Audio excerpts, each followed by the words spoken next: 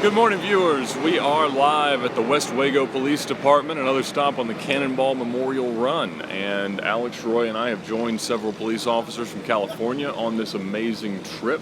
And we're about 2,500 miles into it. So thanks for joining us. And we are just about to be escorted towards the city of New Orleans as we head towards Americus, Georgia.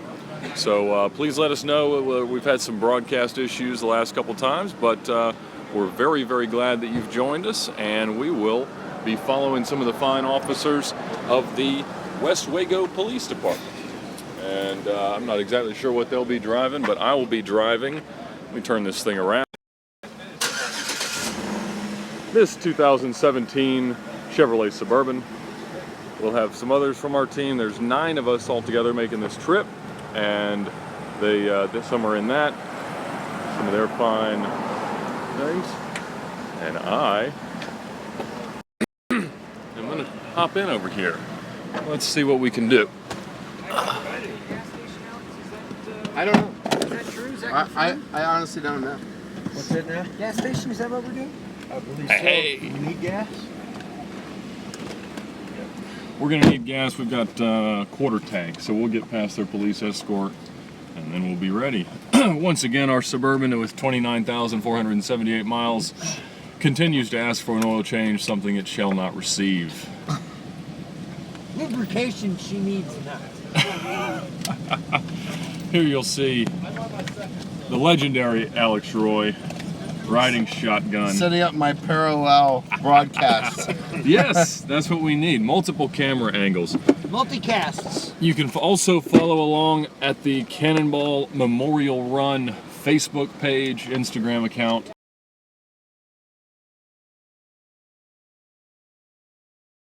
What could go wrong?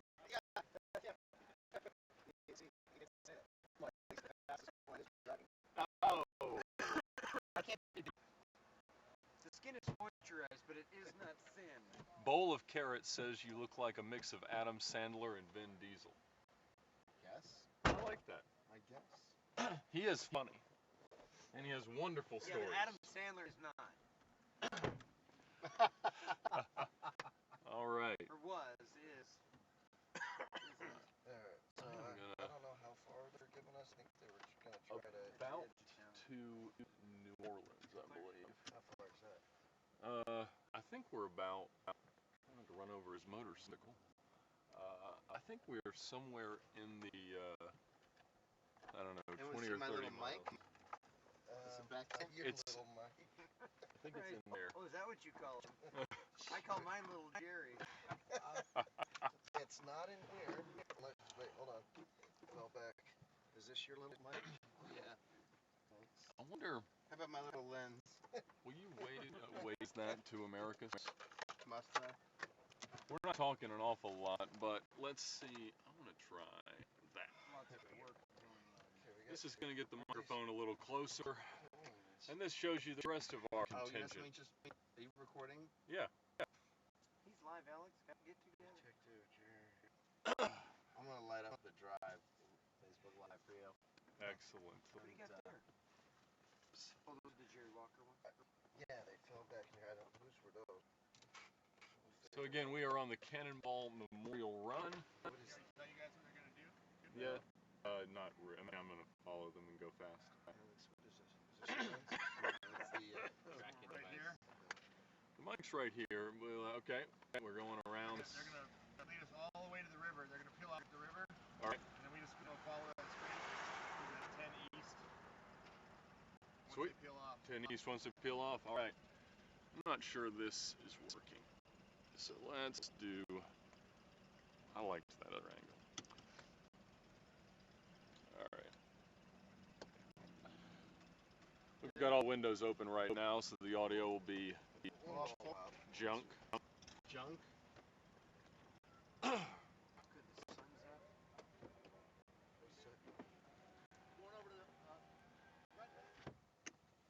All right. I'm not going to say that the first order of business in meeting with Westwago Police Department was asking them to erase some photographs from their local speed camera, but it might have been. Might have been the I'm second. not going to say that's what happened, even though it did. So we are headed towards New Orleans with police escort.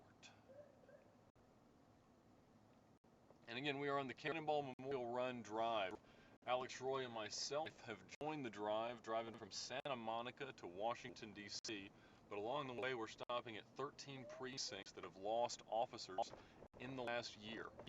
And so the one we're leaving now is Westwago, Louisiana, and we are on the way to Americus, Georgia, who actually lost an officer during last year's running of the Cannonball Memorial Run. You can also follow us live on Facebook, and very soon there will be a live broadcast by Alex Roy on the drive via their Facebook page. Here comes one of our fine motorcycle cops. And a Tahoe. Start recording.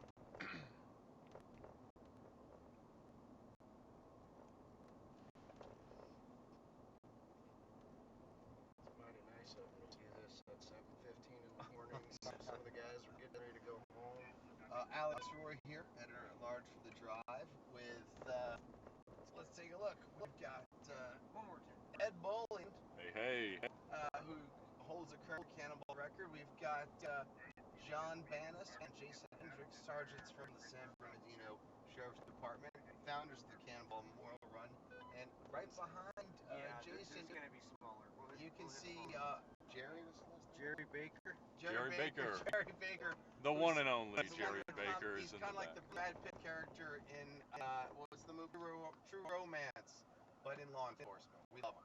So, and we are currently getting a police escort out of Westwago, Louisiana, and this is what that looks like at 7 o'clock in the morning. We are driving cross country to raise money for families of fallen police officers, and we are in a two-car convoy of Chevy Suburbans. Ed can't get pulled over for this stretch at least. Driving cross country, stopping at 13 police departments that have lost officers in the last 12 months. And if you want to learn more about Cannonball Memorial Run, you can go to cannonballmemorialrun.org. There's also a Facebook page of the same name. I will be broadcasting live throughout the day on the drive. And VINwiki is the site owned by Ed Bolian, who's also shooting live video simultaneously. Of course, this broadcast is way more authoritative, even though we're recording exactly the same conversation. Ed, will you explain to me how exactly you got this police escort this morning? Well, this morning they gave it to us. Other police escorts we've gotten as a pivot from being pulled over and not receiving a ticket. I have to confess that I was a bit nervous to be pulled over with as many firearms as there are in this automobile, but it's all legal. All the weapons legal. are legal. Absolutely. And that's for our protection. And I guess it's more convincing to say you're a police officer when you have guns around. Excellent. So right now we are being police escorted away from our latest stop at Westwago. On our way to Americus, they're going to get us back onto I-10, and we will be heading east. After Americus, we'll head down to Orlando, Florida, and we will be meeting in Americus the third team from the Cannonball Memorial Run. Alex is going to route us towards Americus via Waze. On the third phone device, because number one lesson of driving safety is to have 4 phones. Wait a second, can someone give me the address in Americus? 800. Nope, hang on a second. I've got a problem here with the apps. What shocker? What a shocker. You say an iPhone 4 is more reliable? Hold on a minute. Red lights, we don't need no stinking red lights. Okay, so the address, Sergeant, is 800 GSW. That doesn't sound. Invite your friends, guys. 800 GSW. State University Drive. Hit the share button. Invite your friends. We got 387 miles, so we should be able to cover that in no more than An hour and a half. I was thinking more like 2 hours, but that's the difference between us. What was that? Don't worry about it. Was someone throwing a rock at us, or did that rock? Gunfire. Not entirely impossible. We are driving straight into the sun, so apologies for just being a big white void in the screen. Okay. And Waze is configured. What did it say? 386, Alex? It says it's Continue straight for 5 minutes to exit 459 miles. 459. Yeah. 459. So our estimated time of arrival is 6:41 Central Time via Waze. We'll probably do a bit better than that. No, It's 459. no. It's our estimated time of arrival is 2:02. It's 6 hours. 41. Yeah, sorry about Is that. that Central Time? 2:02 Central, so we'll probably be there about 3 o'clock. We'll have one gas stop, maybe two by then. And We'll be there sooner than that.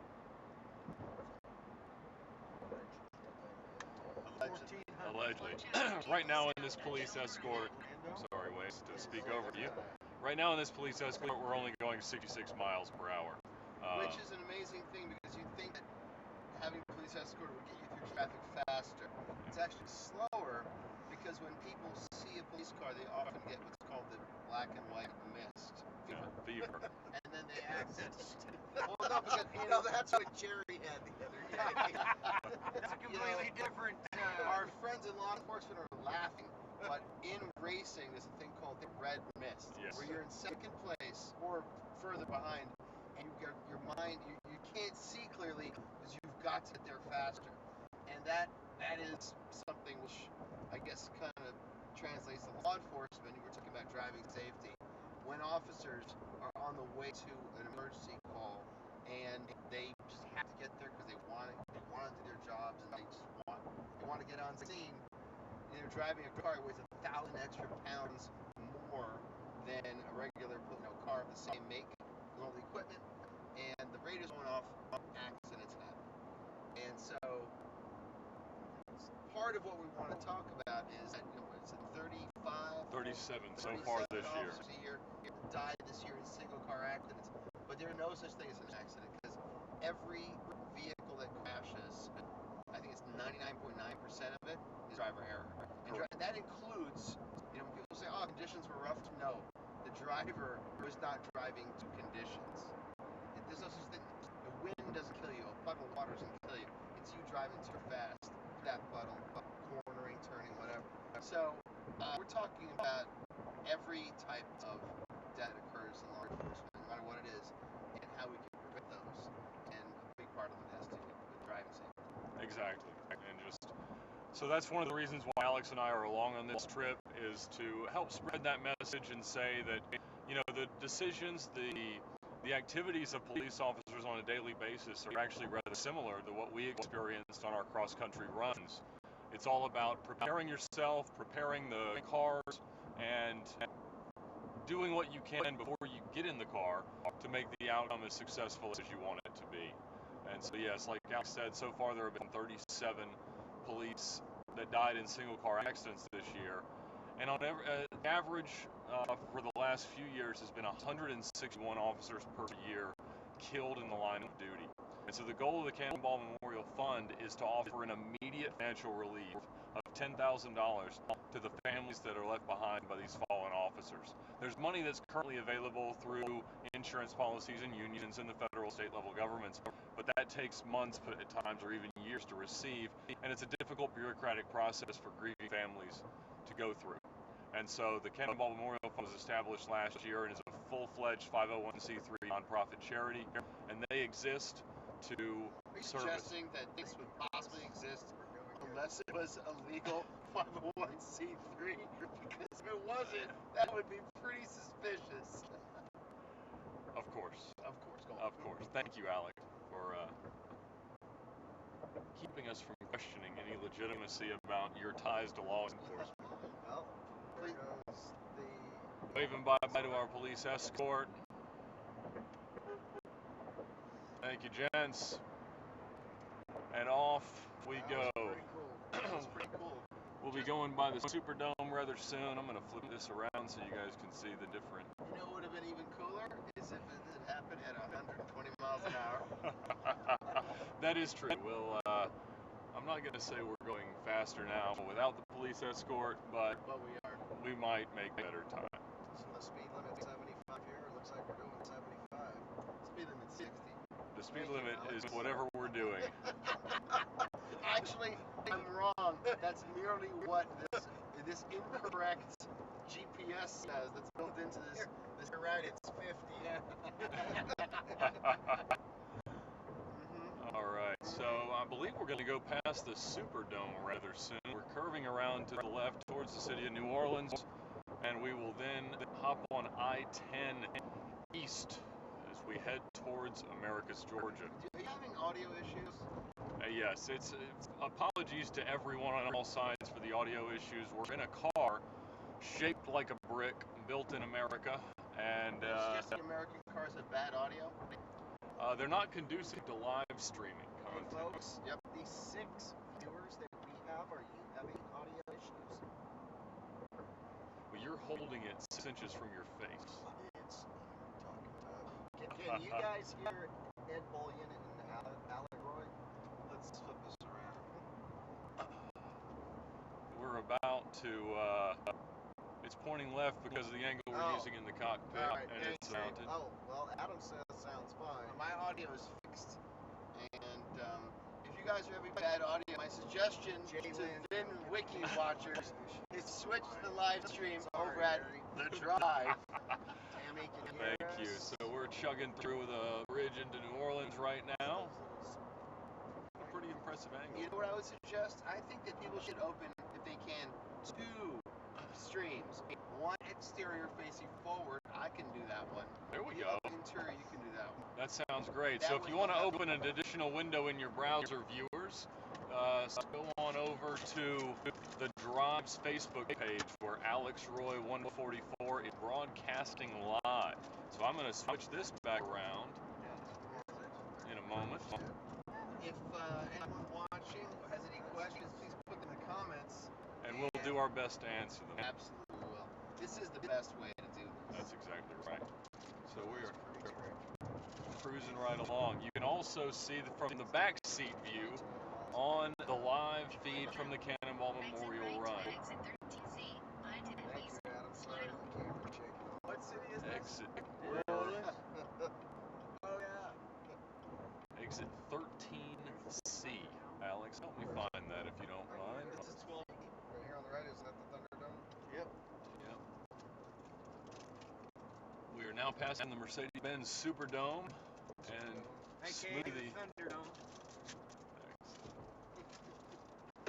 Half a mile, we'll be exiting right onto the I-10 East. Then, I'm not going to say it's hammered down, but we'll begin to make better time.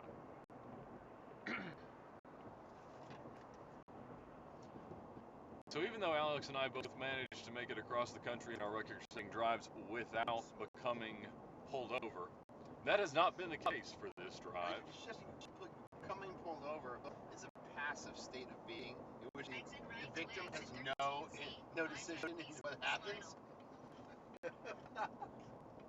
Because generally, in my experience, when one is pulled over, one is making a series of decisions that lead one to that spot. Not just in that moment, but in life. VINwiki YouTube is about 6 seconds ahead of this one. This one is about Oh, 6 that's seconds fascinating. ahead of Alex's. Welcome to the future, Facebook viewers. The last 6 seconds were pretty boring. You didn't miss much. All right, thank you, He says Dave. might be his network, though. I might suggest also opening the window for a moment in the back. Ah, yes. As you imagine, the digestive state of affairs in a car that does not stop much over the course of 77 hours can be rather devastating to the nostrils. By the way, hello, Andrew Sisloff. Hello, Andrew Sisloff. Nice to see you here. Andrew is one of the editors at thedrive.com. Excellent. Also an expert in drones. And hello to Dave Black, who's been following along and helping us post things. That's He was strong my man. Oh my God! What is Wow. that odor? What is that? Oh my goodness. Who's that? Wow. We're live on the internet. Yes. Well, that Whew, sorry, we're doesn't going. make you immune. We are going to have to put some windows down. It's fine, guys. Don't exaggerate. Gary, that was terrible. Not me. You're exaggerating. It's totally fine. All right. Close those windows and keep focused. Come on. So we're seeing a bit of traffic on the I-10 headed east from New Orleans on our way to Americus, Georgia. We will also be rendezvousing there with the North Atlantic team of the Cannonball Memorial Run that have stopped in Delaware, Pennsylvania, at NYPD, and a few other stops on the way down to honor the agencies and the departments there that lost officers since December. So we are en route. We have not run away from the second car in our convoy, and we are chugging right along. Elysian Fields Avenue. So if anyone would like to join us at the stop in Americus, Georgia, Alex Roy can give you the details on when and where we will be there as soon as he finishes this delicious nutrition bar bite. Cookie dough, it is. What is the address again where we're going? 800 GSW.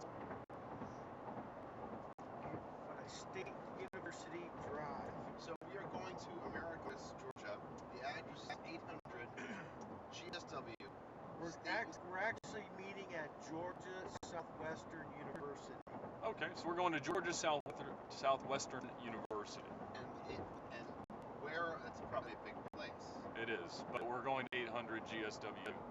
800, which GSW probably stands for Georgia Southwestern University.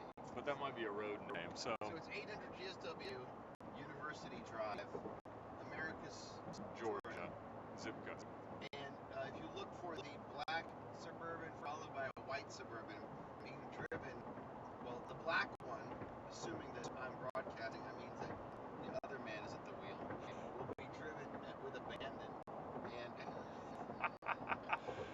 And if you want to see the full itinerary for our drive, Alex composed an article with every stop that we're making and the addresses where they're known on the drive. So check that out, and we'd love to see you along the way. It makes Alex feel better about himself and me as well to know that we're being. Especially if it's a fan of mine, obviously. Who's never heard your name. To be clear, the ETA to the next checkpoint in Americus is 2:02 p.m.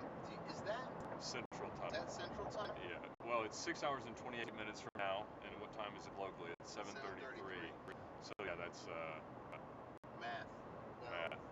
No, that is local time. For all right, so my Waze is set for local time. So 2:02. We'll have 2 fuel stops by then, and call it 2:30. And we're generally at each stop for 30 to 60 minutes, and then we're back on the road. So we'll finish up in Washington, D.C.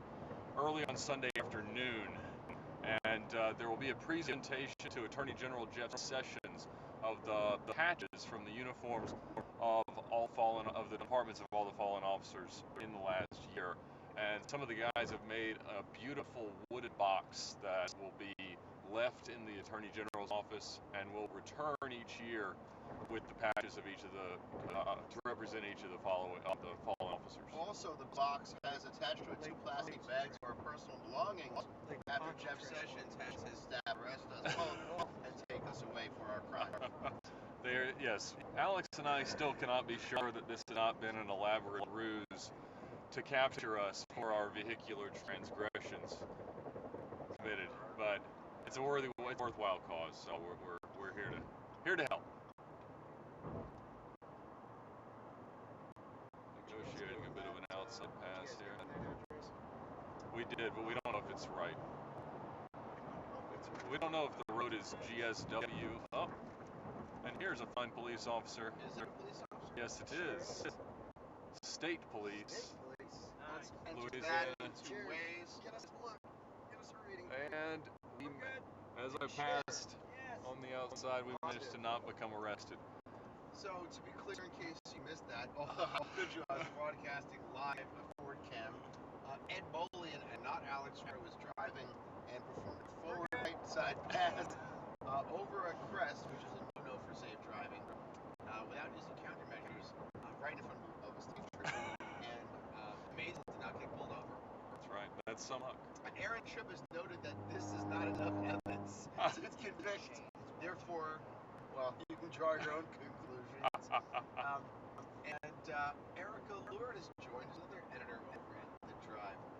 So, Fantastic. let me just flip the camera around for a moment, and let's go back through what's happening here. I'll lean over so everyone can see the lights. Quite attractive.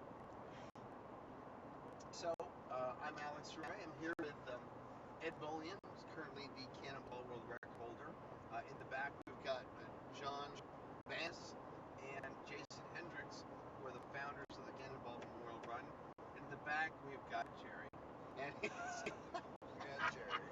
You can't see him, but the Brad Pitt of law enforcement. When I say Brad Pitt, I mean specifically it's a movie True Romance. People are asking you what we're driving. And are these 2017? These are 2017 Chevrolet Suburbans. This one's just at the moment passing 29,500 miles, and they were rented from Enterprise on Wednesday night. You know, I learned a few things about rental car companies.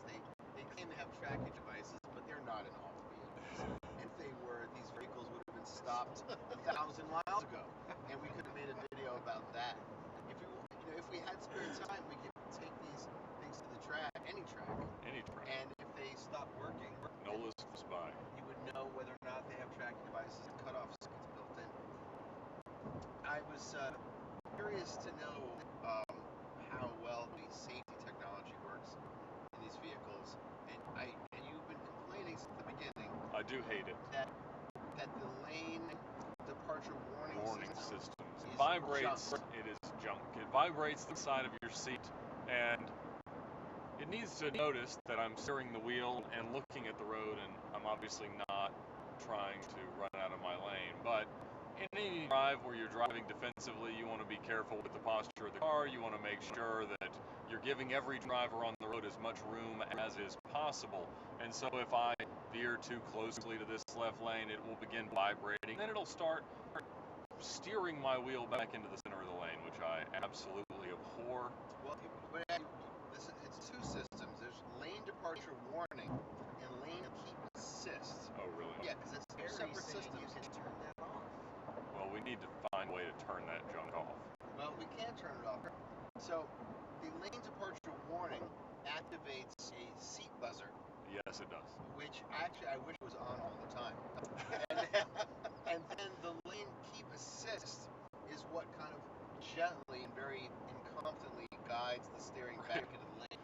And that thing really sucks. And if you're driving in the rain, it does feel as though you've suddenly lost grip of your front tires. And so it would absolutely convince you that you're about to crash, but in fact it's just trying to make you crash. Yeah, it's junk. And most of these safety systems that help us are junk. There's nothing can substitute for a focused, trained driver who's driving the conditions. Before we go any further with that, I have two questions. The first one is, Ed's not going to like these. Hey Alex, what proof is required to prove a cannibal time record? Asking for future reference, I don't want there to be any doubts. Well, that's a really loaded question with a lot of context. Yeah, I see that. Is it a comp? I don't know. I don't think it is. And the next question is not a question, it's just a bragging rights claim to having driven from Maine to Point Arena Lighthouse, California in 69 hours. That's very impressive. I bet they had no evidence for that claim. So going back in time, well, perhaps rather than making accusations, we should go through the history of evidence. Well, that's an interesting topic. Because back when Cannonball Baker did it, there was no evidence. No. They would bring a journalist, often a journalist from a publication that was advertising for the car that Cannonball Baker was going to drive. Yes. And then Cannonball Baker would drive it with journalists. And there's a record, everybody wins, everybody's a winner. There's a record. And he was also usually the first person to have time to drive from those points to the other. So there's a lot to be learned from that, as we shall get to later. So then in the Cannonball races, it was claim that they had these time cards, but according to several people I've spoken to, Rick Doherty among them, that was not really accurate. Ed, do you want to comment on that? Well, I think you're good to speak on it at Jerry standards. So I'll Jerry says this is a really good live reality show. Oh, great. thank you, Terry. So then, on US Express, Rick Doherty, who's a former cannonballer, organized a race that was the successor to the Cannonball. Also had time cards, and they flew the clock from the start line to the finish line. I've never really been convinced that that mattered. No. Do you think it mattered? No, I mean it's a very cool thing to say, and it's nice to think that some people are traveling to by plane in not much less time than the people who are driving. But no, I don't think all that necessary. I lied to you. I do believe it counts, and that's why when I went to cross in 2006, I had the time clock alone. And I just baited you to see what you would say regarding evidentiary standards. Let's keep going. Would you say that third-party witnesses are important? Yes. Okay, so we can just let that one lie. Yes. Okay, we agree. Do you believe that still images are necessary? Yes. I think so, but I'm not sure. Well, They're so easily faked. Still images are circumstantial evidence, and to me, anytime you're trying to tell a story, the more circumstantial evidence you have, the more entertaining the story is going to be and the more digestible it's going to be. So as outright proof, no, but as something that's really great to have, absolutely. I agree with you. Let's give this context. We're in the car with Jason Hendricks and Don Bannis for the Cannonball Memorial Run, and Gary. Yes, I'm here. Jerry! Yes. In my limited experience in law enforcement, In law enforcement. I did work at one time in Manhattan Criminal Court. I interned for the district attorney. Did you? And for the Legal Aid Society. Were you honorably discharged from that duty? I was charged to go. And they had evidentiary standards over there. And generally, you're innocent until proven guilty. So when you march in and claim a record, you're basically saying, I'm guilty. Right? Yes. So you better bring a lot of evidence. Which brings us back around to the Cannonball. So. Sorry for the wind noise there. I just want to make sure Can anyone hear us? the governor was still working on this car. It is. Don't worry. Jeffrey Reed's come in and said Facebook check-ins, photo on cell phone, GPS stamps. That's tough because neither of us have met that standard, but Facebook didn't exist. Well, that is an interesting point because the photos that we had and the videos that were captured with our phones did have metadata. That wasn't possible in 2006 because the phones weren't storing that. So. People on YouTube are asking how fast you're going now. We Oh. are 65. doing just But, a couple of miles an hour over the speed Flow limit. of traffic, we're driving. That's right, just with the flow of traffic, and we might be encouraging the flow of traffic, because if a fish is swimming in a stream and it wants to make some progress relative to the other fish, it might make the stream go faster. It's also said that if a fish wants to swim upstream, it can under certain circumstances. So, yes, that was something that the media outlets that we showed our information to were pleased with, was the consistency of the metadata with the third-party tracking. They were not pleased. They were satisfied. They were held to a low standard, which you jumped over like a rocket sled. Like a rocket sled. Let's be clear here. I don't If you know brought what. that evidence hired with the New York Times, with whom I worked for 6 to 12 months, and you brought that spreadsheet and faithful data record, they would have laughed you out of the room. Well, it was good enough for NBC, ABC. Look, I was on NBC and ABC, you know something? Where the map is. And I faked it on those networks. Are you calling it fake news? No. Okay. No, I'm not. I'm saying that if anyone goes in the future, they've got to come with a mountain. They've got to come with a mountain because it is too easy to fake most of the things that have been called in its past. It's the preponderance of evidence. That's really the thing. Yeah, that's it. So And that's if the other guys who've done it don't respect it, because there's no body, no governing body Exactly. saying you went. What is cheese? So, which is why I'm sorry to say Richard Rawlings' claim is unserious. Well, there's a lot of theories about Richard Rawlings' claim, and I do want to take this moment to thank Richard Rawlings because yesterday, Alex and I spoke to him on the phone. You can see the call as it was recorded live on the Cannonball Memorial Run Facebook page, and he donated $20,000 to this cause, which we can thoroughly and very much appreciate. But his run, which happened in May of 2007. Stop it there. And we should just say that we're really happy about the donation Richard made.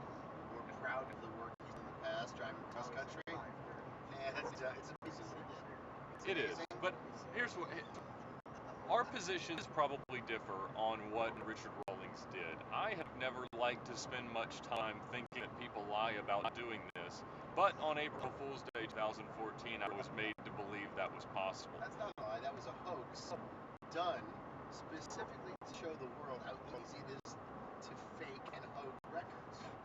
And in doing so, I saved lives because I prevented others from making fake record claims and therefore have reduced the number of people going out there and attempting to do this who are unfair. I would love. Have there been any record claims since then without evidence? Yes. Whose? All the Tesla. All the Tesla. There's been several Tesla records claimed that don't have any significance. Yours. All with mountains of video and GPS data. The most recent one, I don't believe did. Which one is that? The one that just did 51 hours. I believe that they did it. I do too. But I don't like. No, I don't. And that is my point. They had a time lapse. And that is my They had more point. evidence than you. That's true. That is they not. had a GPS record and a time lapse of the whole thing. You didn't see it? No. I saw it. All right. But That's tough, isn't it? It's tough. it's tough. It's You are a very friendly person, Alex Roy. I recognize your lake? point, though. Where are we? What's the lake? It's the lake of regret. Pulling into Slidell, Louisiana. We are pulling into Slidell, Louisiana. It is gorgeous. Heavily impacted by Hurricane Trina. My grandfather actually lives in Slidell, Louisiana. Wait, so Dave Black just chimed in. Isn't he your co-pilot? Yes. So proving for the first time that you're not actually him with a fake name and other accounts. And he says that your record was the most painful 48 hours of his life. How do you explain that? Thank you, Dave. Did you go 2850? So Garrett DeAndrea, one of my best friends, just asked if they bicker like that all the time. All the time, yes. But there's the Imagine American couple in love their whole lives, and they cannot be separated. And that's what we're going. Dave Black says the hoax was the most painful 48 of his life. That's right. Yeah, The April Fool's Day joke lasted for more than 48 hours. Yeah, well, that's because I couldn't contact everyone in time to know. Wait a second. That's because you refused to believe that it wasn't a hoax, even after I de-hoaxed it. That's not true. I still get people today who ask me whether we actually did it, and that the April Fool's was a cover story to cover up the hoax. Because, and let us be honest, your retraction was designed to elicit exactly that response. Yes, it was. And you opened this door because if you hadn't come out sans video, if you had come out with video, we'd never have met. I would have crawled into a cave. I would have shriveled. In the 6 months following our drive, how many times did you stand me up for dinner?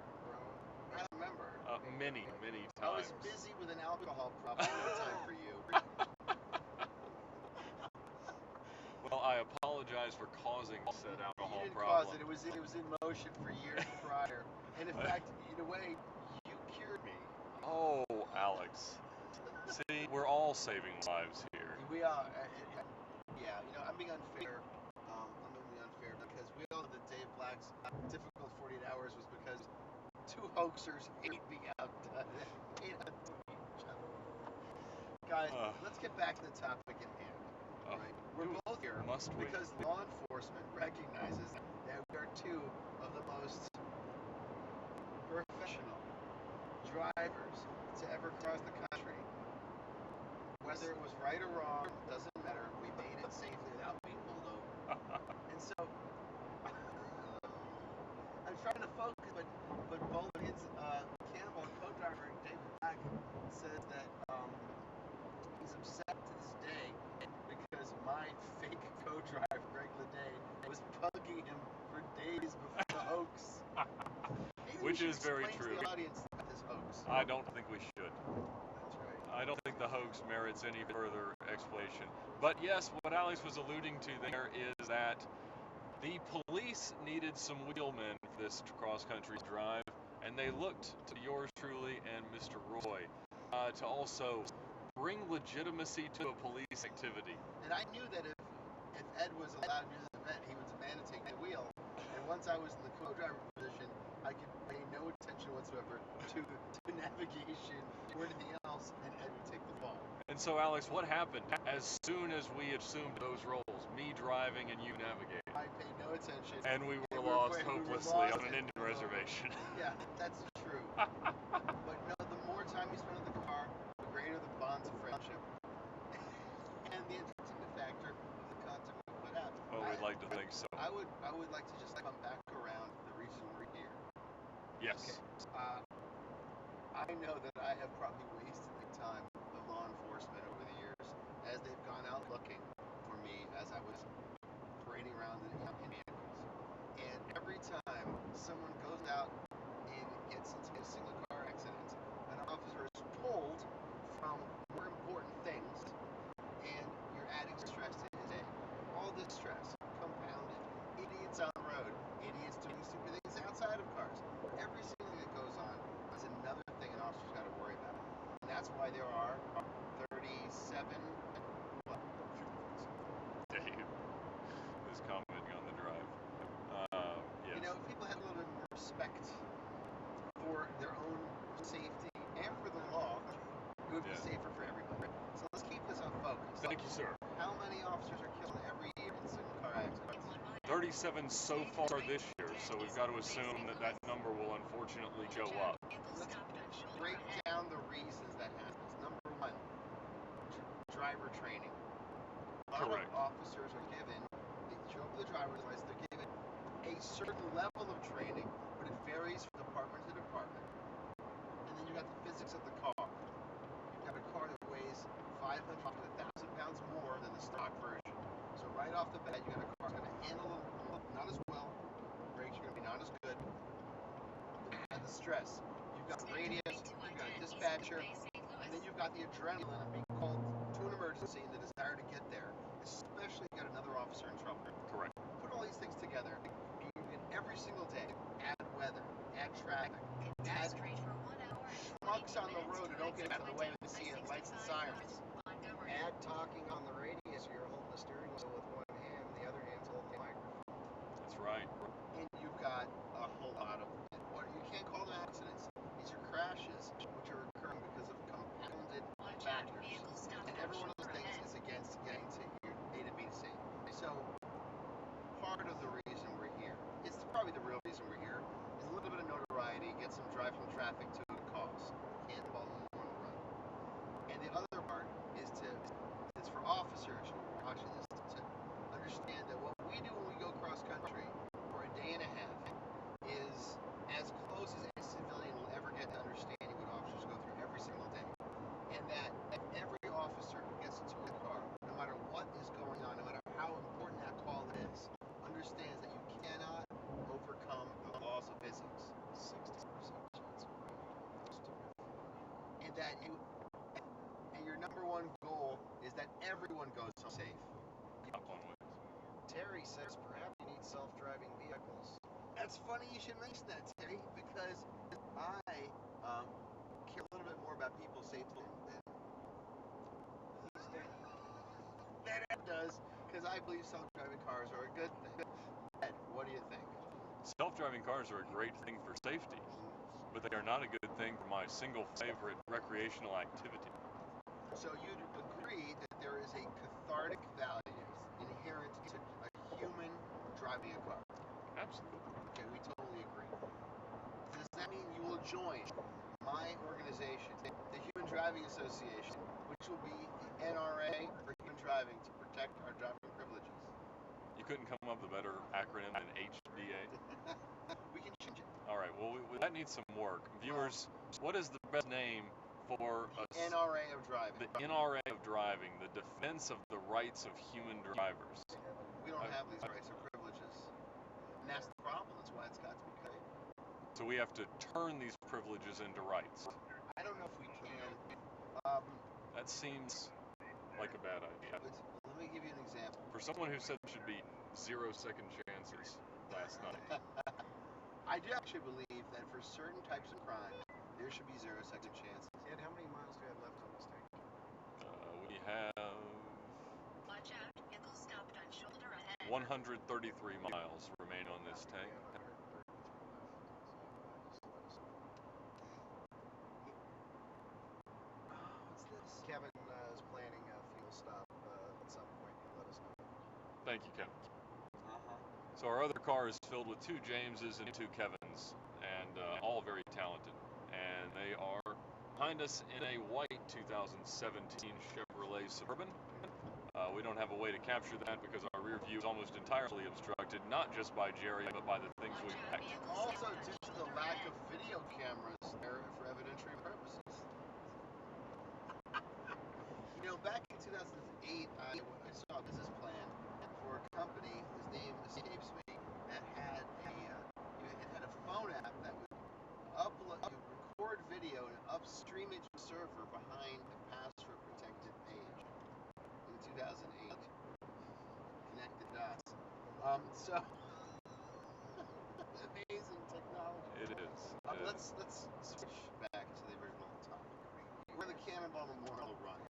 The whole point of the Cannonball Memorial Run is to raise funds for the family of fallen law enforcement officers. We're driving cross country in 2 Chevy Suburbans with law enforcement. Ed Bolian, one of the fastest drivers across the United States in history. His co-driver's not here, Dave Black, nor is Suzanne Huang, Yep. their safety witness. Nor Dave Maher. Dave Maher, who had better things to do, because he didn't believe me when I told him we're driving cross country with the police, for the police. And we're stopping at 13 law enforcement agencies that have lost officers in the last 12 months. So if you would like to help, donate money to a fund that will provide monies to the families of the deceased officers within 24 hours of the incident. You can do so at cannonballmemorialrun.org. /donate. Whatever you do not send me money personally to my PayPal. He's not trustworthy. I will keep it and I won't Watch tell out, anyone. vehicle stopped on shoulder ahead. We've just entered the great state of Mississippi, viewers. Hey guys, we may have to stop somewhere along here so Jerry could Relieve himself. How urgently does that need to happen, Jerry? It's pretty urgent. You know what? Why don't we just go ahead and do that? There will be a welcome center. So we're clear, Jerry is the Brad Pitt of law enforcement. And the gunsmith for the San Bernardino County Sheriff's Department. He's covered in tattoos and he has amazing art and he's hilarious, which is why Let's just go in this we've rest kept him area. out of frame because too like Bill says that's It's very true. Thank you for protecting me and my reputation. All right, we're going to stop at the Mississippi Welcome Center in 3/4 of a mile. That sounds. and our ETA to the next checkpoint, which is at the Georgia State University. Georgia Southwestern University. Georgia Southwestern University is at around 2:15-ish local time, right? Yes. Is it? Does it say Welcome Center? Space Center. We should just I stop just here. pull over here and run into the forest there. They're alligators. You're a police officer. Why are you suggesting doing something? Here, They well, could kill him. we'll get them on this entrance ramp. Oh, that was the. Yeah. All right, we'll get the That was entrance the nice ramp up here. welcome center. They had a big robot statue. My editor at the Drive said he needed no more than 10 minutes of this. How long we've been recording? I'm at 50 minutes. This looks, oops, sorry. This looks good right down here. All right, Jerry. There is some area desperately in need of hydration right here. Safe. This is I feel very safe spot. adequately safe. Jerry, if you find an alligator while urinating, we are taking it home. Okay. You still have your permit, right? I've got it. Okay. All right. I'll go get one. Unlock. Alex Roy, This story to the drive with Ed Bolian, Cannot get out. allegedly the Cannonball record holder, allegedly. John Bann is behind me. He's a sergeant in the San Bernardino Sheriff's Department. And, you know something, Jerry? I'll be right back. Let's, Alligator. There's one right there. Baby one.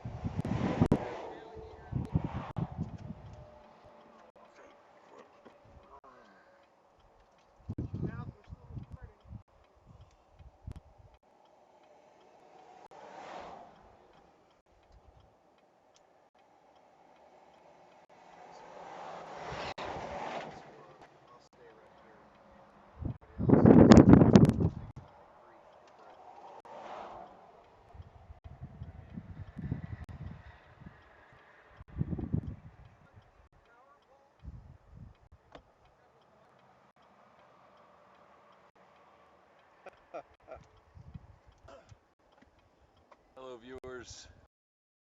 I'm taking you with me. We are on the side of the highway. Alex is going to take over driving. I'm going to move to the passenger seat. This is Kevin. Say hello to the YouTube audience, James. Hi, how's it going, YouTube Hi. land? We are the second vehicle. here's the white Suburban he was speaking about earlier. That's much faster. We're actually the We don't know why, navigators. but it accelerates from a dead stop much faster. I'm going to turn this around so you of the insect carnage that has befell our fine automobiles. No damage though. There was a horse. There was a horse, and we didn't hit it. Are you moving over there? Yeah. All right. Alex is going to take the wheel.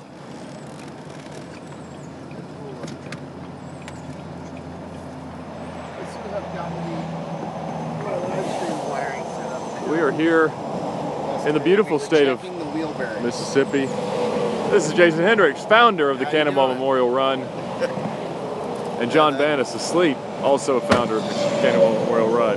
This is on Facebook. This is YouTube. Motorcycles. Water. Road trip carnage. Oh, there's a... I've parked us right next to a very large ant hill. Look at that. Oh, there are ants on my feet. Fire ants. Fire. Oh, there's a lot of them. Lots of ants on my feet. That happened. Ed appears to have stepped into a thing. I'm not really allergic to fire ants, but I'd rather them go away. Don't bring them in the vehicle. All right. Forgive me, viewers. I've sinned. I need to remove these ants. Working on the shirts, Terry. All right. They're not fire ants. Well, they're ants of some sort. What are you, a little scaredy cat? You ready? You afraid You ready to little gators? go? I'm not afraid of the gators. They're all... I think Jerry is capable of shooting fire ants and probably not wounding me while Take they're on my this? leg. Thank Yeah, you. let's- All right, I'm now Save him. in the command seat. Jason, I Let must apologize, us- but I'll require a bit more leg room. That's fine. Thank you.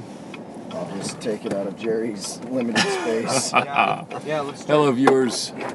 Okay. I'm now coming to you from the navigator's seat. That Alex. was a very inefficient Cannonball stop. Are we being arrested? Yes. By whom? No, just go. Just No, go. I can't go yet. I haven't set up my cam. Okay, I'm almost set up. All right, I'm taking over. Competence. I'm rested, and let's do this. Excellent. Okay. Yeah. Hey. Hello, viewers Okay. of the drive. So this is being currently You better lean broadcast. left. This is currently being broadcast on YouTube, the Drive's Facebook page, and in the back, Facebook Live from the Cannonball Memorial Run page. Oh, hello. I'm gonna add a mount here, but for now, I'll give you the beautiful views of the road and Omar, the G-force indicating duck. You might want to lean left if you want to be in front. Oh, Do see, you care? I don't really. All right, in that case, let's point this forward. Just where it matters, right? There we go. However, if Tell you you what, look at the logo, hold it's that for going to me. be the word driven in red, the 2 in white, and the honor in blue. Ed's working so on that his comes mounting out red, system. white, and blue. Alex Roy's in the driver's Hey, seat. guys, can you? How's the audio on my? Hello, on Jack. Drive, live How are stream? you? Aussie, welcome. Dave Black, how's the audio? On a run. Jack, we are just crossed over into Mississippi from Louisiana, working our way on the I-10 freeway, otherwise known as the Christopher Columbus Intercontinental Highway, I believe. Thanks, I don't know Dave. for sure. I can see why Ed holds the record. No, we are not going for speed right now. We are visiting some police departments throughout the country.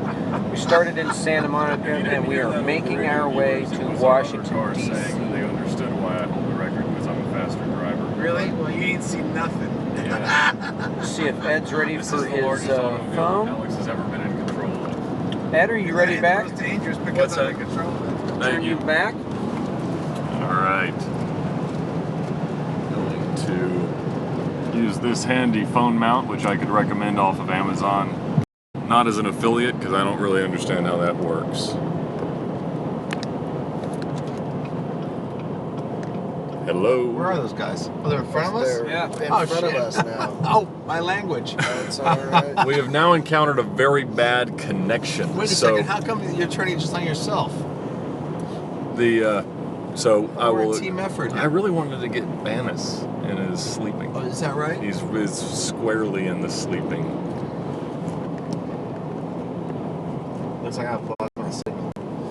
We've got a very bad connection as well, viewers. So Now that your signal is bad, mine's come back. Excellent timing. so we are now cruising right along. As you'd imagine, since Alex driving, we're in the rear position of two vehicles. Ed, did you ever think that maybe we're actually meant to be together? Fate has made our lines cross more than I'd ever expected. So I've only got one bar of LTE coverage through the swamps and bayous of Mississippi. Sorry. You're good? Yeah. And so we are chugging right along. Keeps me awake. Which I'm actually supposed to be sleeping right Uh-oh, now, but Alex making a pass on the right. And here we go. Adhering to the speed limit, but somehow, through his telepathic powers, made everyone else on the road simultaneously slow down. It's an amazing skill he has, and probably largely responsible for his ability to break the world record across the country. It's something that people don't understand about professional speeders. It's not that they can go fast, it's their ability to make others go so slow. It's amazing. It is amazing. You know, So we are on the Cannonball Memorial Run. We are driving through Mississippi en route to Americus, Georgia, coming away from, what is it? from Westwago. Westwago, can we Louisiana. give props to Westwago, please? A wonderful. What a great crew. We had a tremendous time, not just because they forgave their speed camera tickets that we received on our way in, and we are very, very pleased to have been able to visit them and honor the officer that was fallen in the last year. And let it be said that every single man to walk in the door was more interesting than the last one. Absolutely. It was unbelievable. No, seriously, first you had the first guy, the first two, and then you had, I guess, the white shirt. He was the captain. He was right out of a movie. I mean, yes. Where did he come from? Right, he is not speeding. Everybody else is going slow. Yep. And then you had the Now they're going deputy slow. chief, Yep. who looked just like the actor who was in the Bruce Lee film Enter the Dragon on the. Remember the Combat Island? Bruce Lee was there, and he had a friend, and the actor John Saxon. Remember the actor John Saxon? I don't remember the actor He was John great. Saxon. And the cream of Cop. shit. Not looking at the moment. I don't see that. It's not coming out. Yeah, we just passed a cop in the median, but I believe he was. So luckily we're only going 65 miles an attending to hour. some. Yeah, we were worried. Police reported ahead. We were worried that he might become so alarmed at how much of the speed limit we were doing that it could threaten our ability to continue along this route. But in fact, he was not upset with it. No, he was good with it. Jared, did you find out? Shall we just pull over now? No, we should not do that. We should not preemptively. Where's the white van? I don't see it. He dropped back a car as we passed, doing more of the speed limit than he was. Yes, Mom, we're making pretty good time. I think we're ahead of schedule. Well, funny. Who's driving? Well, I forgot to mention, we had a driver change. We now have Alex Roy. Ladies and gentlemen. And Ed Bolian in the passenger seat as the navigator and spotter. Something you might want to consider, Ed, was that when Luke Skywalker met Obi-Wan, he didn't try to kill him. They were friends, remember? I've not tried to kill him. I said something about that cop. All right. I mean, Luke Skywalker didn't go around and say Obi-Wan sucked. Nor have I. No, but these guys. This guy. Anyway, so the 6'3" trooper guy came in, what I'm working with here. and he really wanted to take a picture of us. In fact, it was his idea. And then the other guy, the short motorcycle officer, came in, and then the black guy came in, and each guy was funnier than the last one. Absolutely. I loved the deputy chief. He was Wonderful. Yeah, they could just close doors and become a TV series about cops. Yes. Except for Jason Hendricks over here. Sometimes. What? Who's the most entertaining of all. I have this disgusting pillow. I can lay against that. If you want to tune in to the Facebook live feed from the Cannonball Memorial page, right now you're getting a tour of the cesspool that is the third row seat of this Chevrolet Suburban, the VIN of which has been documented on VINwiki.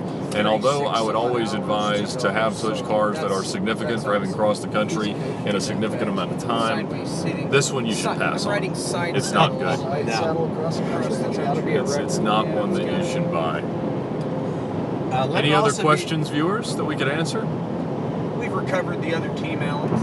That's good. I'll pick up the pace to a maximum of 65 miles an hour. That'd be amazing. Where in Mississippi are we? We are about 30 miles east of the western border, and we're crossing a river that doesn't have a name on it. So we are in South Mississippi on the I-10 near Diamond Head. What's my favorite color for a car?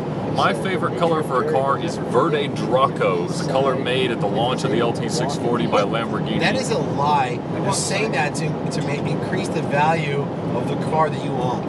I don't, because they have not sold a Verde Draco car in the U.S. That's unfortunately. It's tacky. It's horrible. Don't. Awful. But a good question. I love orange cars, purple cars, and brown cars as well, and there's far too few of each of those colors manufactured by any manufacturer. And the reason is because they're horribly tacky and suggestive of bad taste in life. Alex, what's your favorite color for a car? Patina. Oh, Alex, what a purist answer. You are such a true automotive enthusiast. Hi from Philadelphia, Elisha Bunch. Thank you. I'm glad you love the videos. What's my favorite car? My favorite car is my manual transmission LP640. It's the most useless car ever created and manufactured by man, and I love it. Not the most useless. 5-6 total. I would say that because of the ease of parking, your Morgan is more useful than my Murcielago. However, you're correct. My car has a roof. So I would say that a Murcielago Roadster would be more useless than my car. Explain to me. I thought it was Murcielago. The Italians emphasize the second, the first team. I see. Mercy on This is how I have There's to only one. When I do it, I didn't know this. Hey, I am M&Esh. Why aren't you guys using a fast car like a sports car for this drive? So right now, capacity is more of a concern. Well, let's ask him a question back. What is the best way to transport 3 police officers and 2 cannonballers in the same vehicle? What vehicle would you choose? Along with mountains of ordnance and T-shirts and swag. How would you transport them? And it should be said that our original reservation, there's a Lotus Evora, was for a Tahoe, which absolutely would not have fit half the luggage and garbage we've been carrying around. An AMG R63 has been recommended, and the game is now over. That's a great vehicle. Absolutely. Except for the reliability. Right. My but, friend. A brand new in box AMG 63 that has not had time to spin its rod bearings yet. So I had a friend who owned one and loved it, but when it was out of warranty, he wanted to buy a gun and fly to Germany. There was no amount of money. That 63 naturally aspirated motor was not. It was almost as though BMW had built it. Yeah, you know, I've been a BMW guy for a long time, but you could not put me in a brand new BMW. There's no way. R63. But Dave Black just commented that he liked the R63 even better than a GLS 63, and I tend to agree for this purpose. It should be noted that at one point Dave was trying to decide on his next car to prep for long distance driving, Dave Black being my co-driver for the 2850 record, and we looked at a 2008 S63. And viewers, guess how much a 36-month extended warranty through Easy Care was for an 08 S63 about 2 years ago. Watch out, hazard. The car cost $33,000. So it's an annual fee? No, it's a one-time warranty cost, a Doug DeMuro special, okay, for bumper life. to bumper for 3 years from date of purchase and $36,000. $10,000. $10,000 would be a very, very expensive warranty. No, it's more than that. $22,000. No, it is more than that. For an 08 S63 sedan. Yeah, and it didn't have that many miles. I think it had 45, 50,000. $35,000 by Matty Bartos has been guessed. Matty, that is a terrific guess, but in fact, it's even more than that. $45,000? No, we've now gone over, and the Price is Right game's been lost. $36,000. How much was the car? $33,000. So $69,000. So they were obviously, I can understand their logic, they were going to buy another one, park it in some storage, and begin taking parts off of it, and the other $3,000 was profit. And this was a dealer in Atlanta? This is Easy Care, a very reputable service company, but obviously someone who's figured out that the long-term maintenance of the 63 motors is not very good. Oh, there's a saying that if you're not a proper petrol head in the UK if you haven't owned an Alfa Romeo, commonly said by people who've never owned one. That's right. And Jeremy Clarkson. Because anyone who's ever owned an Alfa Romeo will tell you that you are a petrol head the day that you bought it. And more a petrol head when you trade it for a more reliable sports car? I've never owned one. My mother owned an Alfa Romeo she's a very proper petrol head. But you know, the thing about Alfa Romeos, which is true of Morgans and several other brands, but I'd like to see what you think, is that as soon as you own it, you begin to lie to your friends about how much you love it in order to... It's like the movie The Ring. Like, I watched the video, I'm gonna die, but if I give you the tape, and that's like automotive ownership of an Alfa. This car sucks, but if I tell you it's good and you buy one and you suffer, now the club is expanded. We're all cursed. I had a car like that. What car was it? I bought a car that was the absolute greatest Cannonball car ever conceived on paper. It had 685 horsepower. It had 4 seats, a built-in roll cage from the factory, a hydraulically adjustable suspension, the ability to easily add an endurance fuel cell, which was already done by the manufacturer, and it was a 6-speed manual. It had carbon fiber seats and other weight-saving devices. It had been geared to go 228 miles per hour. What car was this? Guess what it was? I lost track of what you were saying. I was trying to pass this vehicle in front. It was a Roof RT12S. Oh, yeah. And It's a terrible Cannonball car. It's so obvious. People will see it. it was matte black to avoid detection. Listen, you think police don't read car and driver? Listen, based on this trip, They are quite the car enthusiasts. every officer I've met, if they didn't read Jalopnik Car and Driver Road Track, they were at least vaguely familiar with the outline of a Porsche 911. And a Porsche 911 is parked. It is just an invitation for a ticket. WIA. So we have a viewer wanting to know, how is the Suburban, and would you guys buy one for fuel and ride? No. Disagree. You go first.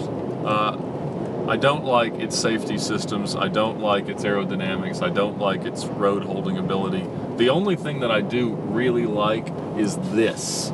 There is no sunroof in this car, and therefore, when I choose to, I can sit up straight and have enough room for a helmet. And how tall are you, Ed? 6'5". 6'5". So that I am pleased with that. But other than that, after you get past the headroom, it's all downhill from there. And before I dismantle your weak arguments, please tell us what vehicle of similar size and capacity you would want to have. If it has to have a 3rd seat, I'd have a GL, Mercedes. And if it doesn't, then I will continue to own Range Rovers. What about Range Rovers? Are trash. New, used, at any price, they are. And I know, because I've owned more English cars than anyone. And it's a sorrowful journey. Secondly, what about buying American? Oh, buying American's a wonderful thing. Except for that GL. Which is American. You're telling me... The GL is built in America. It doesn't matter that it's built here. The cash, the dollars go elsewhere. So, let's be So clear. the people that make it are hired from overseas and paid in overseas. No. Some of them have... so jobs are created. If you want to get political, the profits from the sales don't come back to this fine country. Now, That's true. Now You'll notice a great connection here on the VINwiki channel. And the Drive, Facebook is not working out. Great connection. Now, Ed, let's go back for a second. You said that the aerodynamics of this are terrible. Are you telling me the aerodynamics of the GL are superior to the Suburban? No. Okay, so... Well, actually, I would think that they probably are. It's got a much larger front cross-sectional area. I think it's slightly better.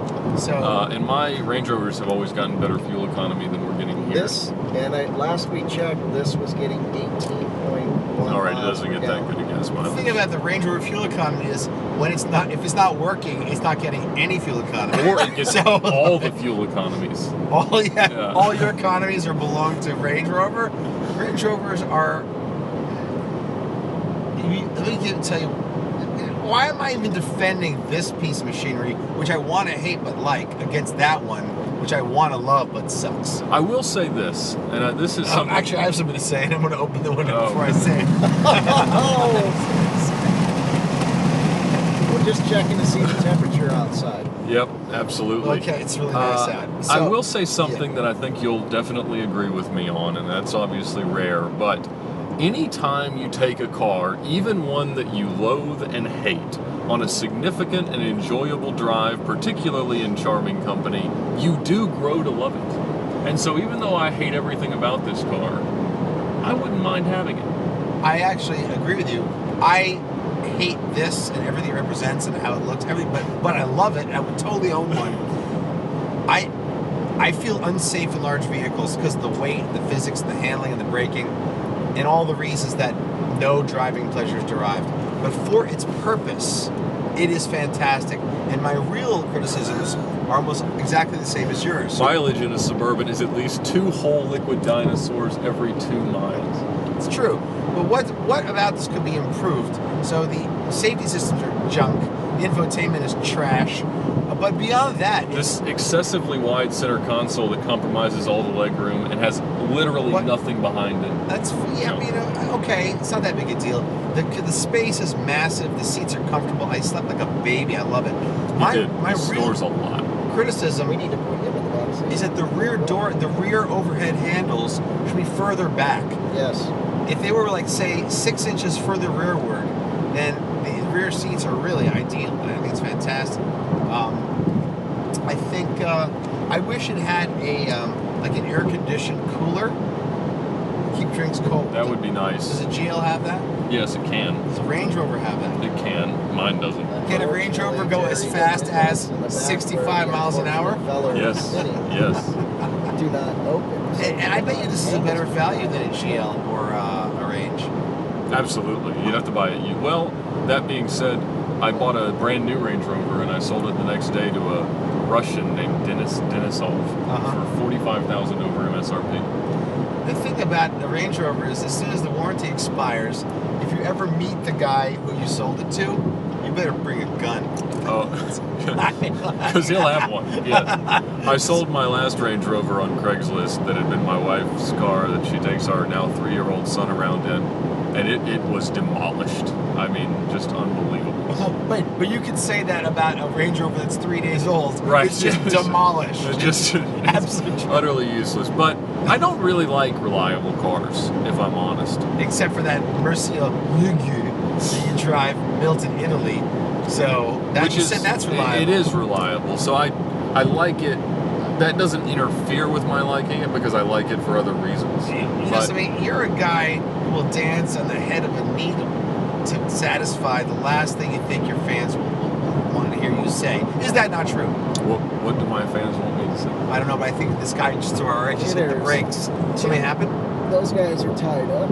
Yep, those police officers are occupied. Wait, so do you like reliable cars or unreliable cars? Unreliable cars. Okay, so talk to me. The viewers like how Ed's car buying criteria is based on helmet and headroom. Yeah. Well, it's important in an SUV. What's the least reliable car you've ever owned? Well, at the moment, I have a 1985 Audi 4000S Quattro Brach-Yates Cannonball One Lap of America edition that has not run in 17 years, and about 50% of the time that you stop, it dies, and it won't restart for 6 minutes. And what about this car made it the Brach-Yates edition?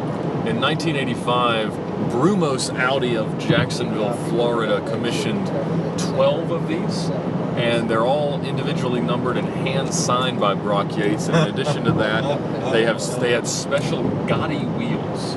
So they were. So this was during his sellout phase.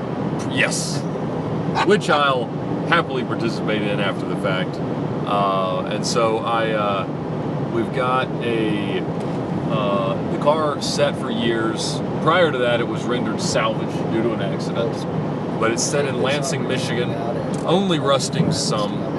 And I bought it out of this guy's garage earlier this year. And I'm hoping at some point to restore it to 135 horsepower cross-country glory. I thought you were going to say you were going to restore it to 135% of its original performance, which would make it about 40% lower than it needs to be, right? Absolutely, yeah. It is a terrifying car to go quickly in, but I love it. It's got Recaro seats. It's got a special trip computer for cannonballing. It's got a larger wait. processor. It has an actual Cannonball trip, like a trip computer specifically for that purpose. It says it does. I haven't been able to figure out how it works through the infotainment system, which is awful. It would be great if it only had 2 locations in it, Red Ball and Portofino. That's right. Are you going to the starting line at the Red Ball garage or the finish line at the Portofino? This is the only navigational instruction that can exist, which is something that we absolutely need to make. That's great. If we ever invent your perfect evidentiary standard satisfying thing, it should only work along the roads that you could use to get from the Red Ball to Portofino. We are still in Mississippi, viewers, cruising right along, but we've got a very bad connection despite a pretty strong signal. We are 80 minutes into this broadcast. We are? Yeah. 80 minutes? So- Actually, I feel like we haven't even talked about anything yet. Loyal viewers, we appreciate your patronage. A little slow, just like It's the most fun. Hazard report ahead. Would you like me to hold this? Nah, I got it. You've got lane assist, whatever that does. It doesn't work. I know, it's junk. It doesn't work, because Whoops, right there now you go. It we're doesn't work at all. deviating well from We tell our the lane. people in the car behind us that What it's was my cool. first car? My first car was a 1995 Land Rover Discovery. My father bought it new when they first started importing Land Rovers to the U.S. And I told him to buy a Defender, but he wanted the Discovery because he daily drove it for years and years. And then I got it when it had about 130,000 miles on it. And I ended up, my mom drove it somewhere and it overheated and Speaking of blew up. overheating. Uh-oh. Oh my god. Oh. Well, it's getting pretty gamey in The here. current speed is obviously exactly the speed limit, 70 miles per hour. But it might look like we're going faster if you look at the drive's forward-facing camera. If you have eyes. Or if you're aware of the reputations of its driver and navigator. There are some very impressive hot rods going in the other direction. And there must be a car show around There here. must be a Cars and Coffee. Go some more. That there we go. That should keep the highway patrol away from us.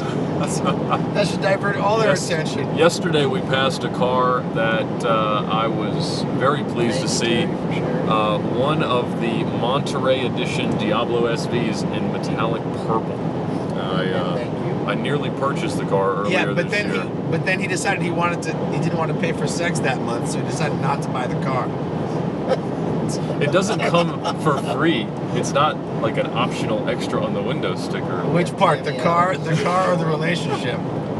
There are byproducts to every decision we make in our lives. What are we doing? Not crashing? Well, that's good. Alex, you and I have been driving an impressive distance without being pulled over. It's amazing Yes, we've driven why do we have to go there right now?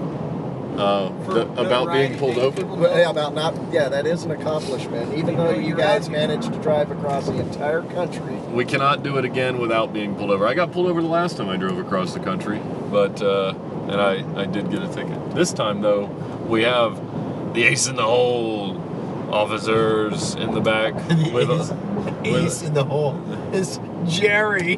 Jerry. We've got Jerry. Well, I think they were just very understanding of the cause, and it's not like you guys were really doing anything wrong. Well, maybe Alex was. He was a little too close. Honestly, to the back of a state trooper. We're enjoying the prospect of being pulled over right now because we get to spread the cause of what we're doing. We're driving across the country to raise money for veterans of the police force and officers that are killed in the line of duty. And by the way, I just realized I'm wearing mirrored glasses, so I can turn this camera around, put the zoom lens on, have it focused on my lenses, and see forward and my face at the same time, accomplishing everything I've ever wanted in life, all at once. So what you've essentially said is, though, what I believe is most important for our viewers to see is this front-facing angle. The only thing that would make it better is if you couldn't see it quite as well, but you could also see your face. That's exactly correct. Understood and appreciated. Let's just switch back to the forward view. But I think people are going to like that a little more than staring into my eyes. We are in the city of Biloxi, Mississippi. Why do you mispronounce things so frequently? How would you say? Biloxi. I don't believe you're correct. Waffle House. There is a Waffle House How do you here. pronounce Waffle House? Waffle House. Waffel. Waffle. I want to see Officer Bannis, Sergeant Bannis spell Washington, because I want to know where he puts the R. That's very rude, and if you cracked a joke like that and you're in another car talking to him, straight to jail. Straight to jail. Straight to jail for the Washington. Oh my God! How can we totally have blown the opportunity to ask real questions of our friends in law enforcement? For example, top 10 dumbest things ever said to an officer during a traffic stop. Jason, can you just chime in here for us? Top 10 dumbest things ever said to you during a traffic stop. Can we finish? Can we finish? And that's, by the way, a thing you should never say ever in life, whether at the bedroom, whether... I have a feeling the context is shared. It's never good. Yes. It's never good. Can we finish? All right, that's a winner. What's the next one? It was a bedroom that was on wheels. Ah, yes. Yes. Hello from Louisville. Hello from Biloxi. Jerry, same question. What's the strangest thing someone has Not said? strangest, what's the dumbest thing ever said to you in a traffic stop? This is Jerry. I actually had someone ask me if I would hold their beer for them. Will you hold my beer? That's Yes. good. Will you I like hold that. my beer? So we're at, can we finish and will you hold my beer? They already realized they had been caught. We have had the best question asked ever. Is your hair that oily, or has something else done this to the seat? No. Where'd that come from? Your head. Yes. Oh, no, Yes. my head is that oily. That is an Alex Roy's head My head byproduct. is absolutely that oily. That's why It's conditioner, I right? never have light-colored seats, ever. I have a friend with a 1988 Porsche 911 with the light gray seats, and he likes to put like hair gel, and there is a circle with like an acid burn dripping down. Free oil for the Yeah, it's engine. disgusting. But none of that is as interesting. We're going to need that because it's That's been probably overdue for an the oil seventh change reason this since car's we gonna get departed. burned at the end of this. All right, this is all fancy and fun, but let's get back to top 10 dumbest things ever said to a law enforcement officer during a traffic stop. We have got, can we finish? Will you hold my beer? And let's open it up to some of the law enforcement viewers that are on the Facebook page. Yes, chime in. We've got some on the We Facebook got, Live We got feed. Jamie Marshall. Hey, we got hey. Kevin Arlotti. We got James Snow. Time to get a squidgy. We got Kevin Wadhams. You guys chime in. That's right. We are also, we have viewers, and Dave is documenting these. Number 2 was, will you hold my beer? Any others from you gentlemen? Completely wrecked car wrapped around a pole. Don't know how they survived. Do you have to tow it? Jerry came upon a completely crashed and demolished car wrapped around a pole, and the first comment from its owner was, do you have to tow it? For number 3. Anything from our viewing Watch out, audience? vehicle stopped on shoulder ahead. Waiting. Still waiting. No. I have some I've heard about things that I didn't personally witness or use, but the classic is, that's not mine. Well, That doesn't even get a mention. Alex has provided a beautiful segue to Monday's VINwiki Car Stories video, which is in fact the dumbest things I've Thank said you, to police Thomas. officers. So is it really? It is So really that's funny because that's also my video. What a coincidence! What a coincidence! What a coincidence. Oh my goodness! You're so. He is. This is John Bannis, and no, he's not pretending to sleep. He is actually sleeping. It's a good thing that John Bannis, the sergeant from the San Bernardino Sheriff's Department, is asleep, because if he was awake... Also, the fourth thing I've ever heard come out of somebody's mouth. Sorry, officer, I didn't realize my radar detector wasn't plugged in. I have said that to an officer. Sorry, I know I should have noticed and slowed down for you, but I had the sound turned off. Are you an idiot? Who said... No officer in the world believes it wasn't plugged in. That's like saying... Hey, buy Bitcoin. Yeah, that's like saying... I didn't drink it, I spilled it. That hits the smell. How would we say that about this? Well, because if an officer approached this car, the stenches that would come from it would require some explanation. What we got? Are you reporting something? Jamie Marshall types in, my wife left me for an officer, and I thought you were trying to give her back, in reference to speed. Wow. My wife left me for an officer, and I thought you were trying to give her back. That's more of a rationalization for evasion. He had a person who was pulled over say that my wife left me for a police officer, and oh, there's a good one. I pay your salary. Oh, I pay your Let's take salary. I-65 Don't say that. north. That's like going to a nightclub in New York and saying, "Don't you know who I am?" How many times have you said that? I've never said it. I don't believe it. Nope, I haven't. Well, first of all, Continue I never straight go for to a place 35 that I minutes can't to walk exit into. 20, I-65 north. And I'm the Montgomery. Stonewall Jackson of nightlife. I never get into a fight in a basement or go to a place. Secondly, you know, I own a piece of a bar and a club, and that's where I go. I go to the Rice same three joint. places. Danny, now that you just joined, we have another San Bernardino County Sheriff's Stupidest thing said. corporal that has joined. So the question that's been thrown out by by the guys. We just got a wonderful one. He got pulled over after leaving a Krispy Kreme donuts, and the cop asked, "Do you know why I pulled you over?" And he said, "The smell." Yeah. So again, what was the question for the viewers? What is the top 10 dumbest things ever said to you during a traffic stop? So Danny, think of one and go ahead and type it in, and it'll be logged in and be voted on. So, any others, Jerry? We had a guy on a previous VINwiki car story where he was clocked doing 100 miles an hour over the speed limit. Yeah. And he pulled over. Oh, we've Fuel got level low. action Fuel level required. low. He got pulled over, and he jumped out of the car and ran towards the police officer with his hands in the air. Yeah. And said, "Is it illegal for me to pee right here?" And he went and peed Yours in the just came woods, on the same and he spot. managed to get out of the ticket. You know what's... All right, But- have you got a remedy? As I was talking to them, Their your fuel light light came went up. on. I called them on the radio and asked them if their light came on.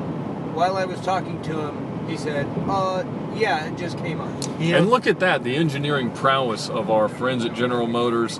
2 Suburbans, fueled identically, driven exactly the same number of So, miles okay. at not the same the speed. same number of miles or same speed. I've 20 been miles. driving at 9/10. 9/10. You have not been driving at 9/10 of the speed limit, good So, sir. by the way, I want to confess that I'm both aging and the HMI of this car sucks. That's human machine interface, because I've been looking for the fuel gauge for like an hour, and I've been looking at this arrow over here with E, and I'm like, oh, that must be empty, and I didn't even notice that there's a fuel gauge up top. So this thing sucks. It's junk, and my Morgan three-wheeler wins. So your theory all along Yeah. had been that this car simply expresses its fuel level as a single letter. Yeah, E and Or F? well, I couldn't find it, but I didn't want to take my eyes off the road. So You've been recording movies the entire time. Well, we'll accept it. All right, there's 3 gas stations off this exit. Shall we patronize one of them? yes, I'm really enjoying the last half hour more than this entire trip, Yeah. because All right, guys. chatting with you takes my mind off the smell Yes, inside we the do van. have OnStar with the Suburban. We have no Oh. idea. Should we how get to off use here? it. Yeah, let's get off here. All right, we're going to stop and get some gas, and then I just realized that we have OnStar, and so we're going to start using it. For what purpose? Because it's someone else to speak to, and we'll have to have our viewers ask us questions for OnStar. Why don't we just ask OnStar, what are the top 10 dumbest things you've ever asked OnStar? That we will do. So it has been asked already, but we are driving a 2017 Chevrolet Suburban across the country. Oh, here's one.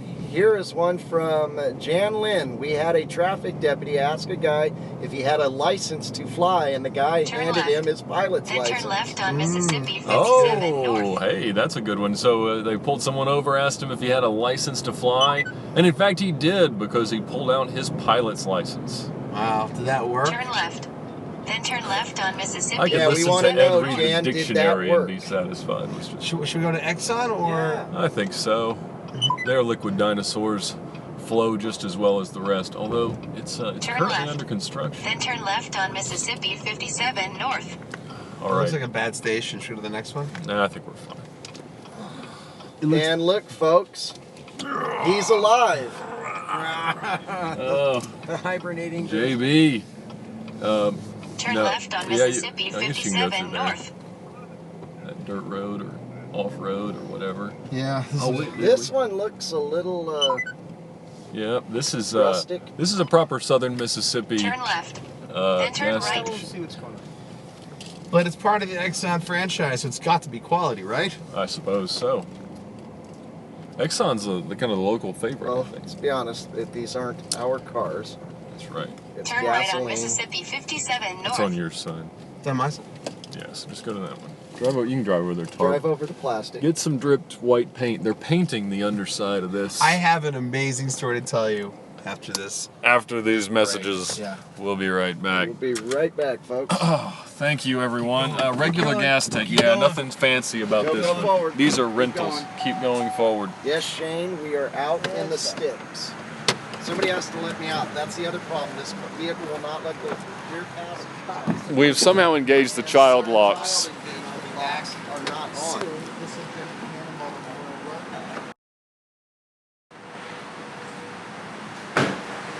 Under renovations. Trust me, we make it to the next Now, stop. this is the other thing. You gotta watch. We're filming from 3 different angles. Had it planned out. 34 miles with the next stop. We would have 20 miles left on the tank. Oh, that's wonderful. All right, viewers, I'm gonna get some. Yep, if you need to step to the restroom, this is the time to do it.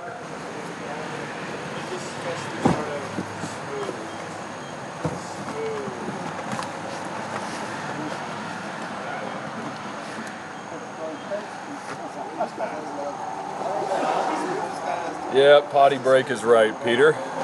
You'll see Peter Saddington, one of the co-founders of VINwiki, commenting here. Look at those gas. Yeah, 241 for gas. 215, I think, is the lowest we've seen on this trip. 241, yes.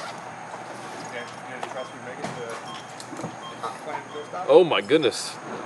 The fart stench is coming out even to here. Ooh, it's awful. Next stop is at Government Boulevard. I heard you say that, and you said 20 miles to spare. Still show 54 miles left. And it will stay consistent. An absolute must for any long distance road trip. Individually packaged eye drops. What is that? Amazon. Amazon. The cheap little. Take that. Oh, sorry, I didn't see your phone. Yes. That's quite all right. And mine. Hello from New Jersey. Hello, New Jersey.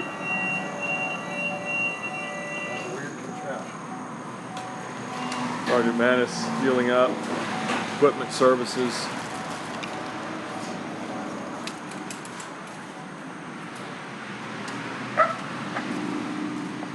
I'll tell you what, we're gonna leave this here, and Kevin's gonna narrate this one for the next little while. Do we? Talk to VINwiki viewers. So, all these experts didn't want to trust me on this one. They talked highly of the Chevy Suburbans. Consistently, they've been accurate with how many miles have been left per gallon. We had about 92 miles left on the tank.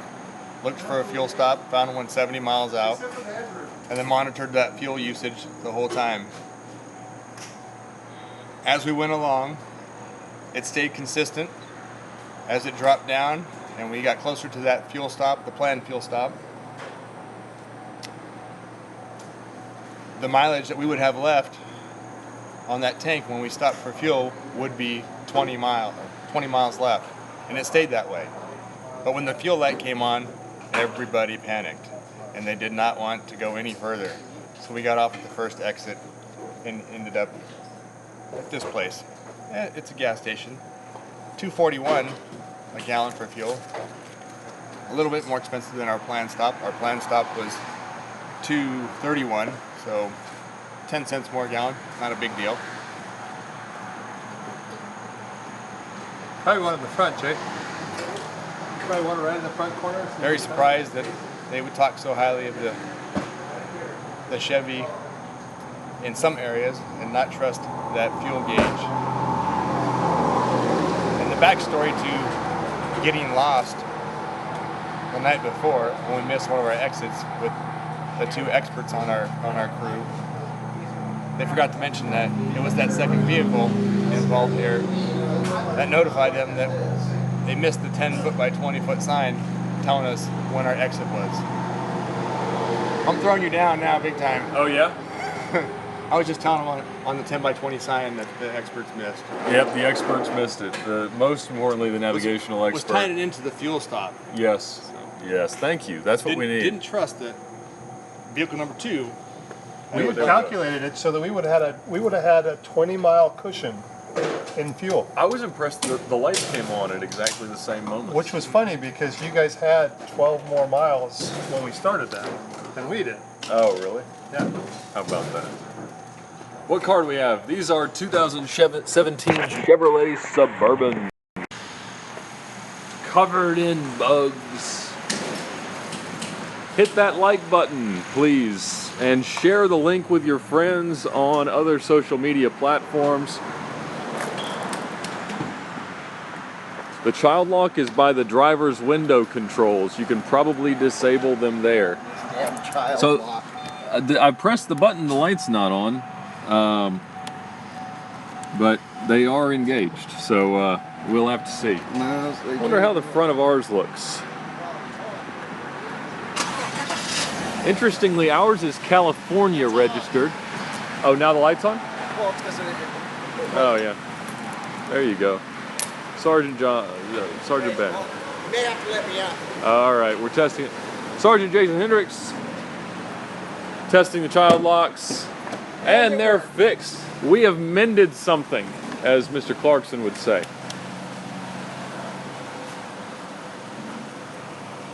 $1.50 for a liter.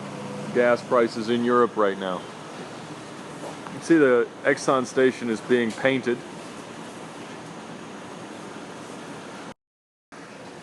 So again, we are on the Cannonball Memorial Run. We are driving cross country with the cops this time. I don't know how long this stream's going to be. We're going on 101 minutes. I don't know if that's a good thing or bad thing because we don't really have any experience live streaming to YouTube. This is not the 2904. We are joining these police officers in these rented Suburbans to raise money and raise awareness for fallen officers. There have been 37 single car accidents resulting in officers' deaths this year, and there's an average of 161 police officers killed each year. So we are chugging right along here. We are in southern Mississippi, running along I-10. I've been driving since, I don't know, 3 or so this morning, and now we're going to try to. Alex has been driving the last little leg since the last urination stop. These are pretty big tanks, so we don't have to stop that much for, yes, God bless all their families. It's been a very, very touching thing. We're stopping at 13 different precincts along the way to give them plaques and coins to commemorate it, and also to let them know that we're raising money. There is money available to the families of fallen officers from the state and federal governments, as well as their unions and life insurance policies, but it takes a lot of time and bureaucratic nightmares to get them. And so what we're trying to do is raise enough money so that the families can be wired $10,000 the day after anything happens to one of their loved ones. So it's not going to be life-changing in the long run, but hugely helpful and very much needed in the immediate time of grief and need. So we are cruising right along. If you would like to donate to the Cannonball Memorial Run, you can do so by going to cannonballmemorialrun.org/donate and donate through PayPal. All the money goes directly to officers' families, and we very much appreciate that. You can also buy commemorative coins for this trip. They call them challenge coins. They're very popular among law enforcement, and those are available through the website as well. Looking at some comments. Donate. Did we get Kimmy yet? No, Kimmy is not joining us on this trip. I think Kimmy is supporting law enforcement in other ways. They're being paid for her care at the moment.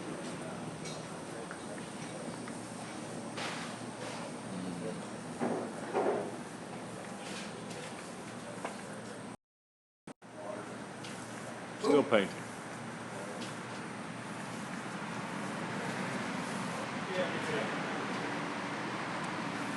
Yep, we will continue to receive stories Say hello, YouTube. Thank you for donating.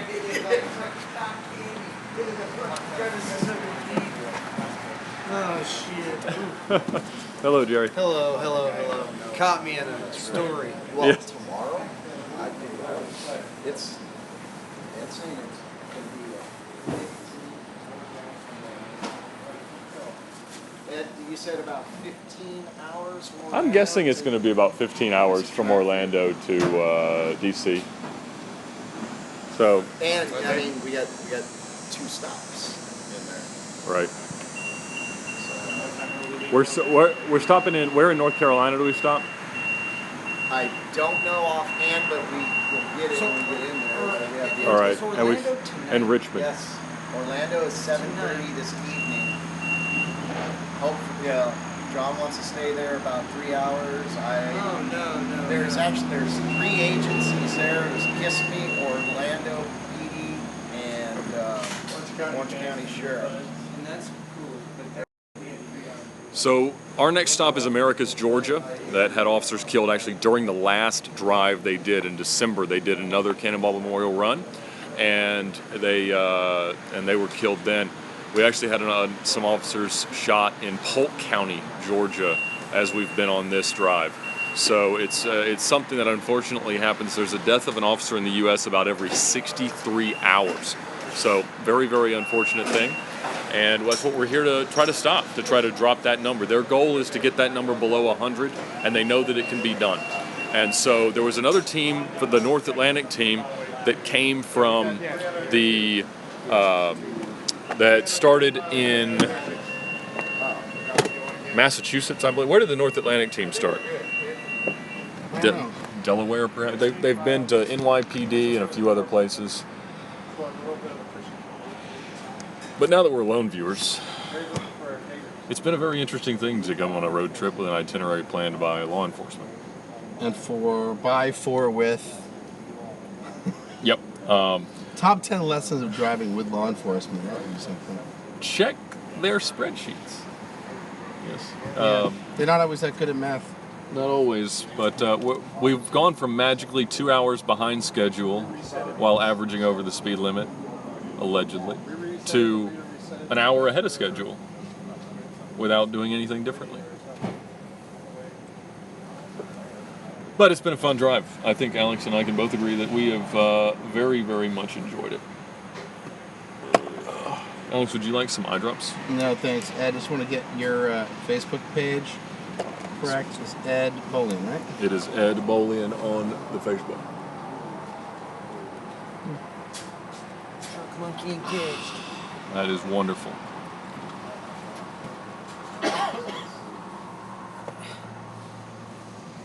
I feel like I'm doing the same amount of work as a guy getting into a...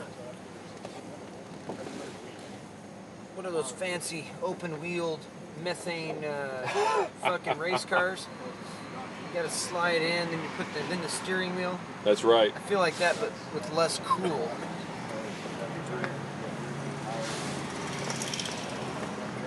Grab that envelope. Absolutely. Thank you. So as we've gone around the country, we have collected things. It didn't come up. Well, you'd have to put a space in it there, I guess. Yeah, you really smart guy? Really? We collect patches like these, and they go in a box that both of the James officers have made for the... Here. That goes... I gotta show Alex Roy how to use the internet.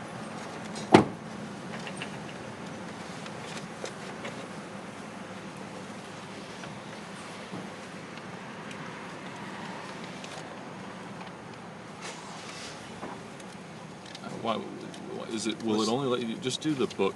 Just do the for the record. I can't do that. You can't? No, it's an endorsement. But you wrote part of it. Can't. But VINwiki. That'll work. Can't do that either. I know it pains you to do so. It's not up to me, it's the drive page.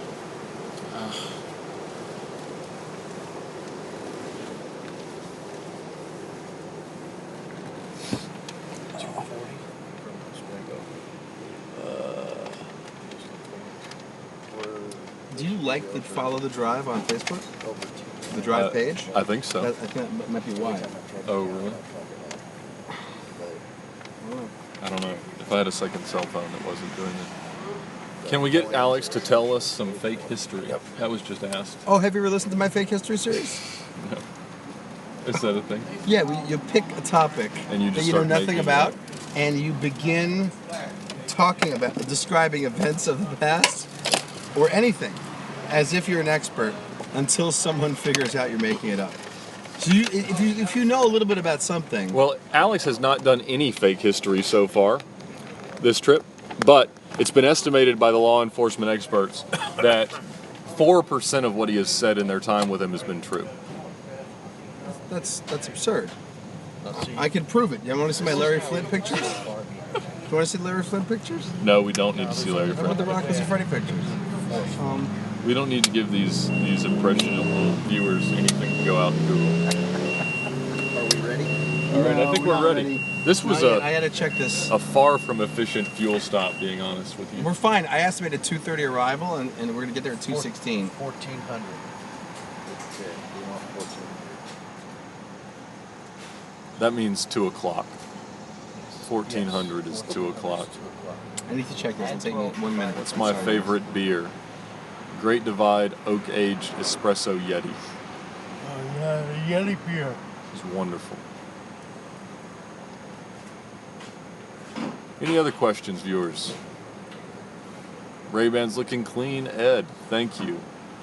We've been driving due east into the sunrise, and they were stored out back. So I've been hurting a little bit, but we're making it. What's the mileage on the Suburban? 29,500 plus since however many we drove since I said that in the last 111 minutes.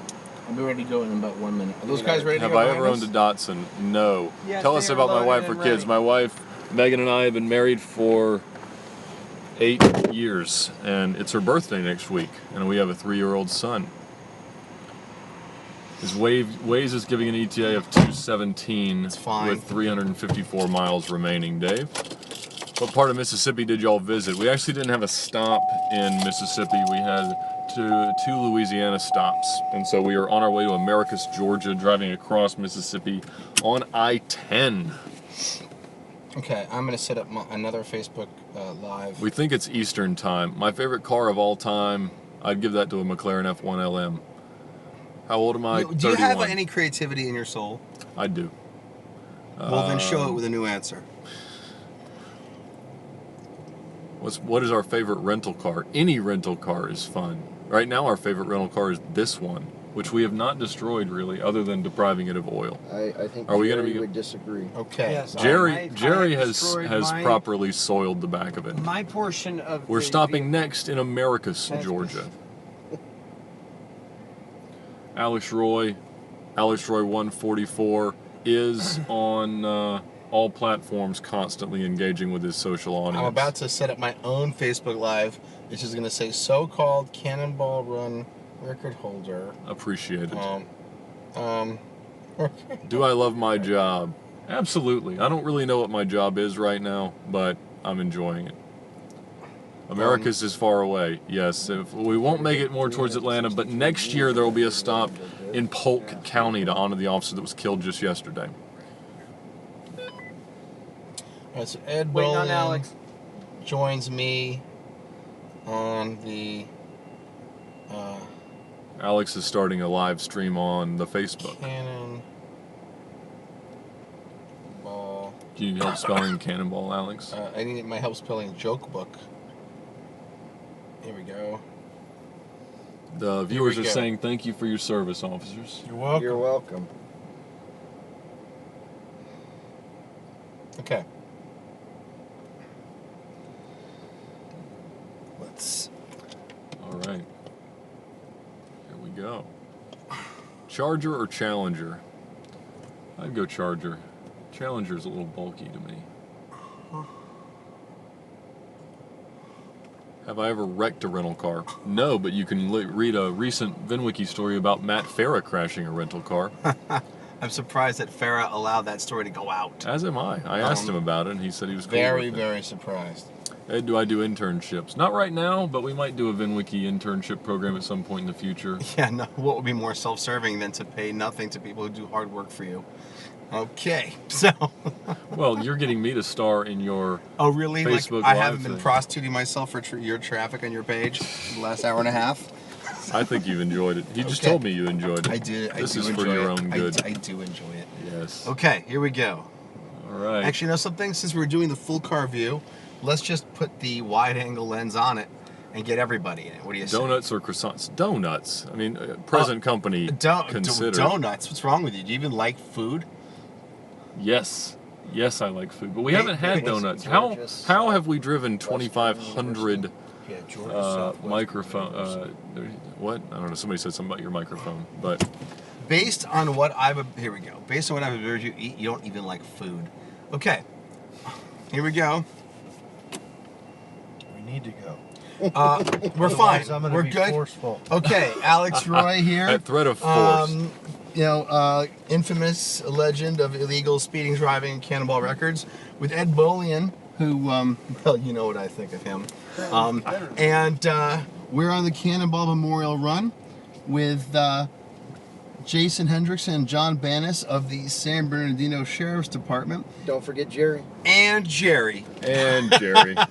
who is an epic and legendary character who could be famous in any field. And he's also the host, not only is he gunsmith of the SBSD, he's also the co-host of Needles, Guns, and Chalk podcast, which is, without a doubt, one of the coolest podcasts I've ever heard of.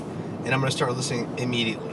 So we are headed... Thank you, Alex. That was well said. We are- We're going to make a right here to go east on Exit I-10 right to in I-10 southern Mississippi. Mobile. And we are headed towards Americus, Georgia, as part of the Cannonball Memorial Run, raising money for the families of law enforcement officers murdered in the line of duty, and also those who are killed in car accidents, although there are no accidents, because they're a function of stress and the difficulty of being a law enforcement officer, just day to day. So we'll talk a little bit about that. And so behind me on the right, you've got Jason. On the left, John, and in the back, Jerry, who is just amazing. I wish he was closer to us. Salazar just joined. Continue How straight is for it- 30 how is minutes the to speed exit now, 20, I-65 North Montgomery. So yeah, So Ed, we're cruising right along. we were just Yes, talking about the top 10 lists. Oh, before we go any further, if you would like to Watch donate out, crash reported ahead. to the Cannonball Memorial Run, you can go to the cannonballmemorialrun.org/donate page. All this money goes to creating a fund which will donate $10,000 to the family of law enforcement officers killed in line of duty in the first 24 hours after the tragedy, because all the monies that come from state and federal programs do not How's get the audio? to them fast enough. Life insurance can take weeks or months. It's a big hassle. You're doing a good thing. Now, if you want to follow what we're doing for the next 24 hours or 36 hours, you can do so at the Cannonball Memorial Run Facebook page. Obviously, my page, I'm doing some video. Ed Bolian's awesome VINwiki YouTube channel. And you've also got my coverage over at The Drive. I'll be doing a follow-up series of articles about the event in the coming weeks. And there's a full itinerary of where we'll be and when we'll be there, generally, on the drive. So check that out. You can see us in Orlando, North Carolina, Virginia, or at our finish at the Memorial for Fallen Officers in Washington, D.C. So we are cruising along Mississippi on the Cannonball Memorial Run in two 2017 Chevrolet Suburbans rented from Enterprise. I see we have a question from Daniel Boyer, who happens to be a friend of mine, who's are you the Vice President of Marketing at Vanderhall Trikes out of Utah? You asked what the name of the podcast was. It's Needles, How about now? Guns, and Chalk. Ah. I thought it was because they work with SoundCloud and iTunes. on SoundCloud and iTunes. I thought that was because people who are, say, crime scene investigators work with Chalk, but apparently you had a teacher on the show, and the teacher had to quit the show because they were cursing and using foul language. Is that true? Yeah, that's pretty much We it. should be in Orlando this evening. Make sure you guys speak up a little bit. Let's speak up. So we are driving to Americus, Georgia, and then we are headed towards Orlando. Yep. So if you want to see the locations, as Ed said, There's an article on The Drive, which is probably now a day old, so it's hard to find. But it's shared on all the pages. Shared on the Cannonball Memorial Run page. I'll reshare it in an hour or two when we stop. What's going on the other side of the interstate? Well, we've got a lot of cherry pickers headed somewhere, maybe a power outage, maybe towards Houston. We went through Houston to fix the probably hurricane damage. Yeah, probably so. Glad the audio is working. We've had issues with that before, but if there are any issues with video quality or audio quality, just let us know. Bandwidth here is a bit weak, but we are having a blast. So yes, we were in the middle of people our fine officers that are joining us and those who are viewing, telling us the strangest things that you've heard a perpetrator say during a traffic stop. Well, wait. The top 10 dumbest things. What's better, stranger or dumber? I'm not sure we're going to be able to classify it preemptively, but why don't we just say most interesting? I would like to volunteer my own submission for the top 10 dumbest thing ever said to a law enforcement officer in a traffic stop. Please do. Are you ready? Guten Abend, Herr amerikanischer Offizier. Das ist meine deutsche Autobahnpolizei M5 auf der Stuttgart Autobahnpolizei. Anybody know what he said? Hello, fine American police officer. This is my America. Where are you from? I'm like, Germany. And do you think we got a ticket? Yes. No. He said after, in my fake German accent and explanation, you boys sure have nice police cars in Germany. Well, that's a winner. So we've also had Hold My Beer. My wife left me for a police officer, and when you were chasing me, I thought you were bringing her back. I had to pee. What was the first one? Can we finish? And what did you say, Jason? Absolutely. He said absolutely. I will be back with my sight book. You know, what's amazing about traffic stop conversations is they're the same conversations that could happen between a man and a very young woman. Oh, can I see your identification? Can we finish? I'll be right back. Oh, goodness. Goodness gracious. We're in some sort of southern Mississippi bayou swamp situation. I don't know exactly. You can't use the word bayou without thinking of the Saturday Night Live skit, Main Justice. Has anyone listening seen Main Justice on SNL? Chuck Tanner, Gavin Spencer, Dan Boyer, Lou Worthy, any of you? Do you have any rules in your car? I won't let people eat in hours. That's not true.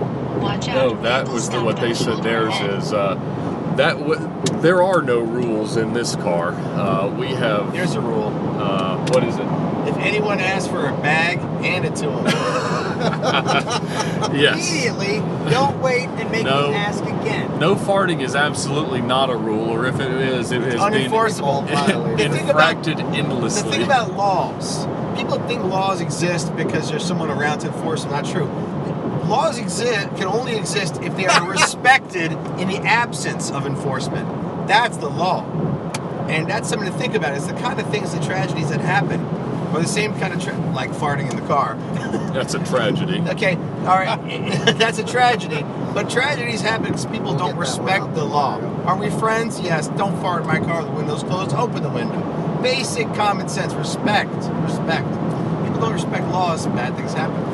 Alex, have we become separated from our other car? It didn't even occur to me that if I drive as fast as I can, we might lose them. So Mario Salazar has thrown in his top 10. I stopped a guy and asked him how much he had to drink. He pulled up an 18-pack and said, I have 2 left. How many of you had to drink? He presented an 18-pack and said, I have 2 left. Well, it's a start. What is suburban? Haunted Hawaii story? Haunted White is Haunted Hawaii story. Haunted Hawaii story. I don't know what that is. No, it's my personal story. Oh, excellent. Wait, is that a suburban like 15, 20 car lengths back? Yes.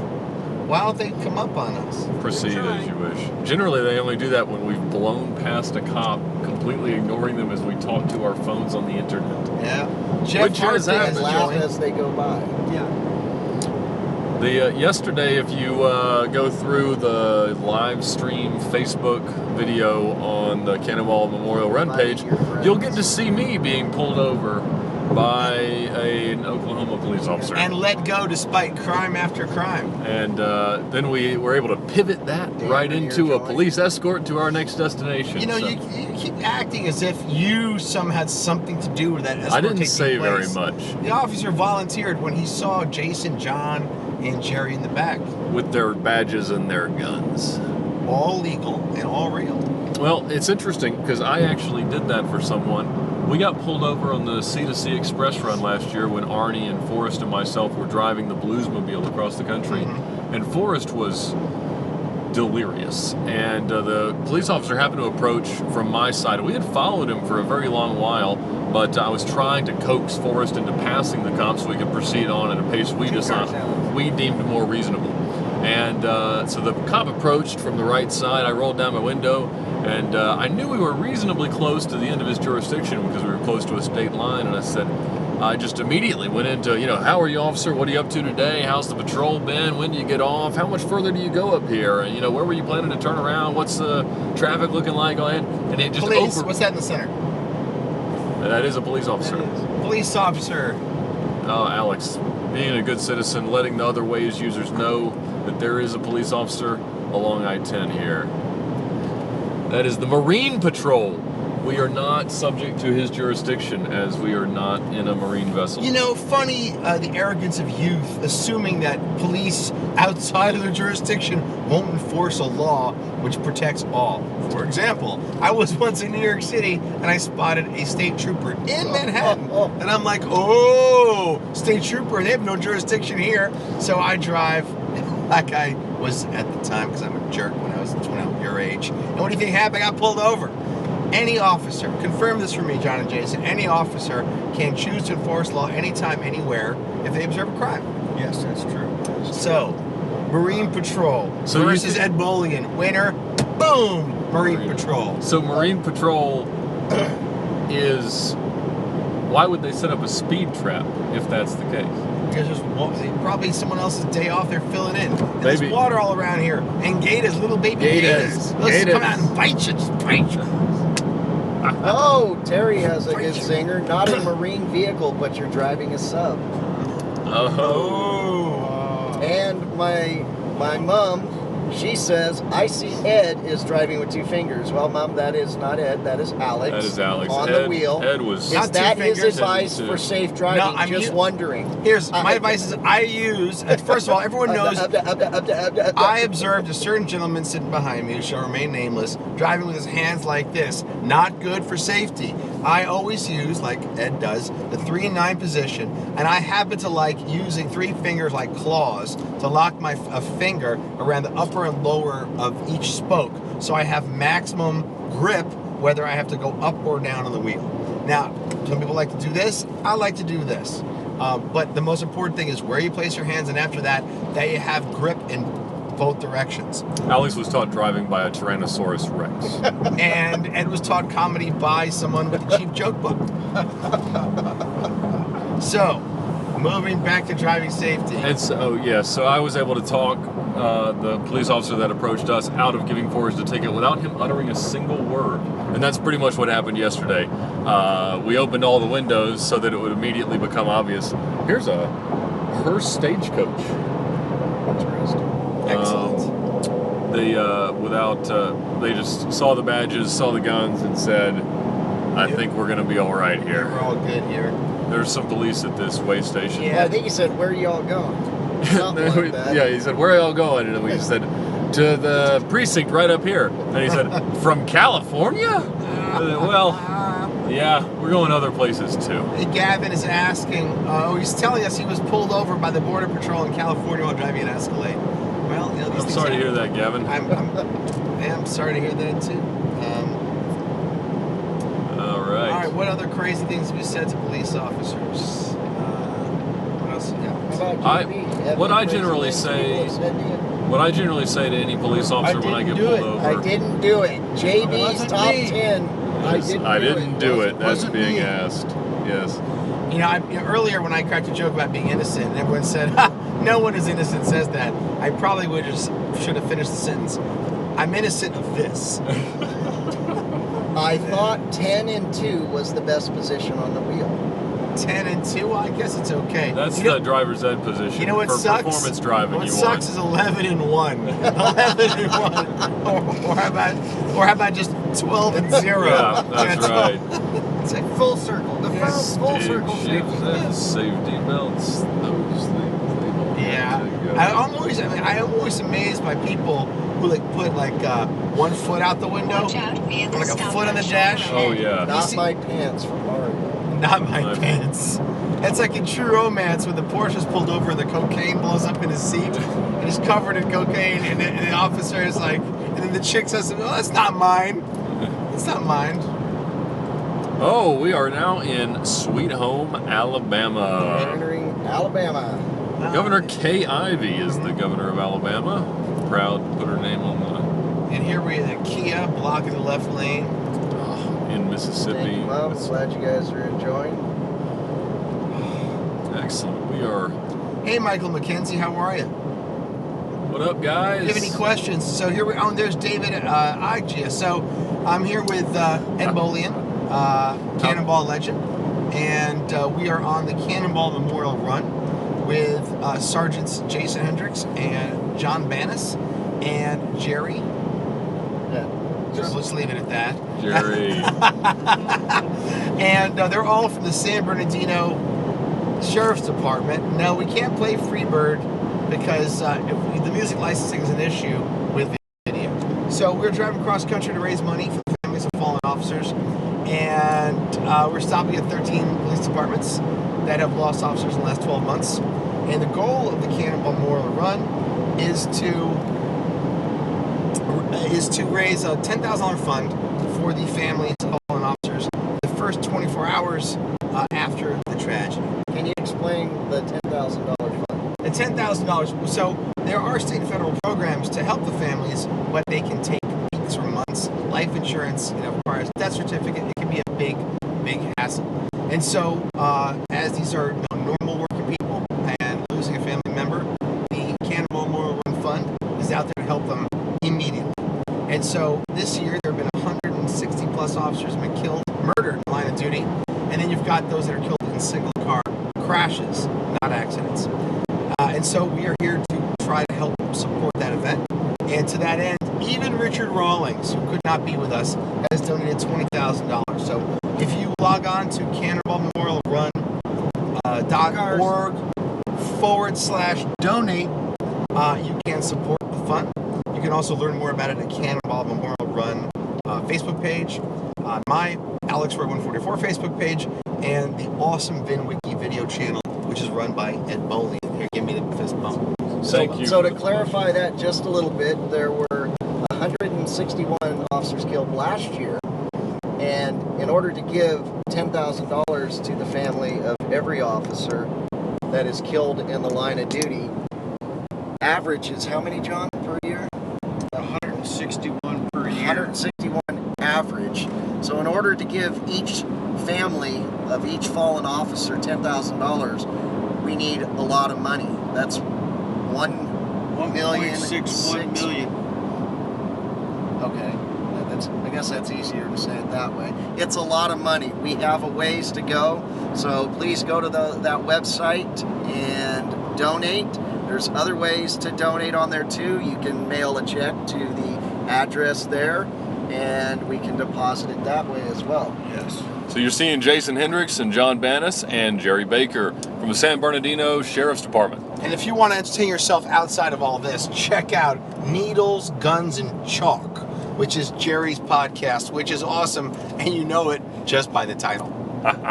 So yes, we are on the Cannonball Memorial Run. You can donate to the Cannonball Memorial Run at cannonballmemorialrun.org/donate. So we have a question from Howard Allison. Have we got any tickets yet? The answer is no, although we deserve them. And Ed and I each had one traffic stop, and we were saved by fact that we were doing this for a good cause. And Also, we had a one speed camera ticket, but we got that erased as well. Well, some say that red flex cameras actually make intersections less safe, I've heard. And I believe it was Sergeant Snow, is he a sergeant? Yes, he is. Who said that red flex speed cameras had been installed in San Bernardino but were removed. Is that true? That is true. Can you tell us why they were removed? You guys have them in Highland at one time? Yes, we had them in Highland at one time. And the red flex cameras were removed for what reason? I don't recall the specific reason. Because they're so dangerous. Police, center median, opposite side, opposite direction. Well, I think one of them, if I remember, possibly one of the reasons was the expense to maintain those. Yes. Got a beached car. A whole Got lot of a bad significant stuff. Multi-car there. accident. Alright, bad news for That is the terrible. participants in that event, but great news because the diversion of resources away from our vector. So, let's proceed. Let's just be honest. The diversion of resources. Let's just We state do what's hope obvious. They're busy. We do hope everybody is okay. We'll state the obvious. Yeah. And as you know, every time you No, Mario. Every time you drive irresponsibly, have an accident, even a single car accident, you are diverting precious resources away from real things like fighting crime. So, you are. You're also enabling other people to misbehave, without those resources allocated towards them. Or spread the word of a good cause more quickly. Yes. I had the question of what is the top speed of a 2017 Chevrolet Suburban? And it is governed at 112 miles per hour. You can read that on the internet. And governing and governance as a concept or political terminology suggests a general behavioral thing to follow. Right. So that's probably how fast everyone wants us to go. And the designers of the vehicle. Yes. So why did they put the governor rating Oh. at 112 miles an hour? I heard it was because of the tires. Is it? I don't think so. I don't know. Is it raining in Florida, viewers? Someone just said that. No. Not that I know of. We can only hope, Terry. Going back to because the we question about the forgot governor, it's not the tires because the tires type can change. the speed rating. But- The tires. No, I think it's because they're assuming that the worst tires possible are placed in the vehicle, and therefore governing the speed based on that assumption, which is probably fairly accurate. Although I think that generally tire ratings from the factory are probably in the middle of this. What do you think, Ed? In the continuum of tires, because you have Z is the second fastest, right? Yep. Now Y is fast. above that. Yep. Y is And then you have the crappy ones below that. So what's the middle range? Like 120 to 130 range? Yeah. What's that? Yeah. You got like R's that are going to get in that range. You've lost the other car again. 12. These not guys. bad. They're mere Oh, we are amateurs. 137 minutes into this live stream on YouTube. Thank you Oh, for those of you've been us. streaming the whole. 137. You didn't stop at the gas station? No. I don't know if I should have. I don't know if it's better to have really long live streams. Who knows? What do you think's more valuable? 2 streams of 45 minutes or one that's 4-minute clips. well? It's a Greetings from Iraq. How about that? He's from Iraq. I once was when I was making a list of Cannonball records to set, and I was thinking of things that no one else would do because. Well, that was how I got started in all this. I thought that green zone to Baghdad Airport would be a fantastic record. Well, you have to go through to do Peking to Paris. You got to go through Iraq, right? Thank you, No, you Noticio. don't. And since we do have another corporal from the San Bernardino Sheriff's Department that is entered into the Facebook feed, what was that question again we posed to all the viewers? What is the most interesting or ridiculous or inappropriate thing that you've ever had said to you during a traffic stop? Top 10. Top 10. What we have so far, we have, can we finish? We have. Will you hold my beer? Will you hold my beer? How many drinks did I have? I don't know. There's 2 left. Yep, there's 2 of this 18-pack left. My wife left me for a police officer, and as you were chasing me, I thought you might be bringing her back. Here's my pilot's license. That's right. That's 5. I had to pee badly. Oh, I used one which actually worked. Oh yeah. So I had. I don't want to say Go it ahead, now. Richard, and type yours in. A good friend of mine, his wife, used to be my girlfriend. And when she and I were together, I bought, this is 2000, eBay had just launched. I bought a Porsche 911, sight unseen, from a dealer in St. Louis, knowing nothing about it. Picked it up, the tires were bald, and we were driving to LA to sell it. I bought the car for nothing. It was a 1990 red C4. I bought it for like, oh my, like $10,000, something ridiculous. And we got to Utah. I was pulled over for speeding. She was diabetic and fine. But I said to her, I said, pull out your bag with the needles and everything. And then the officer stops. He's like, do you know how fast you're going? I said, officer, my fiance is diabetic. We've got to get her to a gas station. He's like, holy shit, follow me. 110 miles an hour to the nearest gas station. And when we got there, I said to her, I said, get out, run inside and buy something.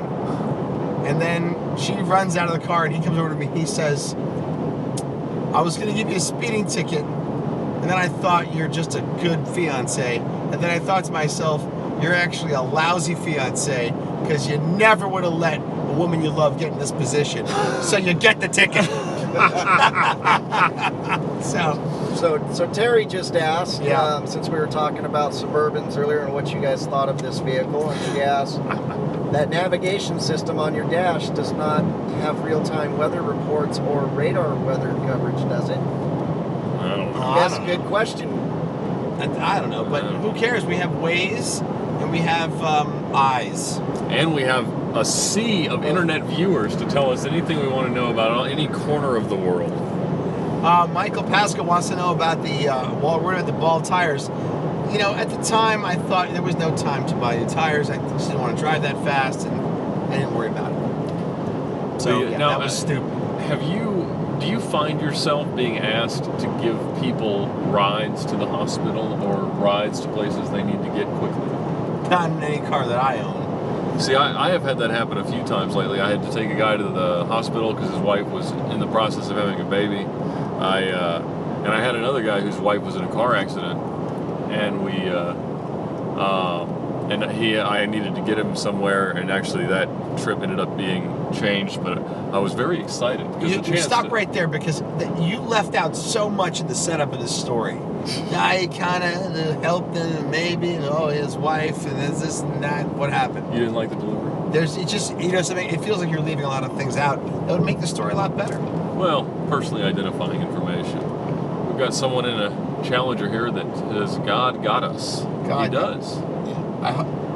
I feel like we should have put some stickers on this Suburban. We still have a sticker to put on. Oh, we do. Aren't we supposed to put it on? Yes, we are going to put Ted Nugent for President sticker now, on here. Because that won't alienate anyone in law enforcement who supports your cause but doesn't like his terrible music.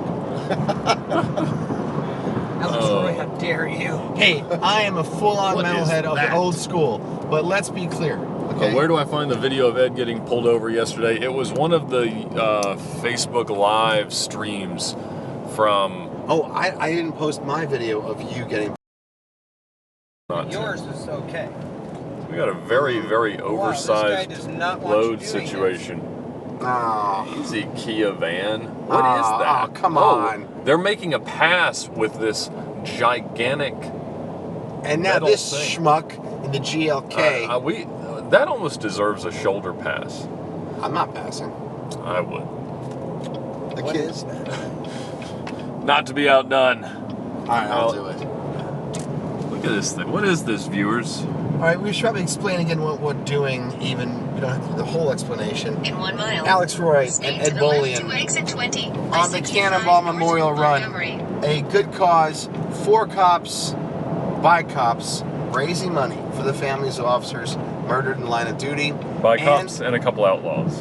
and those officers who are killed in car crashes while on duty. Cops, all cops killed in the line of duty. We want to bring awareness to the increase in cops being murdered, and we want to bring the number of traffic-related deaths involving law enforcement officers down. Which is why Ed and I have joined the good guys for a change and are doing something Stay to the for left once to exit 20, that is not I-65 North Montgomery. totally self-serving. And this event is driving cross country. We are visiting 13 departments that have lost officers in the last 12 months. And the goal is to raise a fund of just over $1.6 million, which would allow the Cannonball Memorial Run organizers to give $10,000 to the families of officers murdered in line of duty in the first 24 hours after the tragedy. So, if you go to cannonballmemorialrun.org/donate, you can donate to this fund. If you want to learn more about the event, you can go to the Cannonball Memorial Run Facebook page, to VINwiki, where Ed is doing very long and cool live streams, and from time to time has other okay content. And Alex Roy 144 on Facebook, or thedrive.com, where I'm running a live stream, and we'll be publishing a long-form article about this in the next week or so. All right. And behind us, we've got Jason Hendricks and John Bannis, founders of the Cannonball Memorial Run, and Jerry Baker, who is, an awesome human being, and happens also to be the gunsmith for the San Bernardino Sheriff's Department. And here we are. Cyrus Islami logging in, and JP Bartels, Nikhil Dinani, who works for me, is also somewhere. He hasn't insulted me or texted any commentary about my outfit, which means he must approve. Okay, guys, we were on doing the top 10 list of the stupid things, dumbest things, crazy things said to cops during traffic stops. We're 6 in or 7 in? I don't know how many we're in. We got Watch several. out, vehicle stopped on shoulder ahead. I think Dave might be keeping count at home.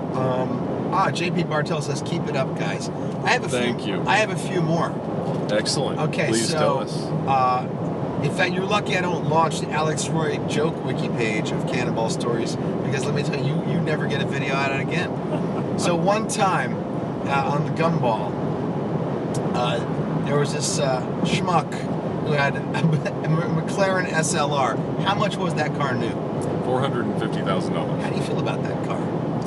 You know, I nearly bought one once, but they're strange to drive. The brake feel is weird. The steering feels weird. I've not grown to love the looks, but they're ugly.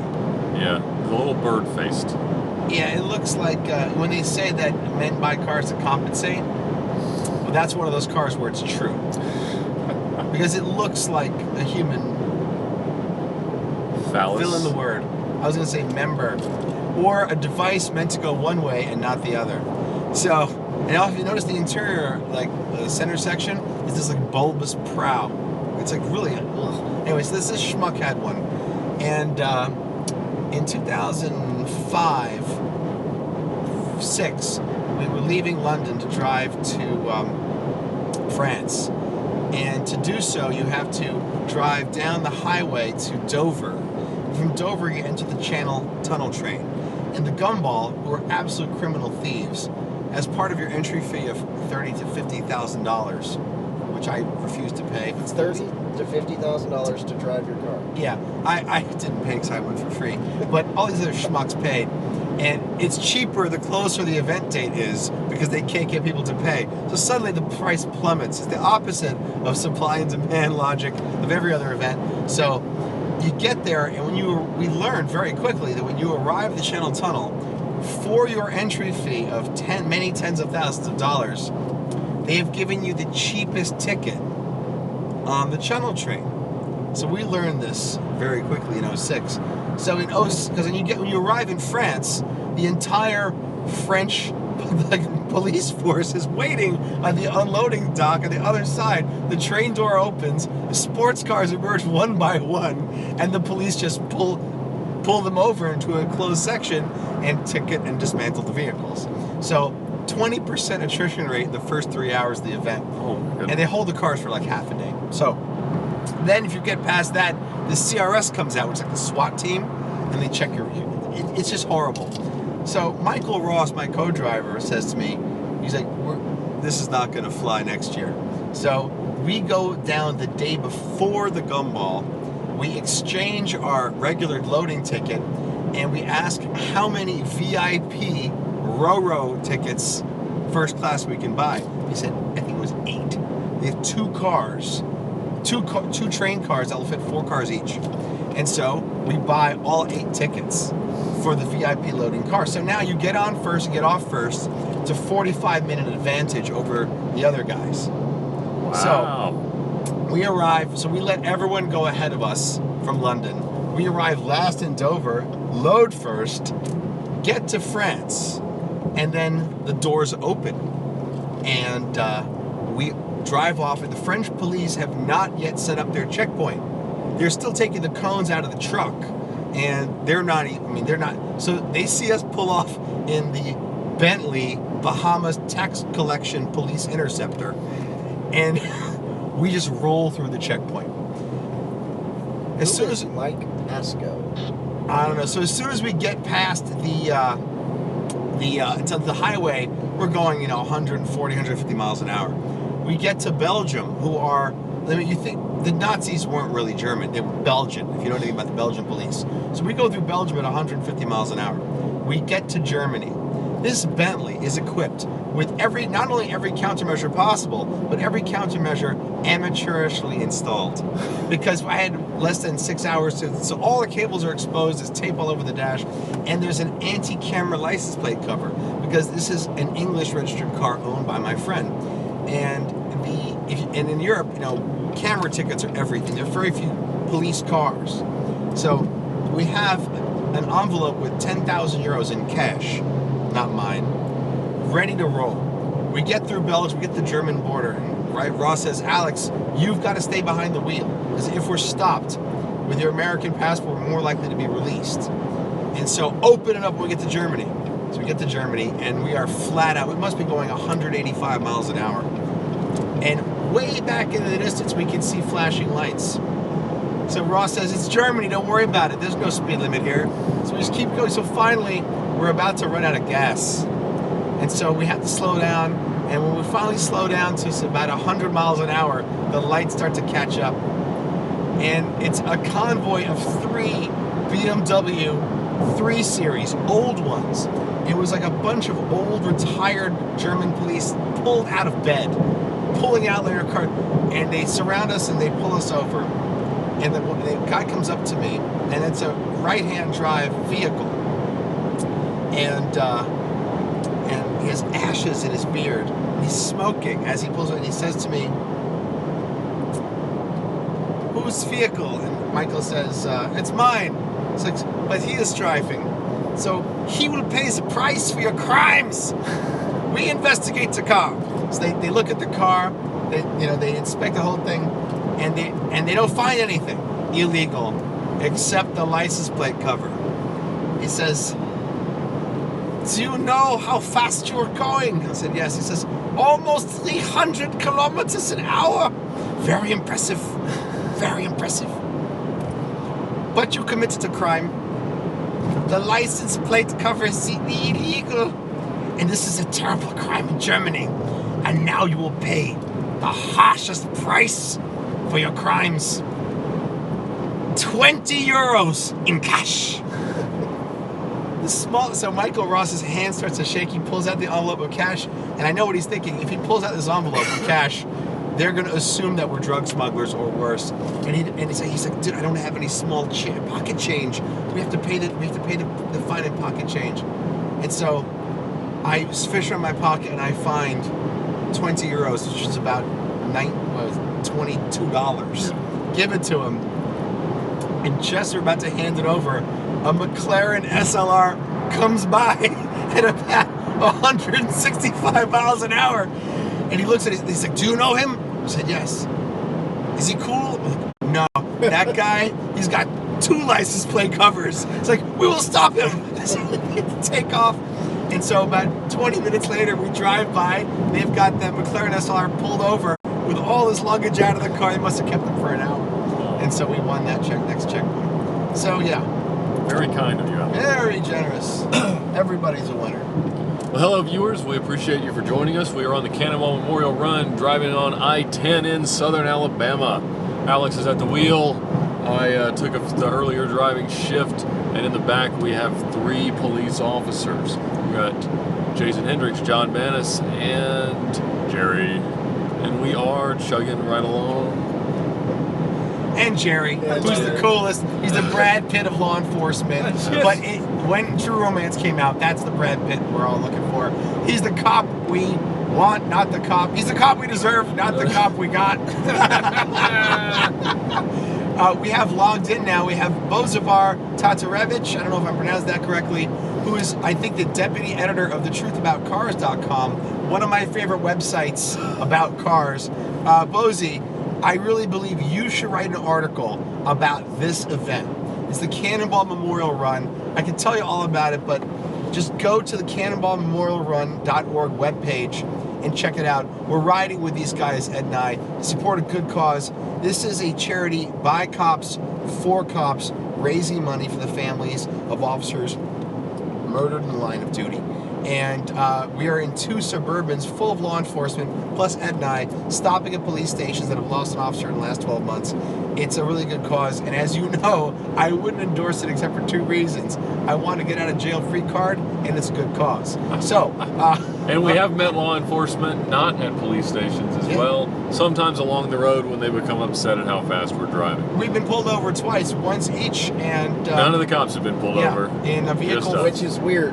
Yeah, I mean, yeah, crazy. In a vehicle full of challenge coins, guns, and good intentions. Bozy, you've got to write about this. It's like Hunter Thompson of automotive journalism, or are you going to at least, help me out here? Logan Betts is logged in. Alex, I got to ask you guys a question. So the route that you guys take for a Cannonball run, or let's say the times that you guys set your records, how many states did you go through? 13 states. 13 states. So you guys, I'm sure you guys committed a few infractions in all of those states during those record attempts. Can you imagine what it's like to be a cop and have you 2 at the wheel while we're sitting in the back seat? It's a career risk, isn't it? And Dave, not career suicide. And my co-driver Dave Black just commented that it was also 93 counties that we went through. 93 counties. Yes. Yes. Thank you, Dave. And each of you, within minutes of driving on this run, get pulled over. Correct. Very correct. Yeah, that's not the craziest thing that's happened. But it was for very minor violations, but also for a good cause. The thing about police, and this is my overwhelming experience even before this trip, is that if you try to get in the shoes of a police officer, and you think about what they are looking at every day, and you understand some basic rules and common sense, everything goes more smoothly for both sides. So these are people, these are human beings going to work, trying to do a job, and trust me, they do not want to be pulling over somebody who's on the way to the hospital and giving out speeding tickets. They want to be actually stopping crimes, real crimes. So, the basic things: putting your hand on the steering wheel, the dome light on, turn the car off, pull over right away. A good attitude going in leads to a positive outcome for everybody every time. And it starts with the person who's getting pulled over. You go into with a negative attitude, and everybody wants to go home. The officer has 50 interactions a day where that might not happen. But most of us, once a year. Right. And so, it's something to think about. So we might have entered a dead spot here. We're getting a little bit of a signal issue, but you can follow us on the VINwiki YouTube channel, on the Drives Facebook page, on Alex Roy's Facebook page, at AlexRoy144. You'll see a lot of updates from him and I on Instagram, and you can follow the Cannonball Memorial Run on any of those 3 platforms. And next month, I'll be driving cross country with some other officers who won't give their names to break your record.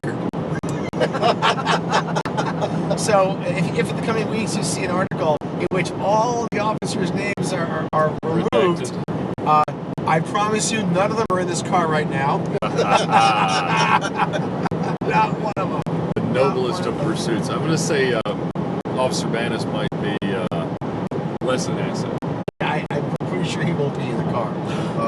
So if you can let the viewers know in your feed, Ed, that the body in the back of the vehicle that they can see is alive and breathing. He is alive. Yeah. This is not a weekend at Bernie's situation. I just noticed, by the way, for the first time, I experienced the forward collision warning system in this vehicle. As I was passing that truck back there, I got both sides of the Suburban's driver's seat vibrated. How did it feel? It felt pretty good. I don't want to hit things all the time. And then I had a flashing 4 red LEDs flash. I guess there's a very limited head-up display. Yep. And 4 red LEDs flashed right in my well. line of sight. So you too were taking some risks with people's lives, that's telling us. Very irresponsible. That's right. Andrew Cartwright, how you doing? Thanks for logging on. And Logan Betts, I know you because you're always coming at me. Always coming at me in my dreams. So generally, we've had great reception throughout the entire trip, between all of our devices. Terry is asking, what service providers are we using while we're driving across the country? Well, T-Mobile sucks. That's mine. Okay. T-Mobile. I'm on AT&T, And we have Verizon. Verizon. I heard Verizon's the best.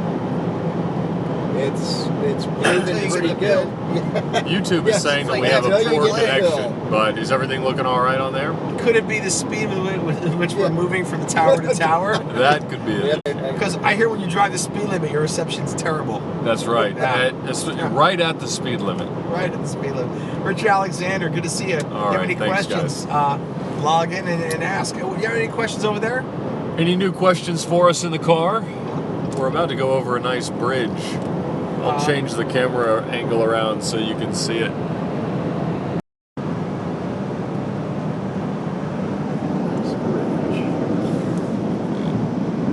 If the limit's at 112, why does it keep kicking in at 65? I don't know. It's strange. How long have you been driving? There must be a technical problem. This one's not really a race. We left Santa Monica at 8:30 a.m. local time Thursday morning, and Alex and I are in the same car. A very good idea by those who rented these cars and planned this drive. Men who believe in safety for all. We have tried to clean the windshield, but these bugs are pretty baked on, and for some reason, a lot of these gas stations have not had soap in their things. So look at this cool bridge.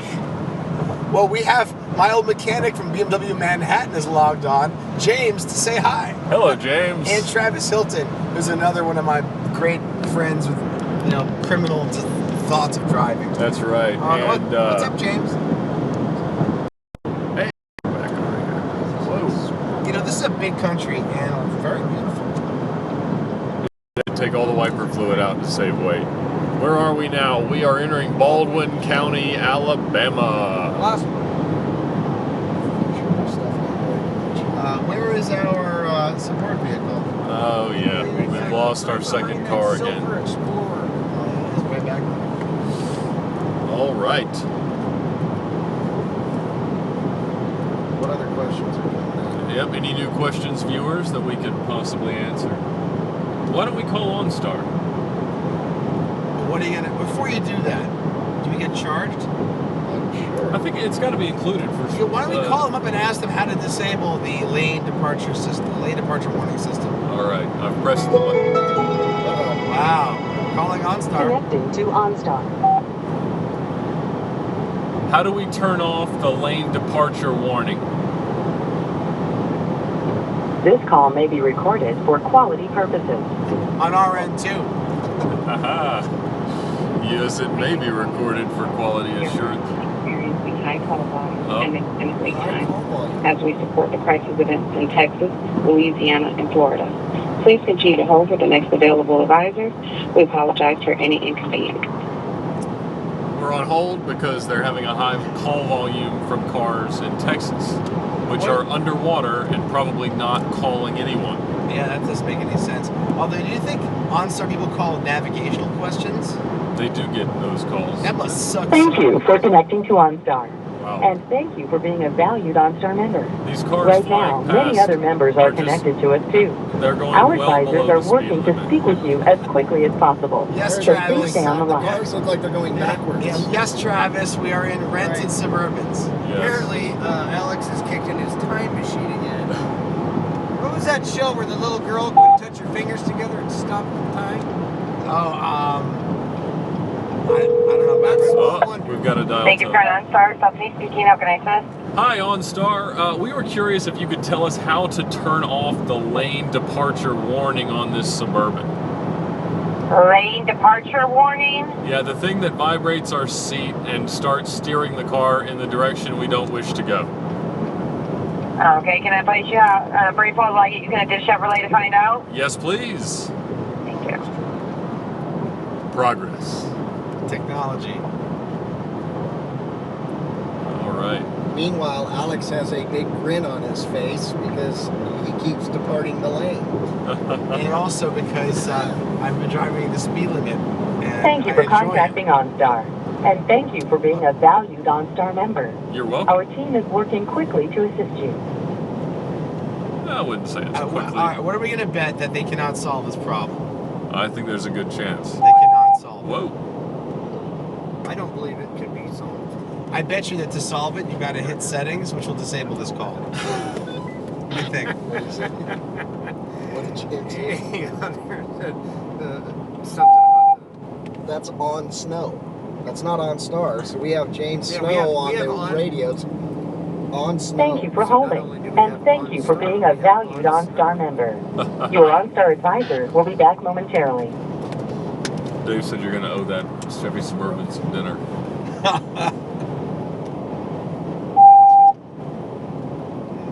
Should take a while. Yes, these are rental Tahoes, Travis. Thank you for contacting OnStar. And thank you for being a valued OnStar member. Our team is working quickly to assist you. If you say so. Can you hear that, Alex? He says So, that- Alex, Yeah. on the left side of the steering wheel, Okay. there's a button. Yep. And if you hold it down, it will show you. That just turns it less sensitive. That's the forward collision. That's the forward collision warning distance sensor. Tell them we've been there. We have already been there. That's the collision alert distance setting. Would you like Yeah. an Altoid? More importantly, I think you'd like me to have it. I'd like Thank you to you have for an calling Altoid, Alex. Chevrolet Customer Assistance Center. My name is Lovely. How can I help you today? Hi. We are trying to figure out how to turn off the lane departure warning system in this Suburban. Sure, no problem, sir. I'll be more than happy to assist you with that. By the way, I need to pull up my resources here to provide you the right information, sir. Can I have your name while I'm pulling up my resources, sir? Alex Roy. And is this for a 2017 Chevy Suburban? Yes. It is. Jeremy Upshaw says your OnStar advisor has just stepped out for a cigarette.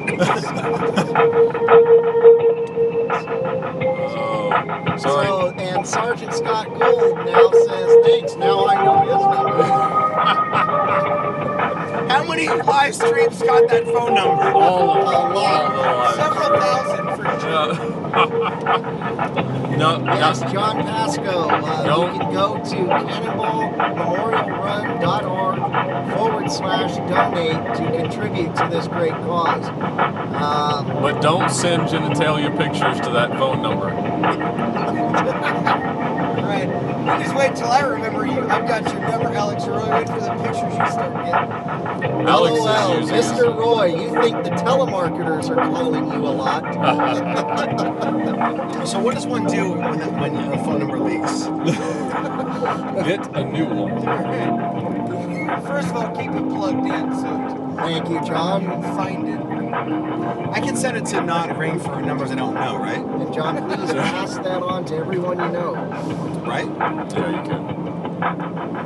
That's gonna suck. Why don't you stop? Delete this video and start over. Because your video sucks. Nobody wants to watch it anyway, even live. Thanks so much, guys. was good to see you at the book reading as well. All right, so we are still on hold with OnStar while on the Cannonball Memorial Run. First anonymous text message, Alex? Also, apparently, we have someone notifying us that is the default Cisco hold music. How's the smell in that 2017 Suburban ride now? It's rough. Yep. It's rough. I haven't showered since Wednesday. So, and that's not going to change. What are you looking at me like that for? I was reading your comments. The reason I didn't shower was because I had a request from Jerry. And when Jerry makes requests, I honor it. I honor that. And his request is that never to be alone again.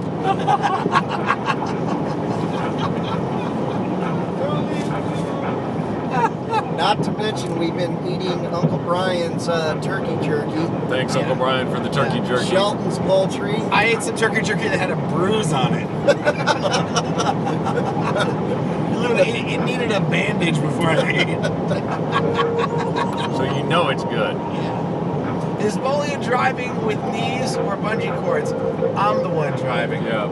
Hoss. Wait, and do you say you have or have not done the 24 Hours of Lemons? I have not. Because I always love the 24 Hours of Lemons. It's a race of cars costing under $500. I love when some of the team names are really creative. And there were some guys, their team was the Bad Hombres. They all came in sombreros. Their car was junk. Trump pun. I think it was a Seat. It was an imported. That's good. Yeah, Spanish market Fiat. I think I have a solution for the lane departure. Uh-oh. When you turn on your blinker, it shuts it off. Oh, we can't be bothered with that. Drive with your hazards on, and you can go both ways. Or just leave the left signal on the whole time. Those cars were going so far under the speed limit, I almost felt like they were going to merge in front of us.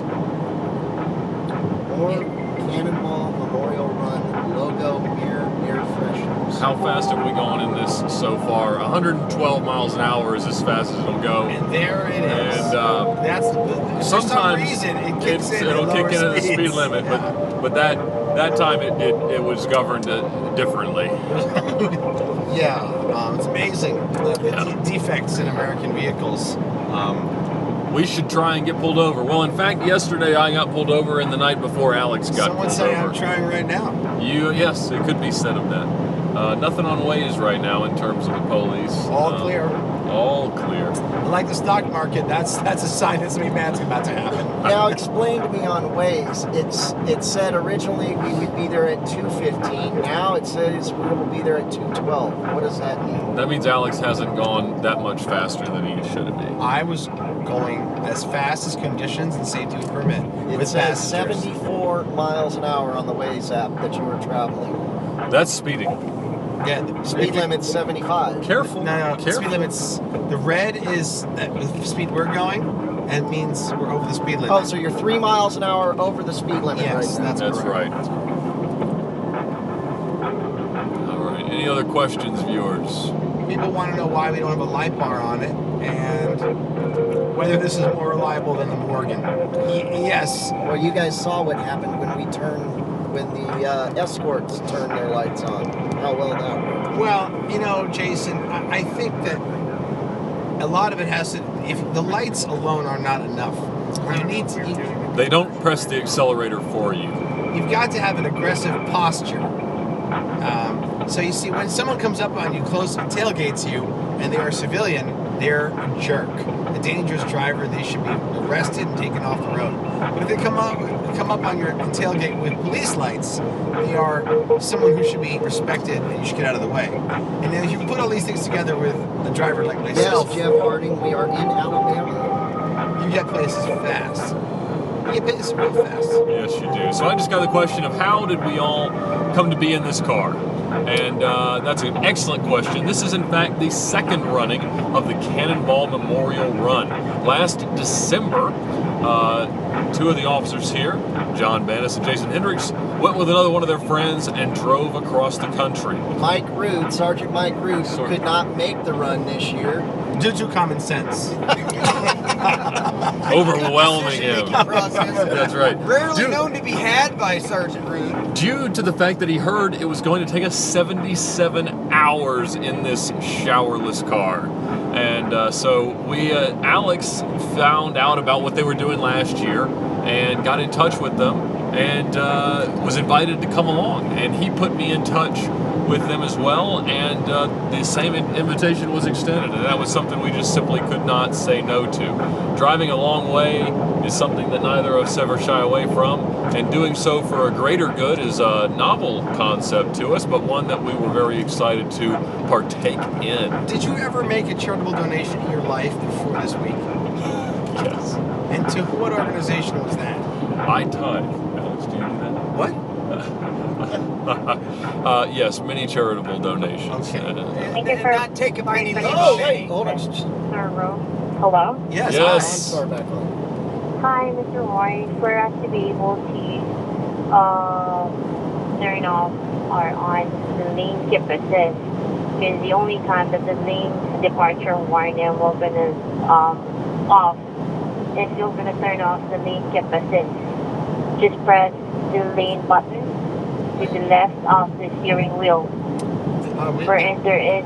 There is no lane button. There's not a lane button there. There's just a collision avoidance warning one. And that only lets us adjust the distance at which it begins to brake our car. Are you not seeing any, it's like a vehicle that is on the middle of the lane? I see it.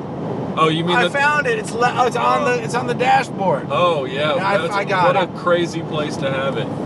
Thank you. That was a very You're stupid welcome. question for us to ask. Thank you. Might I ask you another question? Thank you. What is the stupidest question you've ever had someone call OnStar and ask of you? I'm not sure, sir. We're different department from OnStar. You're calling already GM or Chevrolet. Oh. Well, what Okay. is the craziest situation you've ever had to help a caller away from? It's a case-by-case basis, sir. So what do you think, based on your experience, the best GM vehicle is? All of our vehicle is the best, sir. That's a very diplomatic answer. What is you the most provide. popular vehicle that people have to call you about?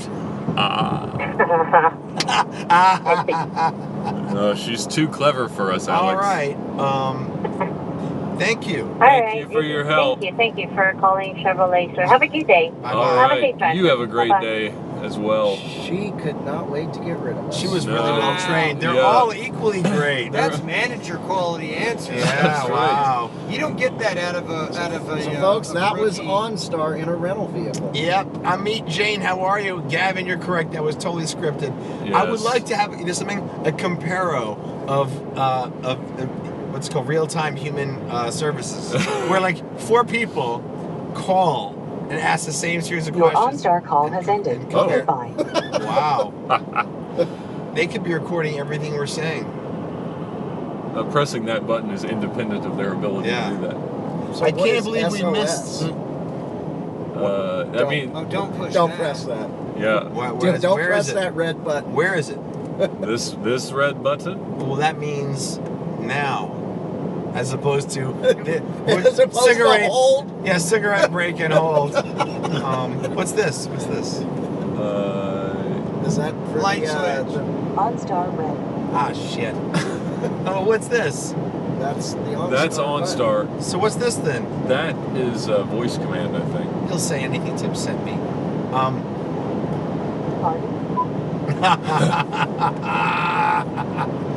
Chris Connor just joined. Hey, Chris. Hey, Chris. Turn by Chris turn Connor of the AKA Rally. OnStar info. He might be. Chris, are you the Chris Connor of the AKA Rally? Is it the AKA or the AKA? The first New York to LA drive I ever did was with Chris Connor on the AKA Rally in 2004. Why isn't he logging into your channel then? I don't know. Maybe because he's a bigger Alex Roy fanboy than Ed Bolian. Wow. Fanboy being the key term given the types of car you drive. Call using OnStar hands-free. How many girls just swoon over entire number? All of them. You can also say. It's unbelievable. I don't understand why anyone who's honest about the reasons for buying these cars doesn't own a Morgan. If The gap between Morgan sales and Morgan should be sales is the size of delusion in the male mind in the world over what works. Oh my goodness. It's All true. right. Where are we in Alabama? Exit 54 on I-10. Stop that. What's happening? We tell her to be.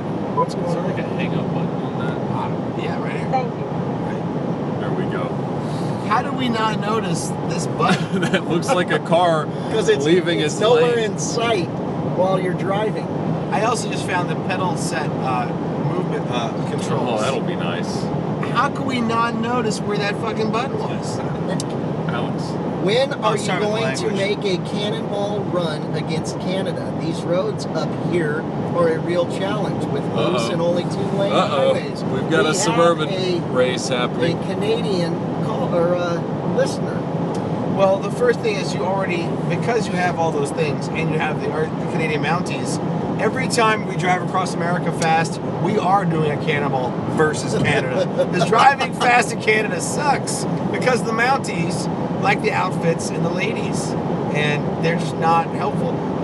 They impound cars up there. That's crazy. I had to ask, what is the most enjoyable car you've ever driven? What's the most enjoyable car you've ever driven? Hold on. Hey, so the vehicle stop with Ed Bolian has 1,300 views right now. That's the video of me having trouble evacuating my bladder. Oh.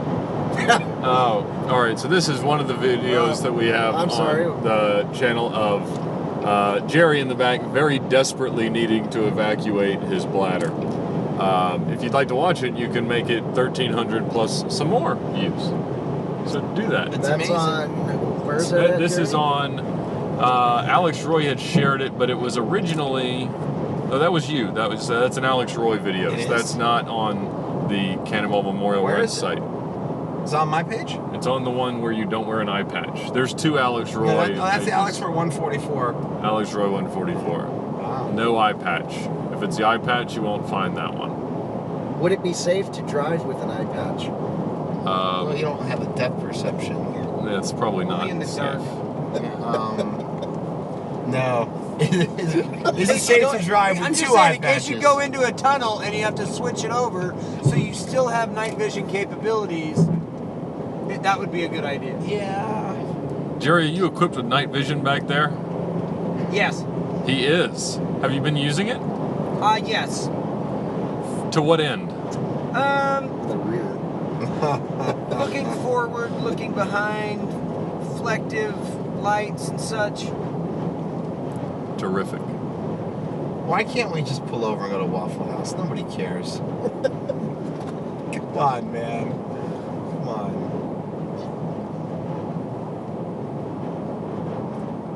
Where are we? We're in southern Alabama. Uriah. Southern Alabama. Southern Alabama. Freeville.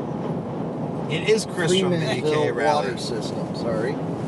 Hey, Chris from the AKA Rally. I hope you and Alicia are doing great. That sounds like a backhanded hello. No, it's very genuine. I haven't talked to Chris in a while, though. Probably because of his affinity for you. Oh. Let's see if we can get more Jerry in this. See, you need a wide angle lens. I do. That's pretty impressive. You trying to get more of Jerry? Gavin Spencer wants to know what the difference is between BMWs and porcupines. Tell us, Gavin.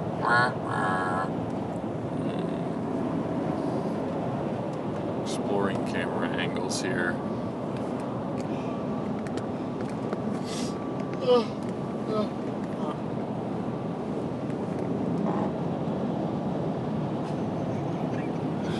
They're very impressed at the ability of John to sleep in this car. This is a living human being. This is not Uncle Bernie. He is really alive. He's just really tired. Ed, thanks for updates. Which channel is the video of you getting pulled over on? It is. Bells. It's not out. I haven't posted It's it. on the Cannonball Memorial Run Facebook page. Cannonball Correct. at We have Cannonball Memorial. we have a meeting place in Georgia? Perhaps someone can comment with a link to the Facebook video of me getting pulled over so that others can find it. I'll post mine soon, I guess. Yeah, well, when I'm not driving. Thanks, Scotty. Yeah, Scotty heard me venting a turkey stick. Can someone give me a turkey stick so I can eat one? Please? I gotta crawl over the dead person. How about pass me a Quest bar then? Pass me the nuts. They're in the center. Which nuts? They're right down there. D's nuts. D's. You open D's nuts for me? We open Shane D's Vanna says nuts. Marines can sleep anywhere. Yes, they can. Shane is the son of the Sleeping Beauty of this vaccine. Well, he has more than one son. Shane is the son that is a United States Marine assigned to 8th and I Barracks. Nice. Thank you, Shane, for your service. We are going to see you in, well, sometime in the late afternoon tomorrow. Ed Bolian. It's hard to believe that you accomplish anything in life takes more than 15 minutes because your sugar intake should knock you out as soon as the high goes away. This is one of your nutrition bars I found. Disgusting. Don't you want to live to see your baby grow up? He grows up every day. Don't you want to set a good example for your child? To eat well and take good care of yourself. Yes. Uh-oh, turkey sticks in the house. Is it polite to open somebody else's turkey stick? Yeah. It is. At the speed limit, of course. Suggested. Oh my goodness. Holy Oh, thank you. Can you pull this off for me? Get the tail. Remove it. The bell end. These guys are asking whether or not they can get my number. What, you mean you guys are not eating donuts and drinking coffee? Aha! The answer is you can't get my number until I save the video. We have donuts. It's disgusting. Yep. That's the best we can do at Lowe's. Does a donut and a donut produce a donut hole? Is that how donut holes are made? I have a warning, guys. If you call me, I will unleash my army of trolls on you. If you choose to text me, that's okay. What was the name of the coffee place that offered up free coffee to us if we stopped by? We wanted to give them a shout out. We just got to find their feed. We'll give them a plug. That was really nice of them to do that. We'll find it and we'll let you guys know where you can go get an awesome cup of coffee.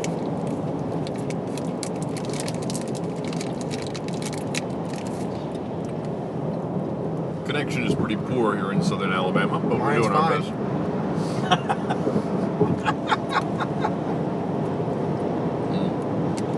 We should be sponsored by Tim Hortons Coffee and Donuts or Dunkin' Donuts. How about my Pepto-Bismol, the makers of fine plastic products everywhere? Subsecreto. Uncle Brian, I hope you're watching Alex Roy devour a jalapeno turkey stick. These are delicious. The question's been asked, do we have any countermeasures for this trip? Yes. Yep. 3 men in the back. 3 men in the back. Armed men with badges. Heavily armed men in the back with badges. Is the best countermeasure suite you could ever imagine. Ed, Yeah. this is the coffee company in Charlotte, North Carolina that offered us a place to stop by and caffeine up if we could give them their shout outs. Subsecreto Coffee at 325 East 9th Street in Charlotte, North Carolina has offered us free coffee if we want to stop by, and we just might. But in the meantime, what all of you should do is go like them. Subsecreto Coffee. Spelled like that. So, I'm sure they have good coffee. I won't know for sure until later, but we'll report back. What was that phone number again? Someone's asking.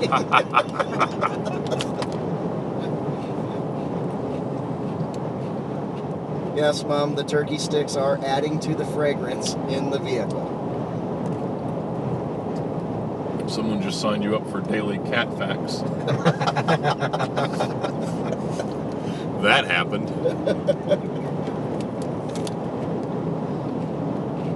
So, Ed, do you think... Hey, Scott, it is 1 minute after I received the text. 10:19. Should be about a 30-second delay.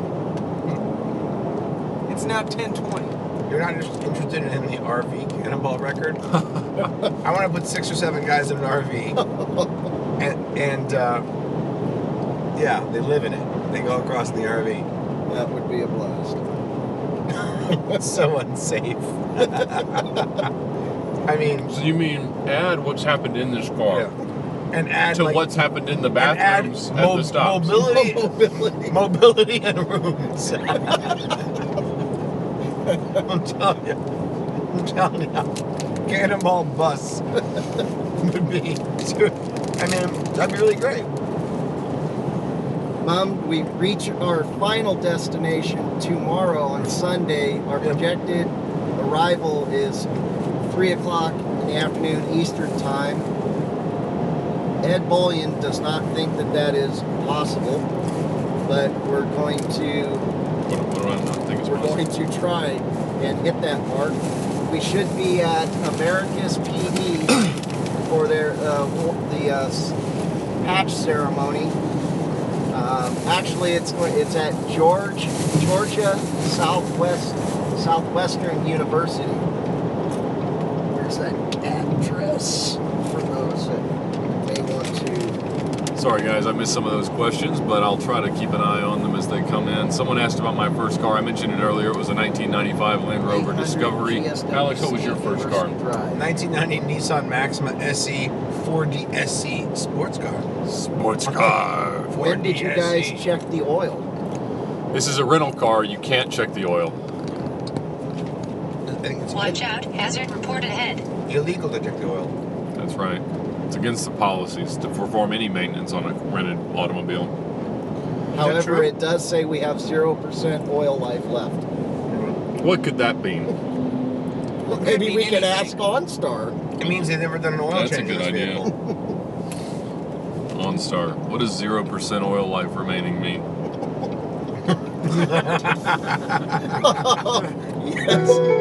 Yes, that just happened. Connecting to OnStar. I have a flashing light on the dash. Mom, you're not going to miss anything because this will be stored on the live feed. This call may be recorded for quality 24 purposes. hours. For eternity. Thank you for connecting to OnStar. Yes, Terry, and thank you for being a valued OnStar member. Right now, many other members are connected to us too. Our advisors are working to speak with you as quickly as possible. So please stay on the line. We lost your guy. You say, it's like the SWAT team's a helicopter with guns. Here we go. Logan, great idea. What is that? We should do it in a Van Hool. Much faster than an RV. In a crash, your cell phone might be out of reach. It's why we created automatic crash response. Automatic crash response can automatically alert an OnStar advisor, who can then request emergency help to your exact GPS location without you having to do a thing. Crash response. Let's ask her what is the speed limit on the vehicle, speed limiter, and how to disable it. All right. So we tell her that we have a pregnant woman in the car and we need to go faster. I don't know if that's in my No, because that could trigger an automatic call. Wherever you're headed, we can help make your journey easier with turn-by-turn navigation. They will have our You'll never have to guess about where you're going, even when you kind of know the way. Under what You have circumstances access are to we this allowed to disengage? Oh, here we go. Good morning, my name is Dominique. How may I help you? Dominique, how are you today? I'm fine, sir. How are you? Wonderful, wonderful. Where am I calling you at? Where do you have an office? I'm in North Carolina. North Carolina, we're coming to North Carolina later, but right now we're in southern Alabama. And so I have a question for you. Two questions, in fact, and maybe more after that. But I'm going to start with our car, our 2017 Chevrolet Suburban that we've rented from Enterprise is saying it has 0% of its oil life remaining. Shall we be alarmed?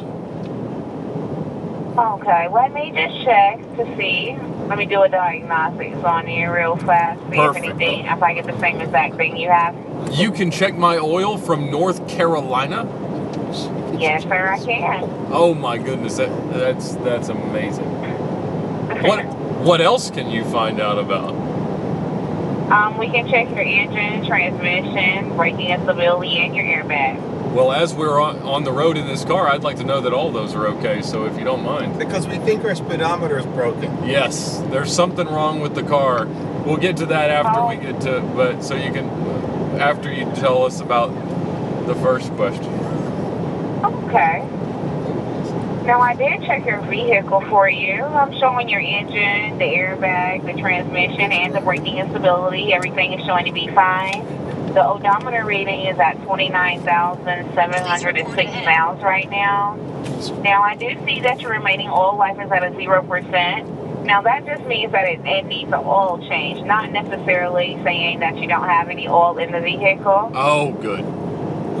So everything is fine, it looks like, on the vehicle right now. So you think a few more thousand miles in the next, day or whatever is okay? Yes, sir. It should be fine. All right, so let me tell you how the car is braking for us, and I'm not exactly sure. What's that up ahead? If we go a certain speed, the car almost dies.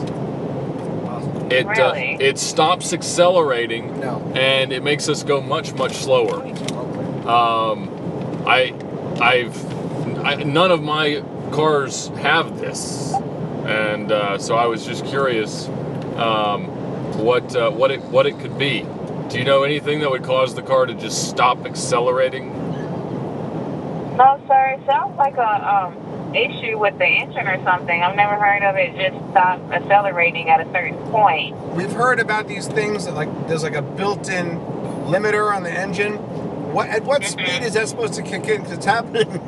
It's happening all the time. It's strange. I would have to check with our Chevrolet customer service team so they can look up your VIN number and see what that is. I can give you the VIN number. I have an app for that. Okay. Do you want me to get them on the line for you? I suppose, but so you're not aware of this issue that all the time would just make the engine stop working?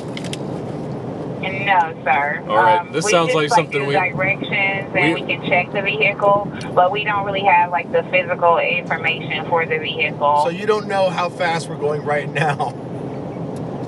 No, sir. Well, I can do an update on your location, which would give me the speed of you. Let me just check here. I'm seeing that you're going 130. Oh, no. That can't be right. No, that's what we're saying. Because the vehicle's This one is defective. It won't go 130 something miles per hour. We tried. Well, I'm seeing you're going 84 right now. Let me try it one more time. That doesn't sound right. That would be speeding. Yeah. Yeah, it's showing you're going 86 now. Oh my goodness. Well, why don't we see if we can make it. We'll just see if we can make the engine thing happen. Okay. We're gonna try to accelerate, and we'll see if we can make it. If we can make it stop, do the engine thing. All right. Okay. It's still working. It's working at the moment. I haven't felt it do it. Nope, not yet.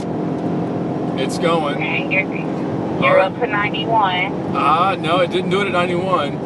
Now you're up to 108. It's broken. It did it. It just did it. It's broken. It just did it. Yeah. Yeah. What speed was that? That was 108.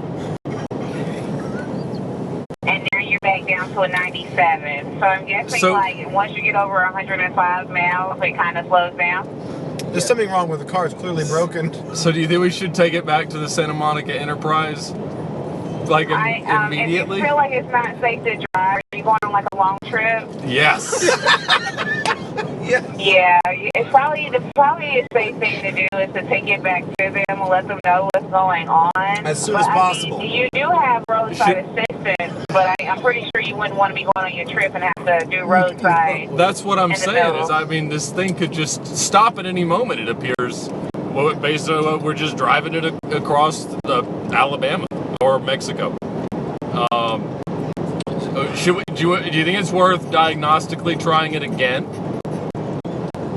Just to be diagnostic? Yeah, maybe to see if it happens at like a different speed.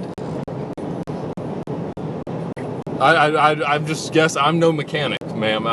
Dominique, I don't know if you know what the best path of approach is. Honestly, we are a little ways away from the LAX Enterprise where we rented this 2017 Chevrolet Suburban from on Wednesday evening. Okay. So, well, let me just get you on the line with our Chevrolet customer service team, see if they can give us like any information about does that supposed to happen. that would be terrific. Just any more people's opinions that we can bring into this equation. I feel like we're not. I just feel like we're in danger.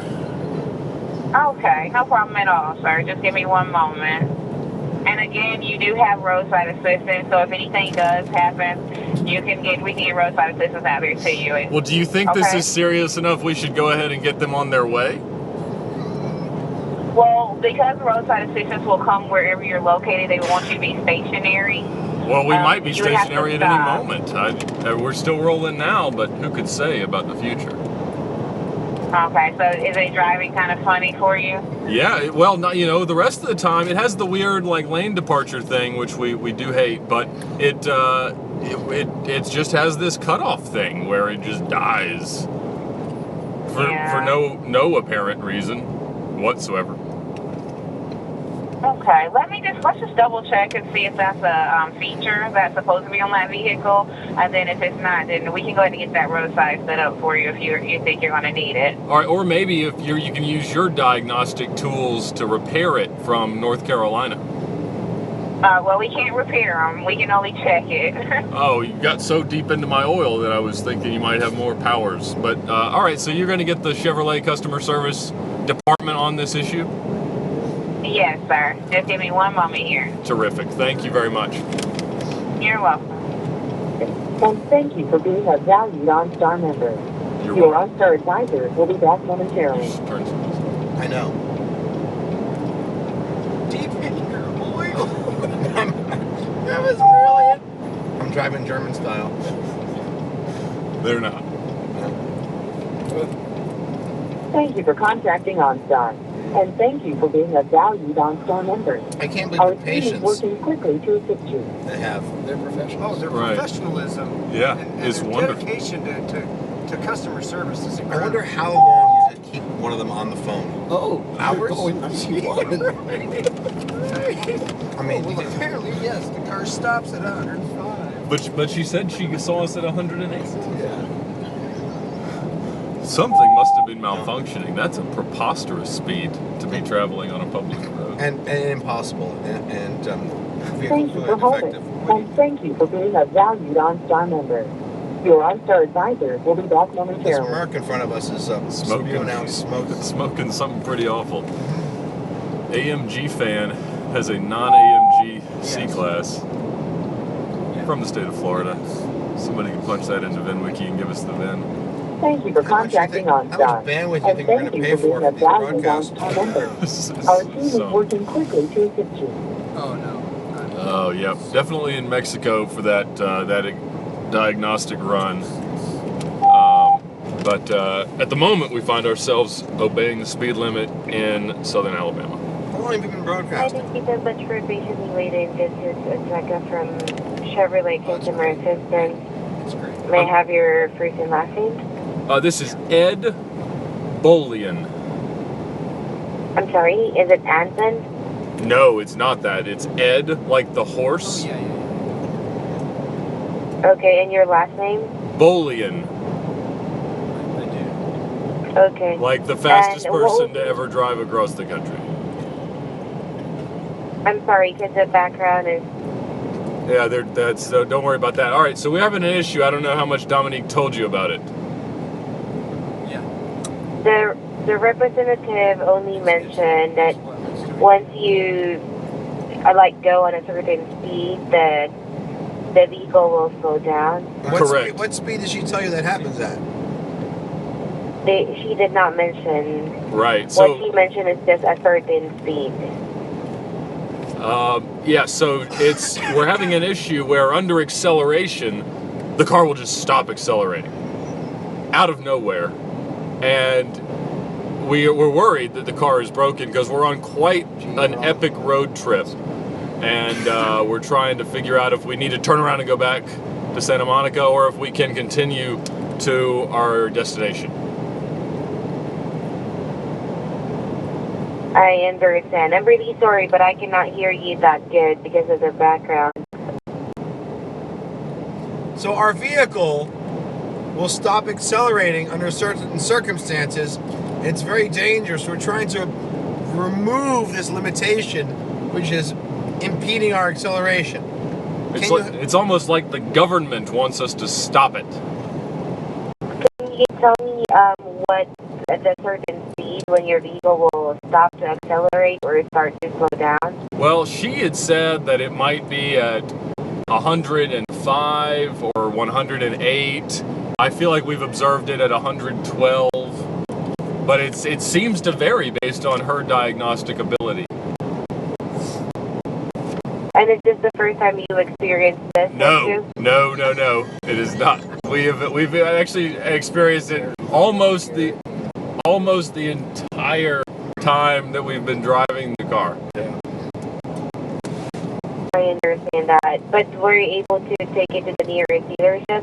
No, we're on a fairly tight schedule. We're traveling across the country and stopping at 13 precincts that have had fallen officers in the last year, raising money for a charity called the Cannonball Memorial Run. Perhaps you could get roadside assistance to meet us at the office of the Attorney General. In Washington. I really understand where you're coming from, and my apologies if you're having issues with the vehicle.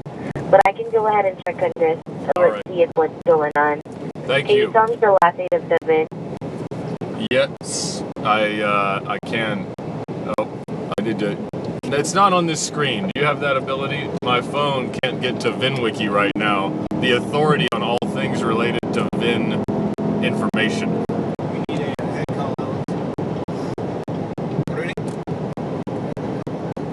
Okay, do you have the last 8? No. I can't read it while I'm driving, and my phone is occupied with something else. I understand. Well, let me just go ahead and check for what else I can do. Terrific. Let's start there. For 3 to 5 minutes. No problem. 3 to 5 minutes. We've got it. We're 208 minutes in.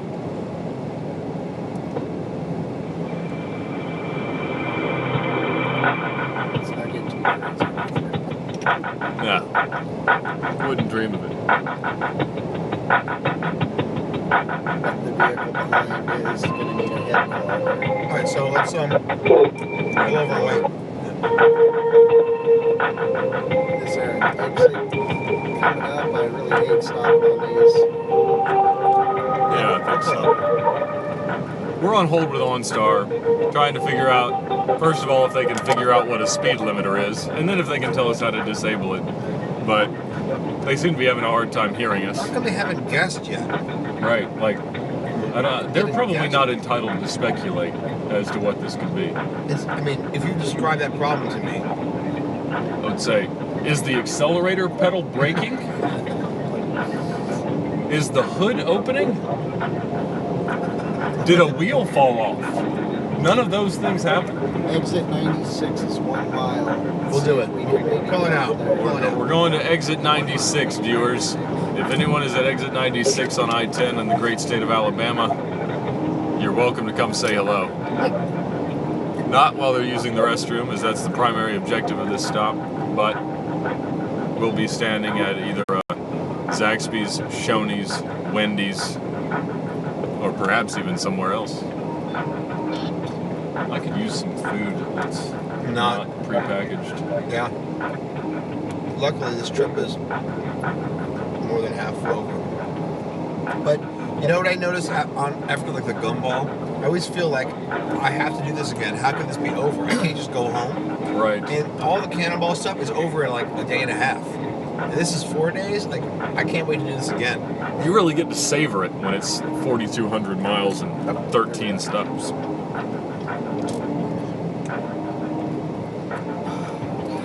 All right, we are now exiting towards Evergreen.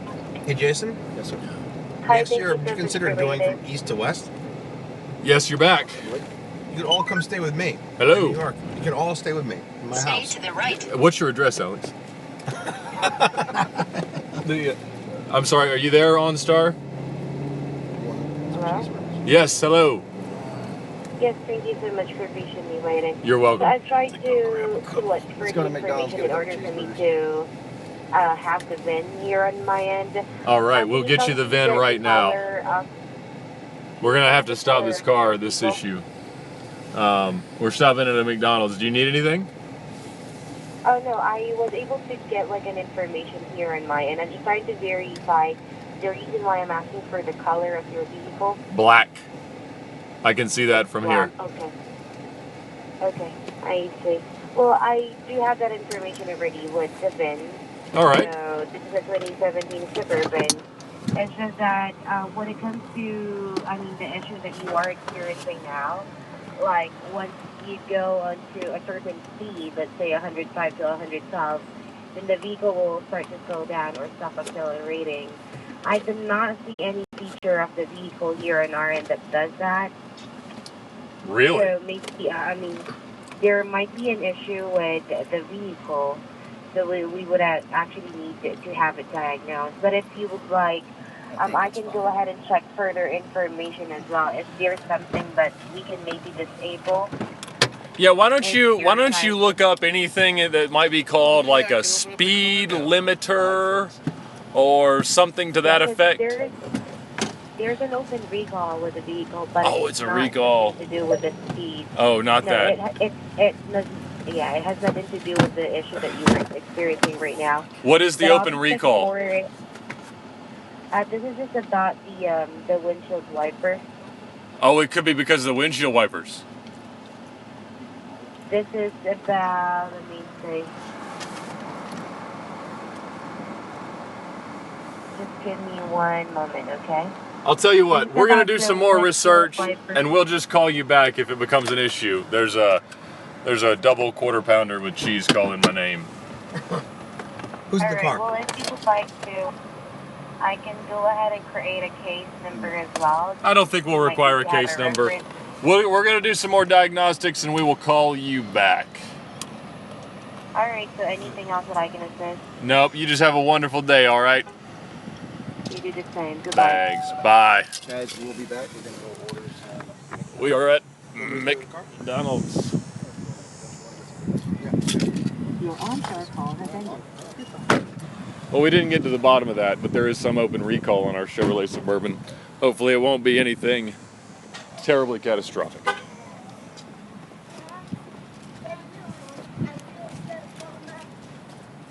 That was really entertaining. It was good. My friends are on there giving like legitimate answers. And I got these. We're not interested in the truth. Let me hold the door for you. Please. Oh, thank you. I got it. All right. We can't film other people that we don't know. I'm not filming. No, but I can't.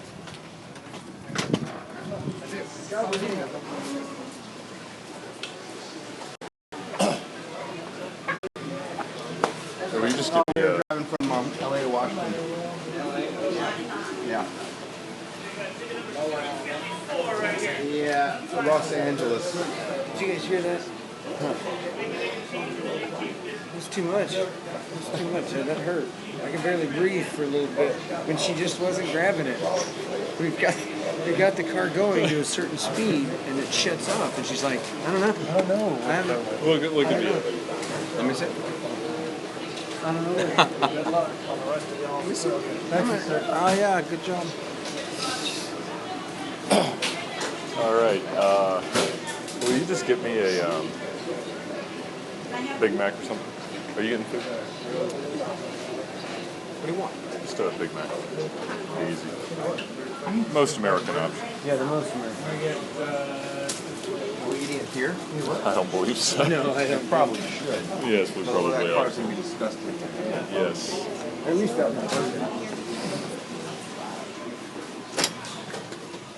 one. All right, viewers. Alex is handling my order because I got the last one.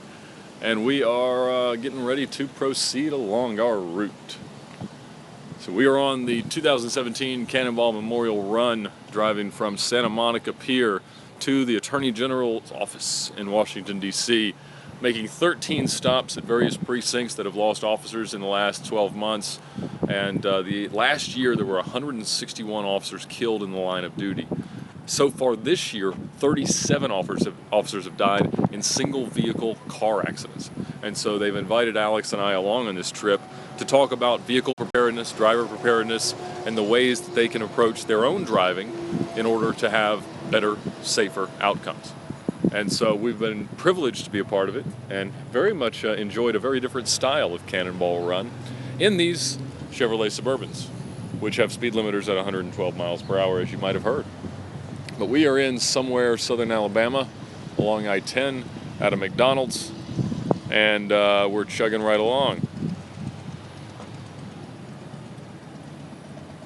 Any questions we can answer for you guys? Or I can. They're inside getting food. We don't have signed media releases from the others, so we won't be using their content.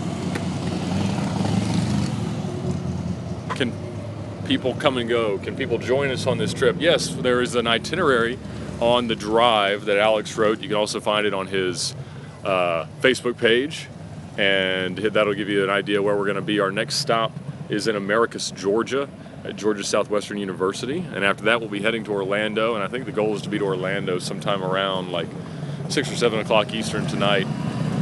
We've the itinerary was not terribly precise, so we've been behind schedule, then ahead of schedule, and things like that. What do I think of the Triumph TR6? It's a wonderful car, favorite of Bruce, one of our Car Stories participants so far. Are we going to put the Ted Nugent sticker? I'm not aware of the Ted Nugent sticker. We're supposed to put a Ted Nugent for President sticker on the car, I think in exchange for him like sharing something about this, but we haven't. The other question that's come up is, will we be calling Enterprise next? I don't know about that. We'll just have to see. What do I think of the Focus RS? A fun little car, definitely a great bang for your buck and a good value. But I suggest a warranty on a 2013 GT Speed. Bentley GT Speed? Absolutely. Yeah, a tremendous car, but I don't know what else you'd be talking about in terms of a GT Speed. Oh, that's covering that up, sorry. It's a little sunny out here. I think I'm going to do this. What's my daily driver? In fact, my daily driver right now is my 2007 Murcielago LP640 manual car. I drive some of the other cars some, but they're not really registered legally because they won't pass emissions. And so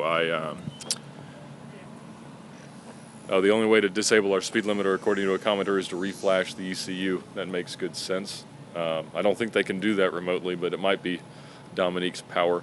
So we're going from Alabama to Georgia next. That'll be soon. And that'll be our next stop. Then we'll go down to Florida, and then we'll go back through Georgia into North and South Carolina. Drive Audi, yes. What fuel economy we're getting? We're getting 16 to 17 miles per gallon in this Suburban, and relatively identical in the other one we have. We got 2. Is the R8 a good car for the price? Absolutely. Yeah, the R8's a great bang for your buck, and as it's already about 8 to 10 years old, for the early cars, they're holding their value quite well. There was a video where Bruce talked about his best car deals and his most profitable car deals and 1,000+ deals, and he talks about his favorite car being a Triumph TR6. So apologize for the spoiler alert, but if you look through the VINwiki videos, you'll find that. What have your favorite VINwiki videos been? Which ones do you like the best? Let me know in the comments, and we'll try to make more like those.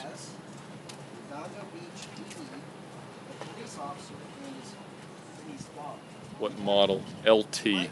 The Suburban is an LT.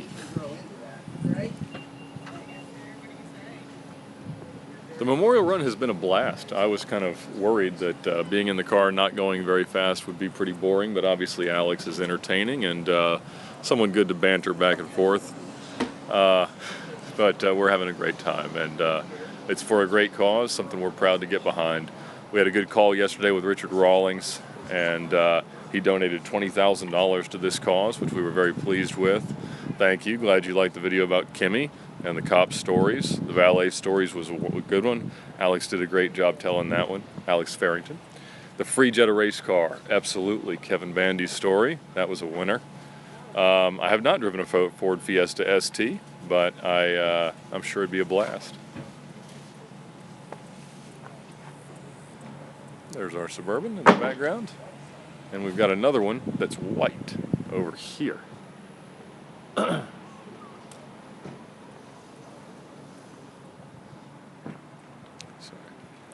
Porsche or Lamborghini? Lamborghini. Racing and cop stories are great. Thank you.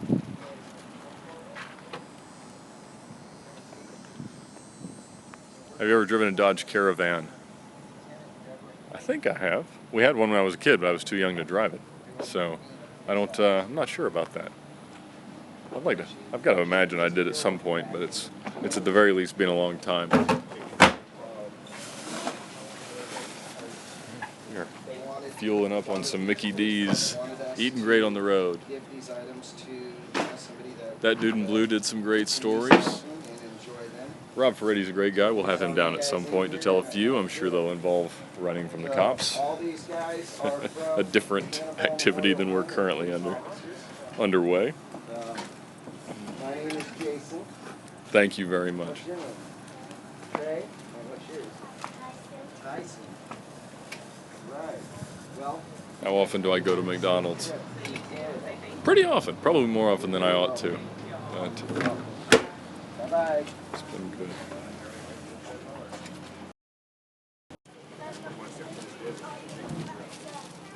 Well, what we just did is Redondo Beach Police Department purchased one of our challenge coins. I have another one in my pocket.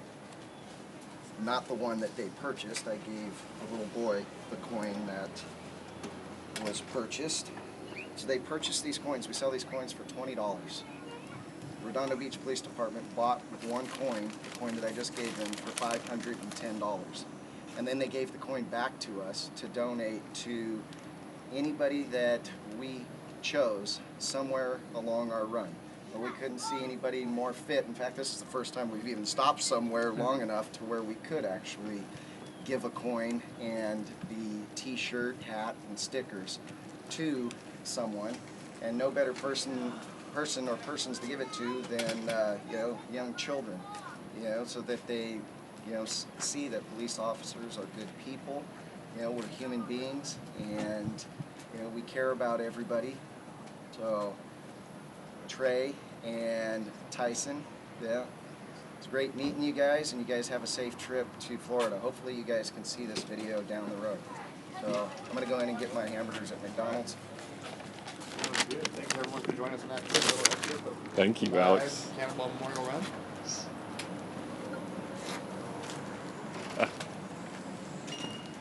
Don't forget to post it. So one of the things that we're doing to raise money for this cause is the selling of challenge coins. It's a popular thing among law enforcement officers to develop coins that you'll either give to someone who ranks beneath you for something impressive that they do, or something that you'll exchange and things like that. So there are 2017 Cannonball Memorial Run challenge coins that are available for sale on the website. So go to www.cannonballmemorialrun.org/donate and you can learn more. It's now saying I've got a very bad connection, so I'm not sure if anyone's getting any of this, but we'll be back on the road soon enough. Let's see what these guys have elected. What do I think of the Mercedes 6x6? Pretty awesome. How are you gentlemen doing? What do we go with? Filet of fish. An endless delicacy, a fillet of fish. Yeah, we've had a couple days of delicacy. Other than Little Elm with that amazing barbecue, our diet's been a little sketchy, to say the least. Diet of jerky, Cheetos, and coffee. Breakfast of champions. When we say McDonald's is the most balanced meal we've eaten, You know what you're in for. we're not kidding. Do you feel like the first half of this run was planned on an appropriate time to leave Santa Monica as well as an appropriate time to eat brisket? With the rest of the stops just sort of filled in. That's right. I think the issue we had is we didn't factor in. Did everyone get fillet of fish sandwiches? No. Yeah. We got a salad. Or a salad. We didn't factor in any time for unknowns, and I think that's probably one of the biggest issues we had. And when we're talking about planning, we plan for everything to go perfectly, and the reality is we know that nothing ever goes perfectly. So that's right. We're trying to make do. We're trying to make it up. And now there's fillet of fish. What'd you go with? I went with breakfast since I haven't had that in 4 days. Sausage McMuffin there. Terrific. Actually met some Vietnam veterans inside that looked at the shirt and knew what it was. Really? Yeah. There we go. Vietnam veterans at McDonald's. Yeah. Telling me the world record holder out here? Nope, didn't want to. He was standing right there. I didn't blow him up like that. For sure. Do I like Ken Block? Yes, we like Ken Block. Terrific videos. Give the keys.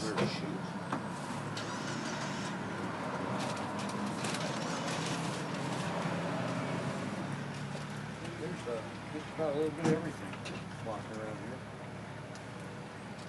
Double fillet of fish. There you go. I don't know when the next time I'm going to get real food is. It's an uncertain reality. I think the safe bet is. Well, I think the possibly danger is that you're calling McDonald's real food. Yeah. We just had that conversation. Yes. It's a strange world we live in for these few days. Yeah, that's it's almost like an unreality. You're pretty sure it's happening to you, but you're not sure at what point it's actually really happening and when it's just like dreamland. Right. What happened 2 days ago? See? You better off not knowing. Who could say, Right. really? Who really knows? What is the difference between days? Right. Who could say? That's right. Who can actually say what happened a couple days ago? Done things and seen things that. Some of your co-riders, they've seen some things they can't unsee. They have a few. It's a weird place. Someone's calling me from a number I don't know. How could that possibly have happened? We gotta answer all you motherfuckers. Answer it, please. You're on Cannonball Memorial Run. May I help you? Who may I ask is calling? Alex, Hung up. who hung up? Someone who got my number from the internet. You're the one that put it out there. You could have just made up any phone number. What do you picture of us? They don't know it's the real number. I'll Honest pretend to a that fault. They don't know it's the real number, so I'm just going to tell them I'm going to answer it. What do I answer it? Vegas proctology. Yeah. How may I help Oh, wow. All right, that was the first phone call to Alex Roy's phone after he revealed it on the internet over and over again on 3 different live feeds. You can follow us live at the Cannonball Memorial Run's Facebook page here on the VINwiki YouTube channel. And these coins, these little boys. Great idea. And you can also follow it on Alex Roy's page and The Drive. All right. I am not interested in seeing what kind of pictures have been sent to Alex Roy's cell phone in the last little while. Do I like F1 or NASCAR? F1. NASCAR, is what he says. I'm not really sure what to do on these live streams. This is the first one that's really worked. So I don't know if I should turn it off or just keep it rolling. So there's 37 of you watching right now. I don't know if that's good or not, but you're more than welcome to stay, or I can turn it off and come back later. It's good though. All right, guys, thank you. All right, the others will come along soon enough. Thank you for all the kind words. They're very much appreciated.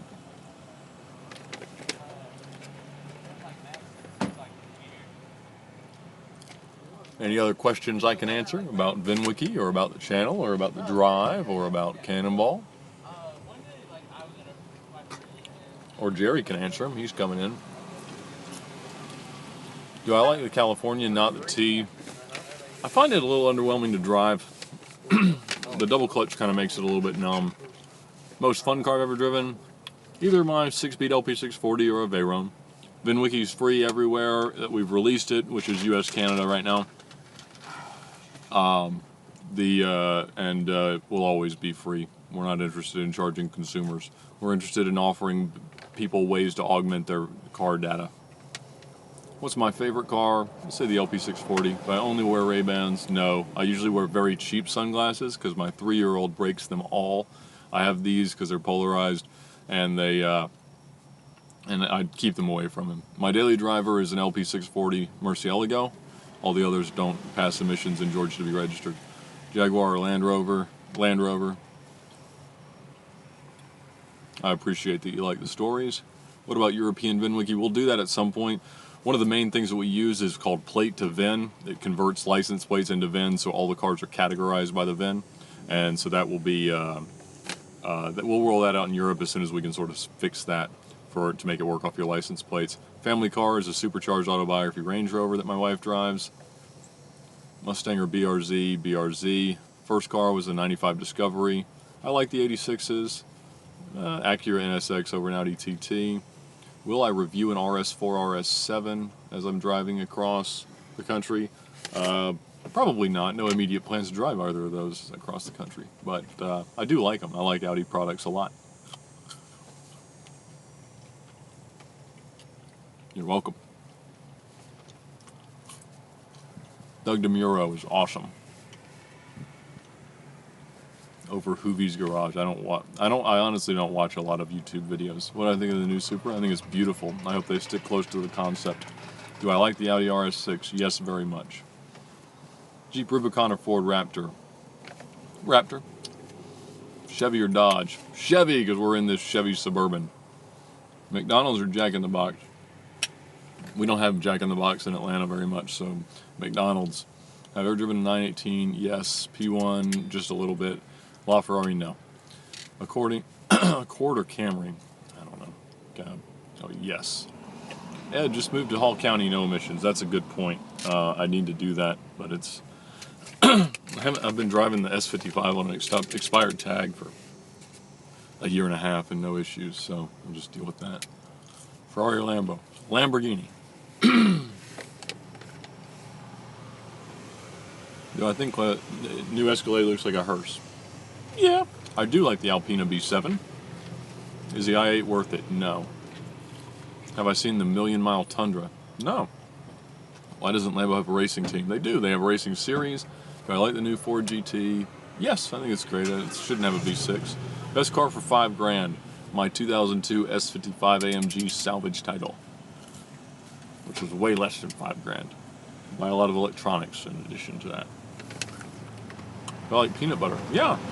Top speed on a public road, just shy of 200. I went about 196 with that cop in the car. You can watch the video on VINwiki, and a few other times in that range, but never quite over 200. Sesto Elemento all day over a Huracan. P1 GTR if you can get it road legal. What's the worst car I've ever owned? The Murcielago. It's the most useless automobile ever conceived. I did a story about it, but I just love it for that. That's what makes it awesome. What am I considering buying next? I don't know. I really like the 675 LT. I can't stand the idea of owning one out of warranty, but I might do that at some point. They're not getting any more expensive. Ford, Dodge, or GM? Dodge. Would the S55 make a good first car? Absolutely not. It's catastrophically expensive to maintain. I love it, but you have to be able to pay a lot of money to keep it going. And right now, I don't even feel like doing that. V8 or V12? V12. I like motorcycles. I don't ride very often, but super cool.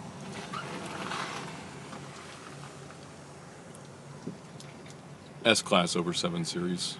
All day long, forever. Best car out of high school on a $20,000 budget. I would say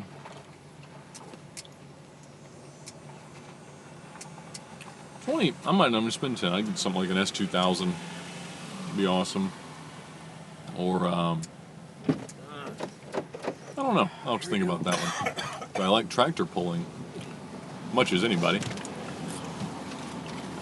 Porsche Boxster, a good first car. Some expensive maintenance, but whose phone number is 770-660? You called me? Yeah, that must be 660-9020? No. You called me. That's not my number. But you're 770. It must have been another Ed Bolian. Really? Let's take a look. I'll make sure. Just in case. Sir, may I have your name? Yes, That would be a Bolian, spiteful like decision, the horse. even for you. As I would in never the do that. the world record holder of the fast. I can cut it out later. Someone's calling me. He's talking about. Did you upload the video? No, it's not. It's still live. Everyone silence for a second. What? Someone else is calling Alex Roy on his cellular phone. Vegas Proctology, may I help you? Right. This is a courtesy call regarding. Oh, that was a spam call. It wasn't one of you guys. Y'all bad principal.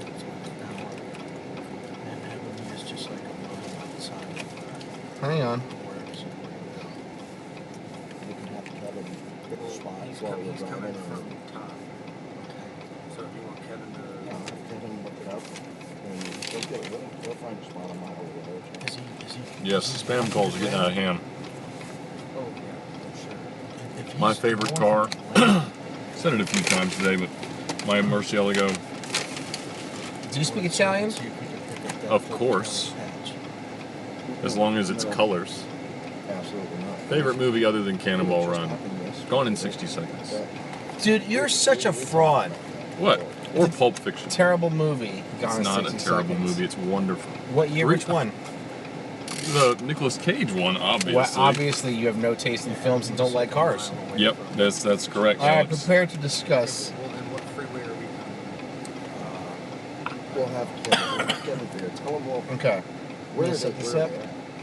Okay. I don't know exactly. He's just asking where's our meetup place. Like we've got to do. Worst car crash. I crashed my dad's SL500 when I was 17. Didn't get hurt or anything, but I messed it up pretty bad. Exactly. The Murcielago is the best because it's the worst. Actually, they got each one of us all through. Tell you what. We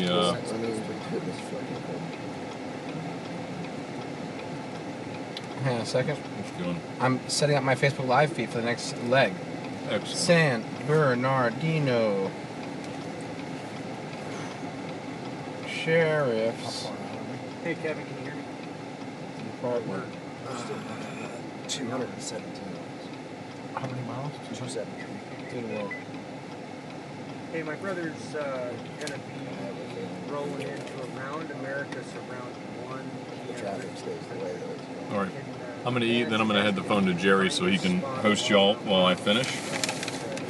As soon as he gets off the phone with his brother, who's going to meet us in Americus, Georgia. We're about 217 miles out.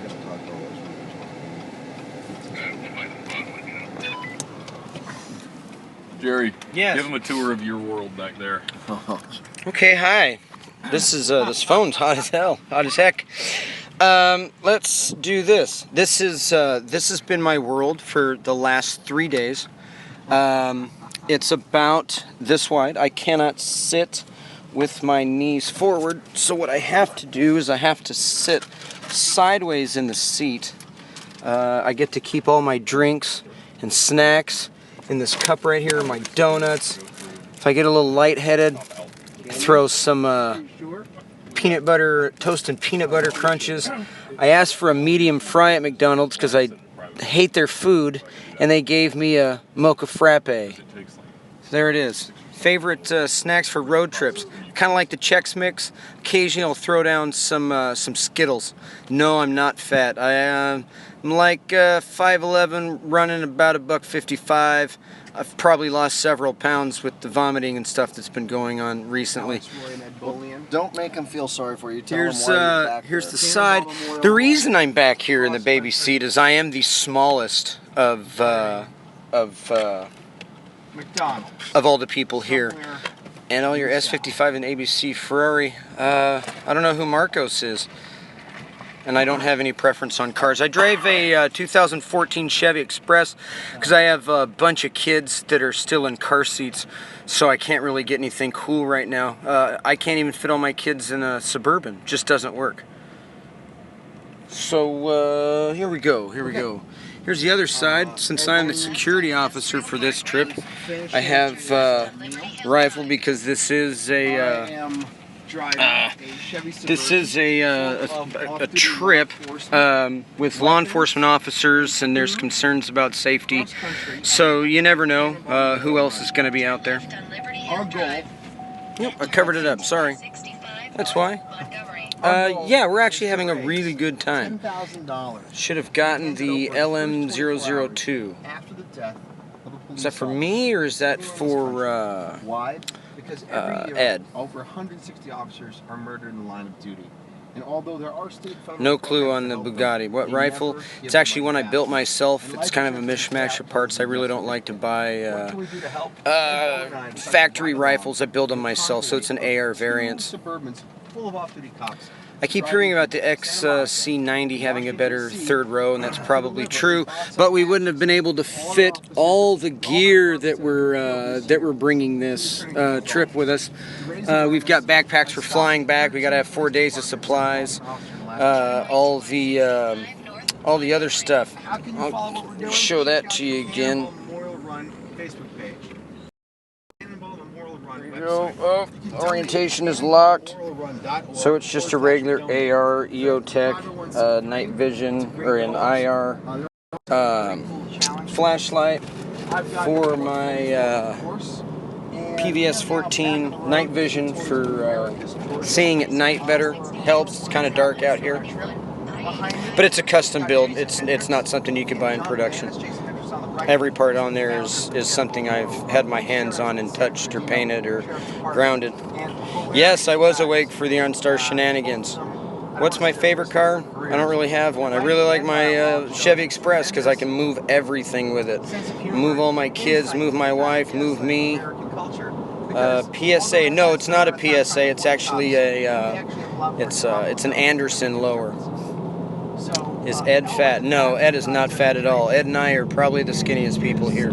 He is significantly taller than I am, though.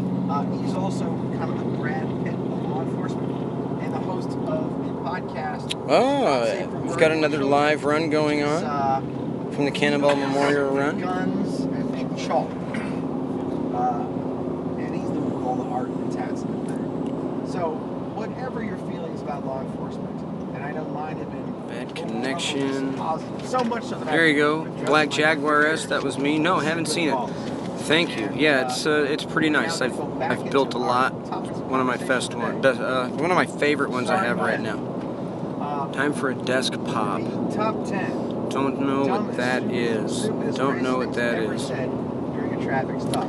We have. So we are back on the freeway. We are on the 10 moving through by Marcos. Oh no, PSA does sell great stuff. Road trip games? No, surprisingly enough, we have not been playing any road trip games. No Slug Bug. My kid and I, we not only do we have Slug Bug, but we also have PT Bruiser. Same thing as Slug Bug. You got to call out PT Bruiser, color, point it out. The other person has to see it. Once the vehicle's been identified, it's a slug to the arm. Nothing real different, just thought it sounded cool. And she was always getting the PT Bruisers mixed up with the VWs when she was younger. She's 12 now, but when she was 5. Do you only get $2,013 bills? I don't know what that means. Someone's asking if Jerry has given Jason a handy yet.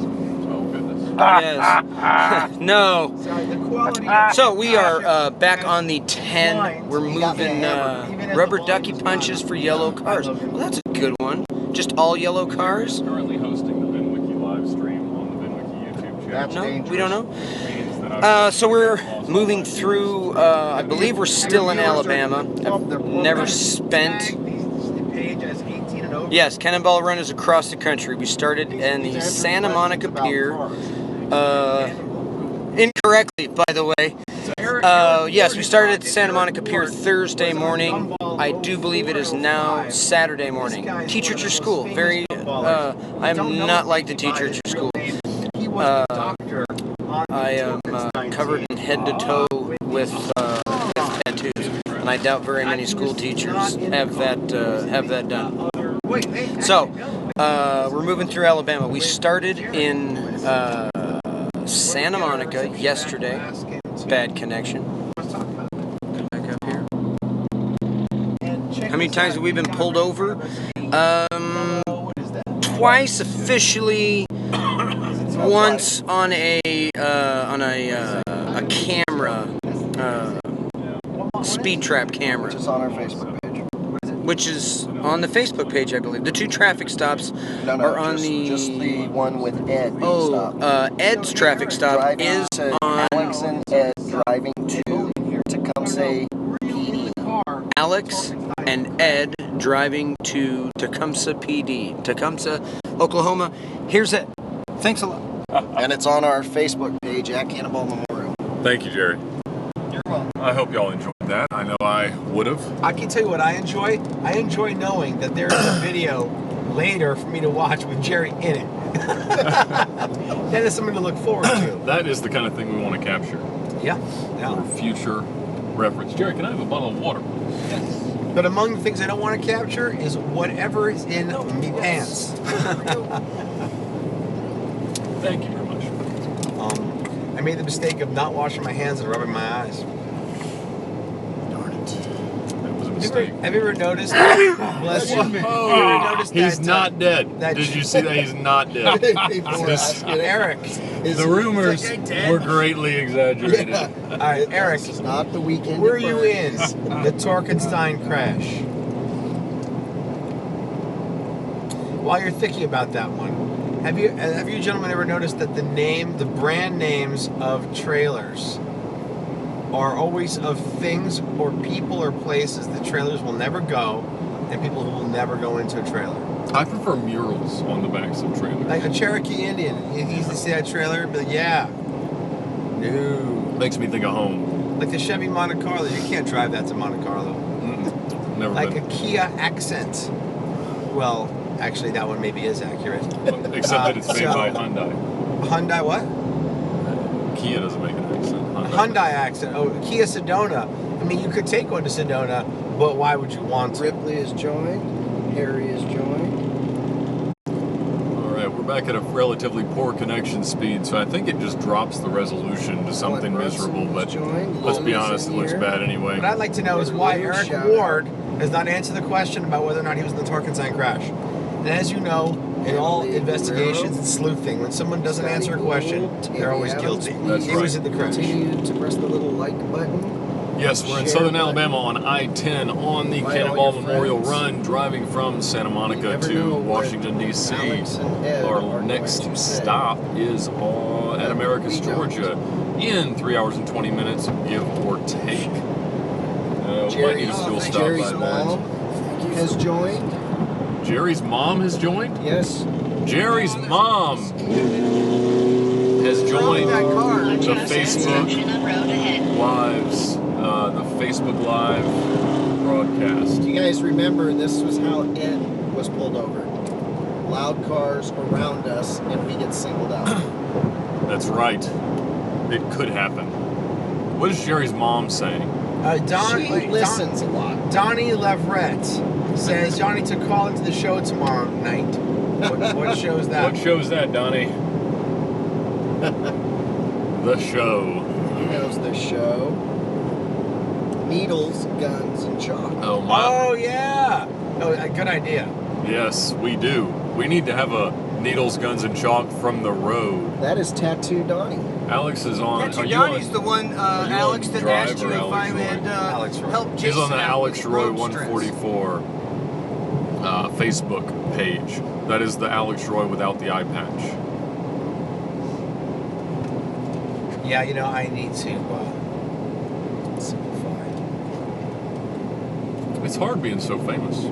Yeah, you know, remember my C- fame began before Facebook was like evolved, and so we kept migrating from groups to pages and profiles, and we're unable to tie it together because the legacy architecture is still there, and it sucks. Aha.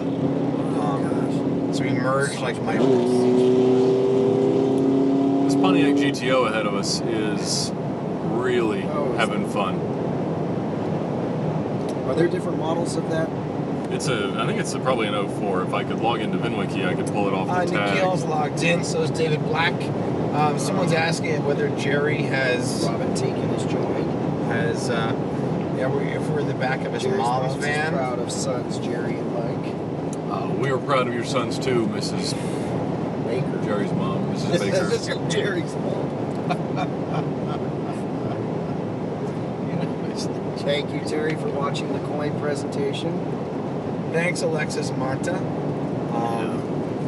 Hey, Dave Black. Tyson and Trey. I wonder if the coin and shirts and hat. I like the idea, David Black, but given that I'm not convinced you actually went, is it possible your co-drivers can pass a touring test? What? I'm Dave Black. I'm just commenting on your thing. Can you see my thumbs moving?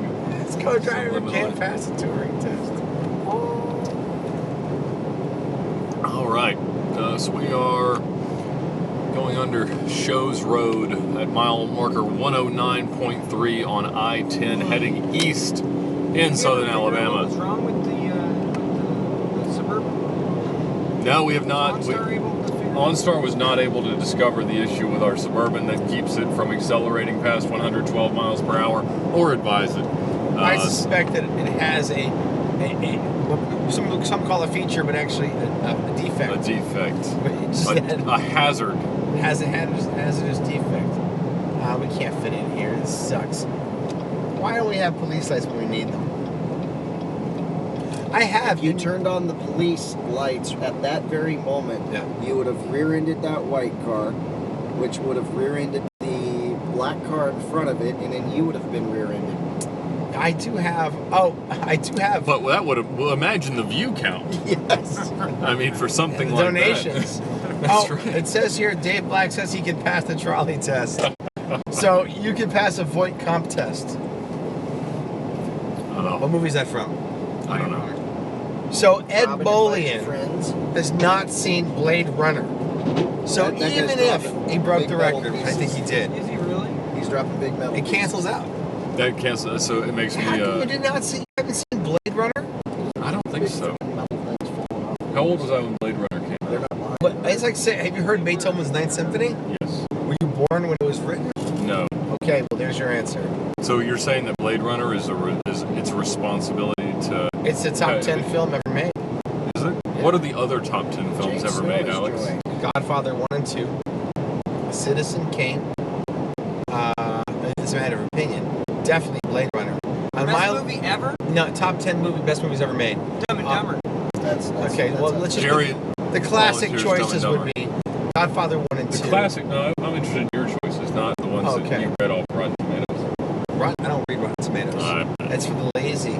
That's for the lazies. Where do erudite people like yourself?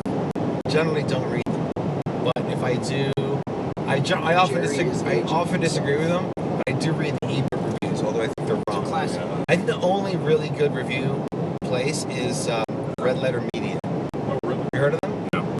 They're kind of like the Ed Bolian of film. No, it's true because they do really great long form deconstructions of films. So they will watch Star Wars Episode 1, 2, and 3 in their entirety and do a real time deconstruction of the film. It's 2.5 hours long, and we really get into it, like the guts of it. And film schools use their videos to teach screenwriting, and it's a wonderful exercise they do. Have you seen Episode 1? Okay, so they did this exercise where they stopped people on the street and asked them to describe the character of Han Solo and what word they would use to describe him. And everyone's like, oh, well, he's like a criminal, but seductive. He's dangerous, but he's a good guy. He's, he might break his word if he has to do the right thing, but he can't really. And people can go in these long explanations. Tell us about Qui-Gon Jinn. Oh, he's Jedi. He's Jedi. Watch out. And so they break down, screenwriting and storytelling. It's really quite fascinating. All right, I've given you the obvious ones. So I'd also put that list Alien and Aliens. Okay, but before you go any further, Jerry's mom wants this put out there. Jerry grew up going on road trips. There was always a hole in the van floor. Just saying, his dad would never stop. So what was the problem, Jerry? I always instantly had a place to go to the bathroom. In the van that we toured the country, you just had to go, if you were facing forward, you had to go to the right a little bit or it would hit the drivetrain and flick it back up at you. So was the whole dead center in the vehicle? Yeah, because that's where the table went. It was an old Ford Econoline van. And in the middle of the floor where this table went, it had a 3-inch hole cut in it in the plywood floor. It was a 79 Ford Econoline. And you could pluck that little cup out and then go right there. Because my dad didn't like you peeing in the step well, because then he'd have to flush it out. But if you just remembered to go to the right, it would miss the drivetrain. If you went to the left, there was a reinforcing bar right there, and it would trickle down onto the drivetrain, and again, flick it right back into you. I believe there was a video that we did along the way where you were having trouble relieving yourself. Yeah, in the orally vehicle. or penile? He did relieve himself. He did orally. But what was the problem with the Gatorade bottle? Stage fright. I didn't think it was big enough, and I think I was thinking of a problem that if I filled that up, what was my next solution to a new problem? And I think that led to some panic. And the peanut gallery in the back, giving me the what for, wasn't something I was ready for either. I usually do that sort of thing in a relaxed, helpful environment. I wasn't getting that helpful in here. Like, yeah, it'll be okay, buddy. Just go ahead. We're not looking. You need encouragement. Jerry Baker, ladies and gentlemen. No, I need the opposite of not encouragement. I just need... It'll be okay, little buddy. Oh, no, not that. Oh, no, patting me on my shoulder will not help. It'll be okay. I have a question for Jason. Yes. When we were visiting a certain department, I don't want to name, and a gentleman emerged, it was not apparent that he was an officer. And you said to him, are you sworn? So, let me understand that. Why are you laughing? So, when when an officer of the law is sworn in, then until they quit or are discharged or retire, they are a sworn officer of the law of the court. How does that work? Well, when an officer is sworn in means they're sworn in as a peace officer. And they are a duly appointed peace officer at that point until they are discharged, they retire, hopefully not terminated, but sometimes that happens, and then they're no longer a peace officer. If they swear an oath like we swear an oath of allegiance to the Constitution, so it's right. So what is the additional form of that oath? Well, I have never sworn anybody in, so I do not know those words offhand. When I was sworn in was about 24 years ago. So those words have slipped my mind, and in my current condition, very little sleep in the last 2.5 days, and it sounds like I'm being banned from driving now. That's okay. It's the same. But guess what? You get Jerry, and I'm not sitting in the back. Let me interrupt for 1 second because we have a new fan on my feed. Naveed Jamali is an old buddy of mine. And Naveed, since you're listening, let me introduce you first to this crew of people. So Naveed was at one point in the Navy Reserve and was recruited by the KGB as a... And so he immediately contacted the FBI and informed them that they tried to recruit him and became a double agent. And after the course of several years, exposed the KGB network that was attempting to, get inside the Navy reservists in, I guess it was Westchester, wherever his office was. Oh yeah, Naveed, am I getting this wrong? Then Naveed published a book called I Was a Double Agent for the KGB and FBI, which came out last year, and he became very, very, very, very, very, very, very, very famous. Oh, he says allegedly. So Naveed, who became a very respected intelligence expert, is now a talking head on all the major networks discussing the Russians and spying and surveillance and all kinds of things. But the fun connection to Naveed is that he's a big car guy, and I'm sure I'm getting the details wrong. I highly recommend his book. Among the things that happened was, I think the money the KGB gave him, he used to buy, I think, a Chevy Corvette. And then, did you also buy an M3, right, with the money? Because that seems like maybe you're taking advantage a little bit of the KGB. And I think, please correct me, didn't your KGB handler get fired for picking you and giving you the money for the Corvette? Feel free to answer in the comments. Well, there's a delay, so you got anyway, Naveed is a car guy, and he contacted me maybe 2 years ago and said, do you want to come with me to donate my Corvette as a tax deduction to the National Spy Museum? So it's a good cause, because if I keep it, I seem like a jerk. So I said, keep the car. I'm not coming with you. What a waste of time. A few months later, this book comes out. Just a vet. He has standards. Oh yeah. And anyway, so so a few months later, he proved me wrong. That the car is probably more valuable now, and he is Mr. Spy Expert. Hi, Naveed. So Naveed, here's what's going on. Behind me, I've got Jason Hendricks and John Bannis of the San Bernardino Sheriff's Department, as well as their gunsmith, the awesome, I want to keep saying Jerry Reynolds, but it's not his last name. Jerry Reynolds is Turkenstein from Gumball.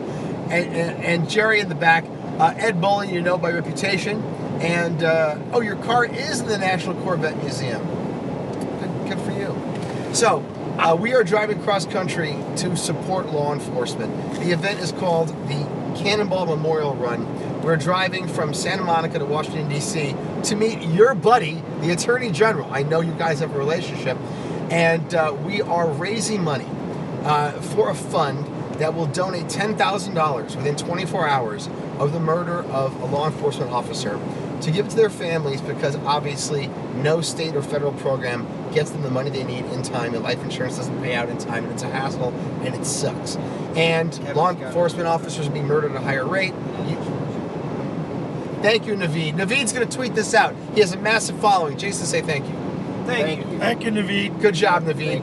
And so we are stopping at 13 departments that have lost officers in the last 12 months, and we are collecting patches to put in a box and put on the desk of the Attorney General. And it doesn't matter whether it's Jeff Sessions or his successor, politics aside, so they're reminded of what happens to law enforcement officers, and it's a great tragedy every single time they come to work, and to make sure that the consequences for murdering a police officer are as serious as they need to be.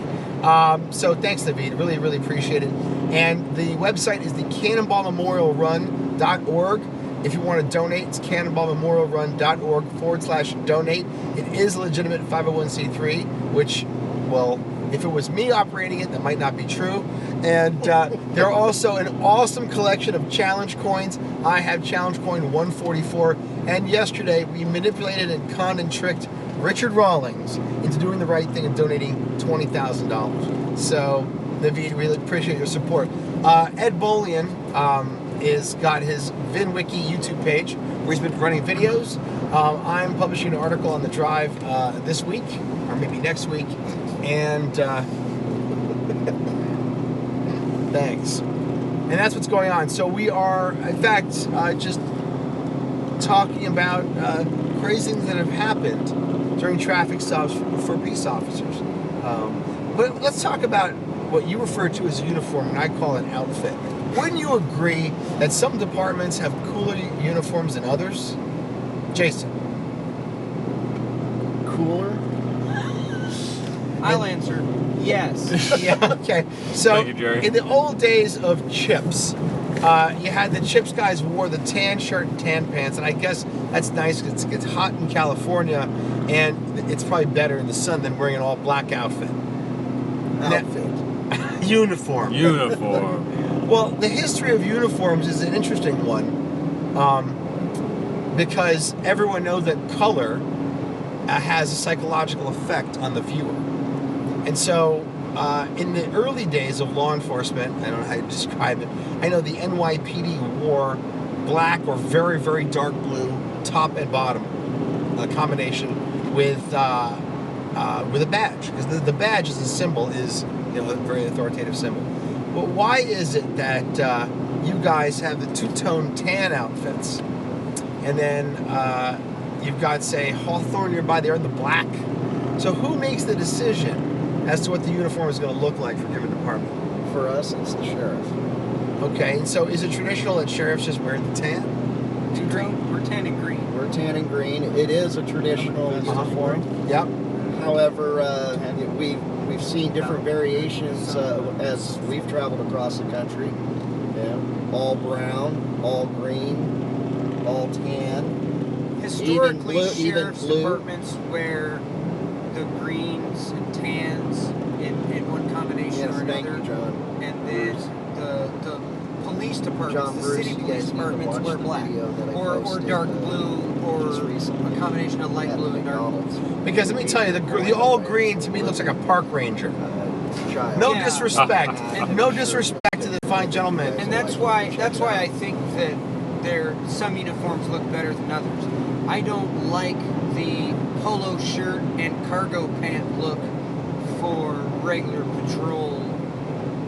It's a little collegey. That's right. I- A little bit rent-a-cop. I like the wool pants and the button-up collared shirt, 3 creases across the back, crease on the arm, the classic look. In black or green and tan or tan and tan. And there was, did you know, that Hugo Boss, the fashion designer, was hired by the Germans to design all their uniforms in the 30s, and that's why they're so attractive? Did you know that? Yeah, I did. Yeah, and that's why those you can't be referred to as uniforms; those are outfits. Because Hugo Boss is a fashion designer. Find it on our. Did you know, John, that there is an annual police fashion competition? No. Yes, there is. It's held every year. It's sponsored by Galls, police supply, and they have it. They held it, I think, in Philadelphia last year, and all the departments around the country, not all, but departments that care, will send 2 to 3 officers to in their uniforms. Is this something you could go to? Yeah, in fact, I was thinking of crashing it as a German police visiting and entering the American police fashion competition. And do you know who wins almost every year? It's the Germans. Calvin Klein. The Rhode Island State Police motor unit. Oh, really? And I would suggest that you Google them right now and look at the outfit. You said you like. You now, saw is that me, myself, and Irene? Yeah, yeah. Remember the brown boots with the fur coat and the brown and the red and the stripe? It's beautiful, and their motor uniform is based on World War I German Air Force pilot outfits because they had to wear fur and boots and the whole thing, and that's why the Rhode Island State Police look like that. And their coat, if you want to buy one, it's like $2,000. It's like something crazy. Goodness. Yeah, leather and fur. Where do you think I'm going next year on vacation? fashion competition. I'm coming with the What do Iceland. you mean by vacation? You mean like... I'll be attending the police fashion competition as my vacation. And That sounds wonderful. I'm going to go as the Icelandic ski patrol and bring a lovely lady friend, maybe two, and a dog. And they've never seen a canine like the one I'm bringing. It's going to have a sweater, with like a little thing on, like a light and a siren. It's going to be amazing. Amazing. We need to get this GTO away from us. I think it's very annoying. It's a very annoying exhaust note. Hey, Dave Black, he knew that Dave Black knew your Turing test passing artificial intelligence co-pilot said he heard about the police fashion competition. Yep. See, I know Bandis doesn't think I'm telling the truth. But now it's vouched for by Dave Black, so it's absolutely valid, right? A photo of Ted Nugent's sticker on the back of one of the Tahoes. How do you feel about driving a Suburban across the country with a sticker on the back that says Ted Nugent for president? What do I care? I'm an American. People can put whatever they want on the back of their truck. Right, but you feel I think Ted Nugent he's a media personality, but I'm sorry to say I'm not a fan of his music. As a media personality who is also part member of the media, I don't have a lot of respect for people whose primary job it is to manipulate the media. And I'm guilty of it a little bit myself. So, when I sold my car last month, first thing I did is call Matt Farah, ask him to make a video about my car, release the video, and then the next day I put it on Bring a Trailer, and then I embedded a link to the video. And then, so underhanded. So underhanded. Now, who is Matt Farah? Matt Farah is a buddy of mine. I mean, you guys are friendly, right? Yeah. Matt Farah is a buddy of mine, and we were among the original hosts of the Drive channel on YouTube, car shows like 6-7 years ago. So Farah is the host of the Smoking Tire podcast and video series, which is pretty big. It's like 1 million subscribers. Something like that. It's fantastic. And he does every week an episode where he reviews a different aftermarket tuned vehicle. And it's a really popular show and it's a lot of fun. So, for those of you that have just joined us, viewers, we are in southern Alabama on the Cannonball Memorial Run, driving across the country from Santa Monica to Washington, D.C. Our trip will end there in Washington, D.C. at the Memorial for Fallen Officers tomorrow on Sunday mid-afternoon. Tonight we'll be in Orlando, Florida, and you can find the whole itinerary of our drive on the drive, written by Alex Roy. It's also been shared on his Facebook page and the Cannonball Memorial Run Facebook page. And so if you have any questions about that, please let us know. Also, please support this cause. We're supporting it by being a part of it here and financially, but go to the cannonballmemorialrun.org/donate. And you can find us right now if you're seeing us on the Cannonball Memorial Run Facebook Live page, or Alex Roy on Alex Roy 144 Facebook page, or on the VINwiki YouTube page. So why would you accelerate to catch up with that annoying sound? Because we need to get moving here. We're losing time at 70 miles an hour. We might need to test. But we'll gain it at 65. That's right.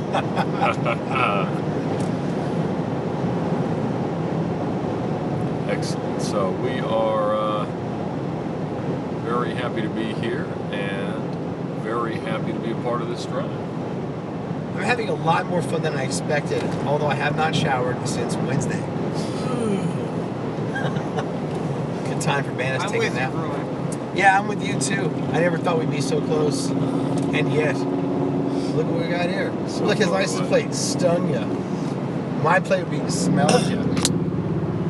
Are we gonna race him? Dave, see what stung ya is on VINwiki. Tell us about the history of this car. STUNGYA Mississippi tag. I'm curious. Oh, someone just did it. Yes. That was me. I won't deny it. Straight fight. It's like someone didn't eat their turkey jerky, but they just That's Omar the Shriner duck looking scornfully at this Pontiac for its loud noises. A question: what is for Hendrix and John and Jerry? What is the thing in the police that the system allows you to look up license plates and check reg? The computer? Yeah, no, but I mean, what is it like? What They call it a computer. Is there an acronym for the system or database? Oh, there's all different kinds of variations, but mostly it's MDC, which stands for Mobile Data It used to be called for us. I just can't MDT. think right now with that annoying exhaust system. So VINwiki is basically an MDC for civilians. Yeah, to a lot of extent. Anybody can post information to any car by its VIN or by its license plate. It's a free app in the Apple App Store or on Google Play.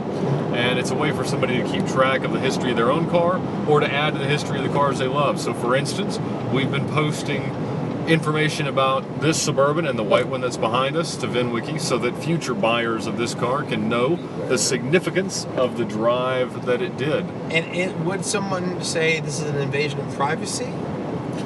Not really, because all this information is designed to be public. Your license plate and your VIN have to be publicly displayed. You know, obviously, But it's you're possible. posting the info, right? Yes, so it could be posted by the owner or it could be posted by a third party. But if anything's posted that's risky or damaging, it's very easy to report anything. What would be risky or damaging? Well, if you posted your phone number on the internet, then that could be seen as irresponsible. So you'll pull that so video. we would pull that. Well, following behind this yellow GTO could be damaging to my eardrums. That's true. You could go to sleep again. Can't sleep, then you get insomnia, then you start hallucinating, then you go crazy. Christian Halleck just logged on, whom I haven't seen since 8th grade. Christian, please don't hold any of this against me. Right, we are 11 miles from Letohatchee and 30 miles from Montgomery. Letohatchee is where bad actors are bred and then sent out into the world to make bad movies. What is Jared Leto in next? Are they doing another Suicide Kings? Blade Runner 2049. Well, you can imagine that my... What's in clear my schedule. What's in your cinematic top 10 list? And I caution you, every wrong answer will add 5 minutes to my rebuttal. If that's true, then I'll choose to abstain. So why don't you just pick films you know are good, as opposed to films you actually like? I love Pulp Fiction. That's a good choice. I really like Rounders. I like... Really? I do. I like Snatch. Okay. I really like all of Guy Ritchie's early stuff. It's all fantastic. Lock, Stock, and Two Smoking Barrels. Yep. And I love Revolver, even though it wasn't very well acclaimed.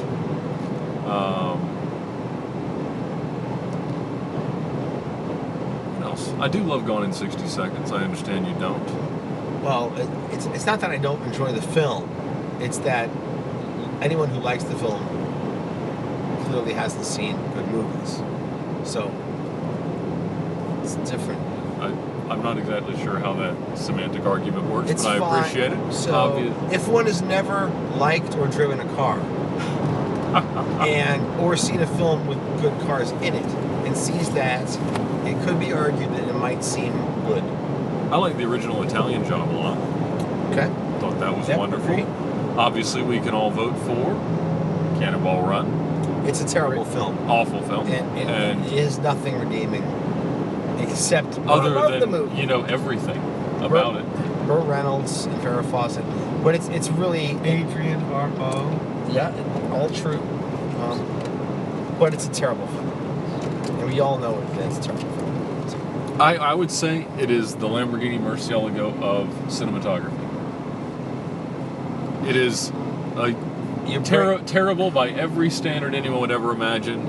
And of all the films on my list, it would be the one I would turn on right now if this infotainment system had it. I don't think you would, because you don't want to watch it that often.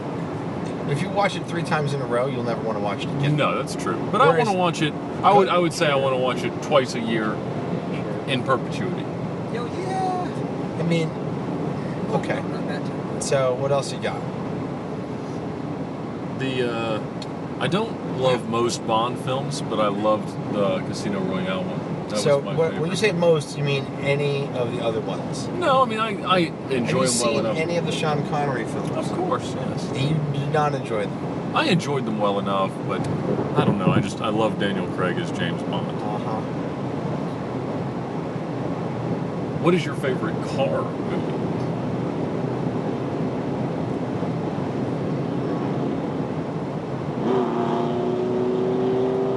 It's a yellow 2004 GTO. Can we talk about Yeah. that? Can we Please. talk about that GTO?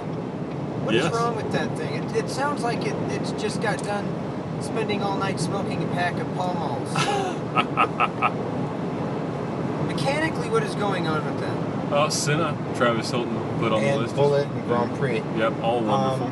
You know, should there be any future car buyers out there that Get are on it. Don't looking let them cross over. for a yellow GTO, Try that if one you and find set it on one, fire. do not buy the one that says yeah on the license plate.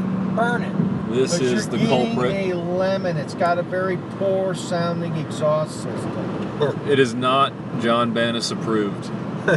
Yeah, it's awful. Oh, he's cutting into our convoy. Awesome. Oh, Broke ranks. we might have to call OnStar and see what to do about this. I'm currently being followed. Right. This defect that we've warned you about is keeping us from evading this GTO and its obnoxious exhaust system. Whoa. Thank you, sir. It's a heavily Alabama. Yes. I have an answer. And the answer is rendezvous. Ah. There's no other answer. Oh, such a connoisseur you are of all things. It's the only one. Oh, Come on! Crash already! Will you please just blow the headers on that thing, or some other sort of mechanical thing that I don't know about that can add Can make that thing OnStar shut down? log into that car and tell us what's wrong with it? Does this guy think his car is like some kind of annoying bumblebee? I wonder what kind And of that's women why he he drags calls it down with a stung machine ya? like it's that. Mississippi Put that plate in the comparison. stung ya. STUNGYA. Compare that thing. What kind of ladies is he dragging down with that? Strangely, I bet you Murcielago? it attracts better women than Murcielago. Oh, What about my goodness van? gracious. In comparison to the van. The van would win. The van. The van wins? The van. The van wins. We need a Morgan versus Jerry's van. That's not a bad idea. That's a wonderful idea. Well, the driver's Oh, against your Morgan? Yeah. Yes. Oh yeah. I'm What gonna what have to put some what upgrades things in there. what things about the 2014 It's a 14, yeah. Express van do you think would be less junk than the Morgan? Well, For sure. I've seen the video that Alex does about a short one, 5-minute about the goods and bads, but there were more bads of it. Yes. I have a ton of storage room, none of which need a bungee cord to hold large suitcases or overnight bags. It's pretty impressive. I can fit 13 into it. Oh. Not right now, because it's full of baby seats, so that number's cut in half. I have a nice glove box. He is a Shifts when I student wanted of to. your films. All my side view mirrors are there. Rear view mirror there. I don't think I have any. There is no sign of quality. Right. What else? It has a nice cloth interior that I did spend the extra on and get the Scotch Guard on. Nice. Excellent. So none of the Dealer animals preparation. Can, spill the apple juice and How stuff. much did your dealer charge you for Scotch guarding? I know the dealer, so I got a pretty good deal. Uh-huh. Pretty good deal. It sounds like it might beat the Morgan on any quantitative chart. And I assume that no floorboard, and no one will steal it. It's unstealable, right? Well, totally not. Other than Not for its cool factor. predators. It has a windshield. Yeah. Oh yeah, no, a full windshield. And working wipers. I don't need goggles. Sounds like a pretty strong competitor. Oh, the OnStar lady did posit that our windshield wipers could be what's keeping us from being able to exceed 105, 108, or 112 miles per hour. She got it down to the windshield wipers. That's what she ended up. It is an interesting theory. Do you think that's a wind deflection issue? I'm impressed that she went there. She is out of North Carolina. They do. pretty NASCAR impressive. does use windshield wipers to affect the downforce. What kind of snacks do we have here? These nuts. I've got Lay's regular potato chips and goldfish. And Goldfish? yes. What and one kind? of your bars. I don't know how it made its way in here, Yeah, but well, let's check that out. Is it mushy? It can wait. I'm more interested in learning more about Ed's favorite car films. Did you see Baby Driver? I haven't yet because I have a 3-year-old. It's very hard to see things in movie theaters, but now that it's available for rent, I intend to. I've heard it's great. Is it? The Driver. The Driver. Yeah, or just Drive. The one with Ryan Gosling. Yeah, I did see that. Did you like that? I thought it was okay. I don't. It didn't stand out. Did you like any of the Fast and the Furious movies? Yeah, they're not car movies though. No, they're not. The first one was. I think you could say the first one was. I'm not sure.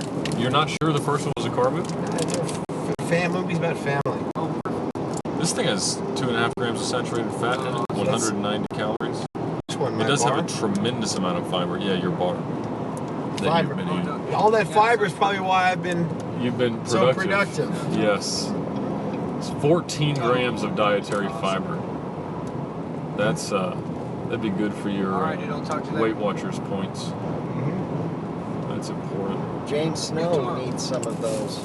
He needs some fibers. He is a little backed up. Oh, I'm sorry to hear that. You know who's not backed up?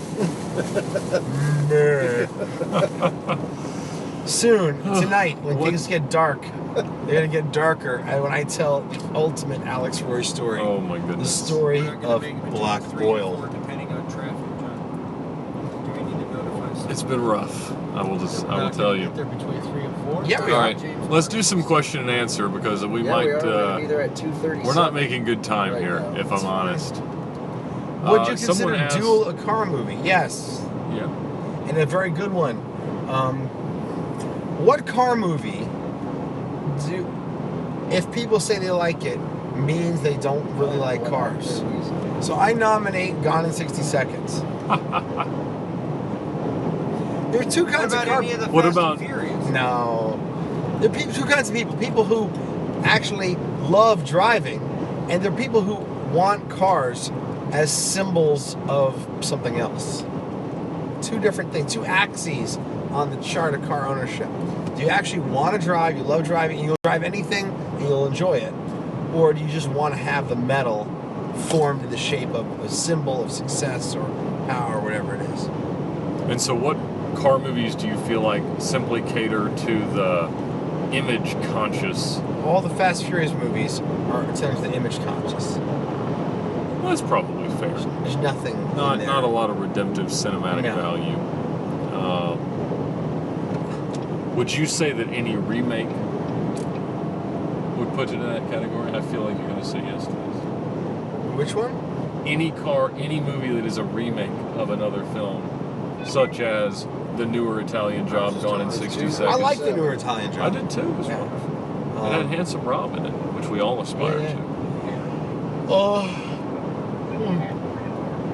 I would say that, you know something, a movie that caters both. How many miles does that say we have left? 155. We have 155 miles. You should think about the Mad Max movies, the first, second, and fourth ones. But the new one is great. Yeah, the fourth one's the new one. So, these movies, the vehicles are characters, and the Mad Max's Ford Falcon is a character in that lives on, certainly in the first, second films. And when it is destroyed in the fourth one, it's like an emotional thing. This is already set for the time change. Sure. I think that's really admirable. What? We have a discrepancy. Their GPSs are saying that we're going to be there between 3 and 4. Ours, they're using Waze, and theirs is saying that ours is saying 2:37. Okay. Theirs is saying between 3 It's and noon. It's noon here. And it says we have 155 miles to go. So 2 hours 37 we are minutes. we are it's going to 2:37. Georgia. So it's all about whether or not it's in the time So change. it's technically 1 o'clock. It is an hour later in Georgia than Alabama, so it is. They are correct. It's 3:37. So right now it should be 1 o'clock. Are we in Georgia or are we in Alabama? It's 1 o'clock at my house in Georgia, and it is noon here in Alabama. So it is. So it's correct. I would like to remind you that the person presenting this argument is a court-witnessed expert in traffic reconstruction, math, and physics. Understood. Yeah, he's correct. So basically, drive faster. What time are we? What no time matter are we how supposed fast to be? I drive, I can't make up that time. So we're already 37 minutes late. Well, we don't want to not make it at all. Well, somebody call them and tell them. I'll call them and tell them. All right. So, hello, viewers. If you're coming to meet us in Americus, Georgia, we will be there at approximately 3:30 rather than 2:30. oh God. It's so great not to Thank be in you, Brian charge Humphreys. and not be responsible for mistakes of this magnitude. We're just the wheelman. How do you feel about the transporter? I kind of liked the first one. I really did. The second one. Sergeants Marshall and Snow have believed that if they do the mathematics and navigating, they would have to go with you, but they believe they could get either one of you down to 24, 25 hours. It's just an offer they wanted me to present. The drivers of the opposite vehicle have found themselves to be so much better at navigation, they think, than we. And if they were to go with us, they think they could cross this country in 24 or 25 hours. So does Rob Ferretti. I don't believe I want to be. Yeah, he does think not that. possible. Not in the slightest. Not until self-driving cars arrive. And there's no non-self-driving cars. Maybe. Okay. Oh, we almost found out that that engine issue still persists.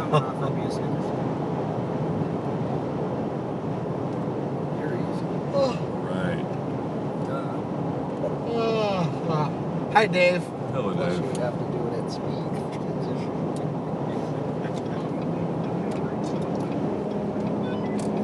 Hooper Academy. That's right. All right, we are at exit 44 on I-10. Combination of that. Probably getting close to Montgomery, but I'm not precisely sure. Will you open this for me, please? This warm cold brew? Thank you very much. Not sealed. It wasn't sealed. Impressive way, if I'm honest. It didn't make like a pop or anything. Can I have a Lamborghini? Username Doofus. Hey, Doofus, why would you? Yes, you can. You have a Lamborghini. You can also pay for sex. Choose. The choice is yours, young Padawan. Quality advice for lifestyle and living from Alex Roy. I can tell you from observation and experience, if you want to start off strong, with free sex, you should buy a Subaru, preferably a used one, and learn how to fix it yourself. Let me tell you, I don't want to name names. There's a guy cruising around New York with a Land Rover Series 1. And this thing is absolutely the worst piece of junk of all history. But it's his. He fixed it. Patina, awesome, cool. His girlfriend's gorgeous. She doesn't really care about cars. But when she saw it, she recognized instantly the character and personality, the kind of guy who bought it, restored it, drives it. In 5.9 miles. Without irony. It's cool. Exit to exit 171. I-85 North Atlanta. It's like how many vehicles exist like that which indicate character, personality, insight, independence, and the kind of character traits that made this America great, the country great in the first place. Also, we have a ton of huge Subaru fans on VINwiki. Yeah, and the reason is they're cool, and you can beat the hell out of them, and they're designed and built in the same way that many more cars were built back in the day. You can work on it yourself. Parts aren't so crazy expensive. And when they get fucked up, sorry about the language, when they get messed up and dirty as winter. The Land Rover Series 1 says winner. What if being a winner has anything at all to do with being somewhere on time? Well, it doesn't. Because a winner is never on a deadline like that. Oh, really? No, so it's not a winner, someone who has already won. Because a winner would be in the process of Nothing left to prove. Nothing left. Nothing left. That's what that means. Yeah. How was that cold brew? Hot. Hot. Is that a police car 2 lanes over on the right? No, it's a... If it was, you would have got that annoying piece of crap up there. I have a message from a fan who says that 10 years ago, he and his little kid brother put Polizei 144 stickers all over the 6 hours at the Glen. Yes, I remember. How you doing? I was also, for some reason, put in a hot dog eating competition, and I thought there would be like 3 guys we'd be leisurely having a couple of hot dogs, and people were literally just guzzling hot dogs. It was disgusting. And at the Glen. Yeah. Alex, you mentioned something that I think our viewers might like to know. I'd rather not answer it, whatever it is, but try. You now sell copies of your book that you have purchased back from libraries. Yes. That have the markings and documentation of rental usage in them at a premium to what they could buy a new copy for. Well, you can't buy a new hardcover of my book anymore. That's right. You can only buy softcover and Kindle. All right, and so... And that's why. How does someone go about buying a vintage Alex Roy ex-library copy? I don't think we have them listed on the site right now. Right now you go to our site and there's just for $25 a hardcover, new hardcover. We have a box of those still left. We should probably create a separate section on our site, which is Polizei144.com. It's Polizei 144.com, and list them. But we've been so busy with the jackets and closing their projects, we haven't gotten around to it. But thank you. That's super cool. Yeah, I should send you a library copy sealed in plastic, so it cannot be read. And, oh my goodness! Well, that's. I do have 6 or 7 copies of On the Record. Thank you. For the record. For the record. Thank you. And thank you for writing the forward to me. Oh, you're welcome. All right, we're now getting on 85 north towards Atlanta. Always tell the truth. You know that. But we're still 143 miles away from our destination.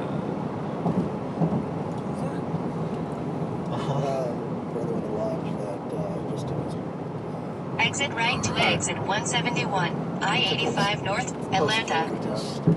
This is vibrating pretty badly, viewers. I apologize for that. I'm not going to say it has anything to do with Alex's driving style. It does not have anything to do with my driving style. That's been confirmed. Oh my goodness, the GTO's still with us. We haven't been pulled over in the last 3 hours. That is amazing. And I'm not exactly sure what to attribute that to, but it's not for lack of trying. I can assure you. Hey Alex, what page are you broadcasting on? Alex Roy 144. iPatch. The non-iPatch page. The non-iPatch. Alex Roy 144. All right. And so again, you can watch us from this vehicle on the Alex Roy 144 Facebook page, here on VINwiki YouTube, or at the Cannonball Memorial Run Facebook page. Whatever you do next in your life, it should come after you like the Cannonball Memorial Run Facebook page, so that you'll constantly receive updates about everything we're doing, all the live videos from the stops we do, and just all the awesomeness that is driving across the country for a very good cause. The question asks, what would happen, in theory, if we were to be pulled over, Alex? We would lower the rear windows, and one of the gentlemen in the back would maybe display a badge, and look at this. We've got the whole road shut down over here. Oh, it's for a funeral procession. much more worthwhile police escort than the ones we've enjoyed today. That reminds me, the funeral procession would be a great Cannonball disguise, and it would allow so much. And for shorter occupants, the greatest sleeping arrangement that could ever be made in a Cannonball. You'd only need 3 or 4 vehicles. You'd have a team, and yeah, it'd be great. You know, we have a story on VINwiki of the world's fastest hearse. It runs like a 9-second quarter. It's good. Why don't you just Arnie owns it. Why don't you just fill it with fuel and go across country? Well, Ficarra wanted to do that for 2904 because that's the obvious use of a casket in the back of the hearse for cheap Cannonball racing. All right, this is an exit-only situation, but an aggressive maneuver next to this Stungia, Mississippi GTO would not go remiss. Stungia. I ate at that Wendy's once. Why is that guy still with us? Bumblebee. I don't know. We've Careful. done something wrong karmically. Careful. Hey, hey, American Sportfish truck. We almost hit ya. But we know that's what would happen if we got pulled over, because last night it happened to Alex, and earlier today, or yesterday, it happened to me. I don't really know what days. Someone just passed us. PokeJag04. PokeJag? Yes. Don't text and drive, PokeJag, but obviously pull over and tell us everything about yourself because we're curious. PokeJag04. Gotta collect them all? He has to. All the Jags. I need all the Jags. I wonder if he was going in the same direction. My head's filled with questions. Tell us about your username. When is the movie coming out? Do you have a new estimate for the release of 3207? I say very beginning of 2018. As best I can say. Excellent. What is the plan for a premiere? There'll be 2 premieres, 27 hours apart. 27 hours and 50 minutes apart. One in New York, one in LA, with the same vehicle present at both locations. And the best part is the movie in New York is going to have a different ending from the one in LA. And you won't want to be at both, I'll tell you that. That is the best answer you've offered to anything this whole trip. I don't know. It's going to be, there'll be New York and LA premieres. That's all I can say. I don't know exactly, but that's the plan. Are there more than one of those? No, that's the same guy. There's a fleet of Stungia GTOs. I mean, he's got bait cars. Yes. All right, we are passing through Montgomery, Alabama. There's police reported ahead, Alex. Let's meet them. Who's driving next? I'll drive next. John Bottas.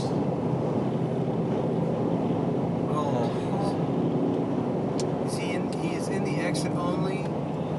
Yep, he is. We might be losing the GTO to the Alabama Shakespeare Festival in Maxwell Air Force Base. We might be. Yes, we are. The GTO. Bye. The GTO is. He is set up for an exit. All right, bye. Front and Eastvale. What are the snacks we have?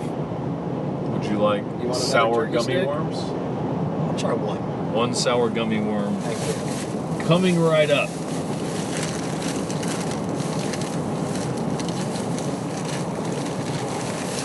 Thank you.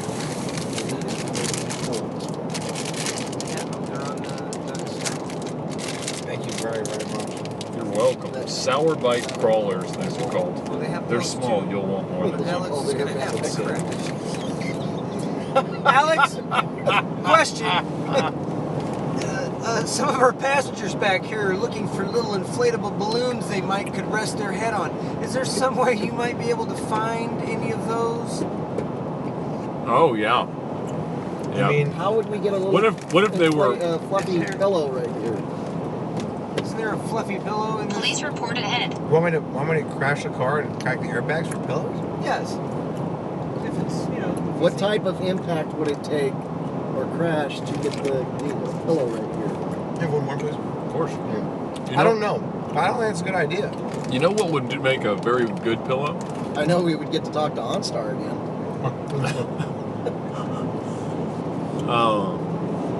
These are good. Jerry has some balloons. I do. You're right. Police. I do have some balloons. Cop. Was somebody sitting in there? Nah, he's running traffic the other way. You want some gummy worms? Dire Wolfie? You know you want some gummy worms. This blue one's good. I don't know what flavor. Here's a red. You don't want it? Police. Police! Reported. Our side. There sure is a lot of police out here. There's like 9 of them. Let's see, can I have some of those gummy worms? Oh, yeah. Yeah. What are your favorite, Alex? The blue and red. Got one. Definitely. Blue and fine, thank you. Goodbye, JB. Yeah. I'd be curious to know how large those balloons could become. Pretty large. Well, I would like to say I've fully tested that. But no one. have not. This is the internet. You must tell the truth. Yeah, the Cannonball Facebook's not running. Yeah, I have not tested the size, the full size that those can get. I believe that they're the largest size you can get without having a special order. Commercially, these are the largest ones you can get. Oh, yeah? In size, well, they say king on the box. Those are big balloons. That sounds like it's the full-size balloon. Right. If I had to guess. Does Facebook's video live stream have a curse word feature like YouTube? What does that mean? Like if you use curse words, then it won't push the video out as much? I think so. What if we had... What's our mileage, Alex? Out? To the destination? Yes. 132. Or fuel economy.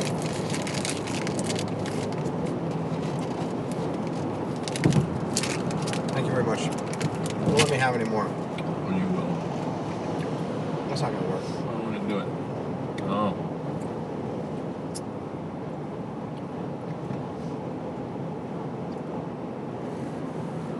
Did that turn off the lane jiggler? Watch out, vehicle stopped on shoulder ahead. 17.8. You're an idiot. 17.8 miles per gallon. For the entire I'll turn it back on. You like the vibrations? I kind of like it. So that's still 3 o'clock. All right. I wonder what our... So we've driven 2,713.6 miles since we departed from the Santa Monica Pier with police escort on Thursday morning at 8:30 a.m. Uh-oh. Uh-oh. Nothing suspicious about that. Lost a wheel. Is that what happened? Well, at least a tire. So now, are you summoning the police, or...? No, just telling them. No, it doesn't have that ability. Waze does not have the ability to summon the police. That was asked of our friends of law enforcement. I mean, built-in 911? Because if you could summon the police, Watch out, hazard report ahead. that would be wonderful. I would summon them as far away from myself as I ever could. Yeah, I would summon them all the time. How many you want? Yeah, all of them. Or just keep up more police, more of them over here. Always eastbound. I'm going to confess, at one time in 04, I called in my own car description going the opposite direction, like 50 miles away. My favorite, I do this often. Well, I'm not going to say that. I've done this, probably, but I'll call 911 and tell them there's like a crazy driver and ask them if they have any units in the area. And if they say no, I'll go, oh, well, lucky You're crazy a class driver. 1 jerk. Oh, really? Someone could die because of that. Well, I'd like to see how those dots sir, would you connect. like us to send a unit? No. No, you know what? I think he's going to handle himself. That's beneath even me. I don't believe that for a moment. You just haven't thought of it. I thought it was. Oh, really?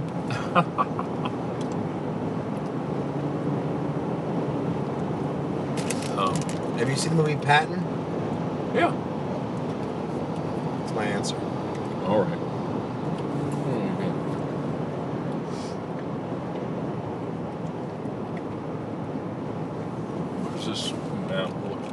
going. Up 85. In case you forgot, I was the one who called the Ohio State Police Air Unit as a journalist to ask them what the patrol schedule was. Oh, that's clever. It was unfair. It was unfair to whom? Everyone. Everyone. These are good. Will you please remove them from me so I can't have any more?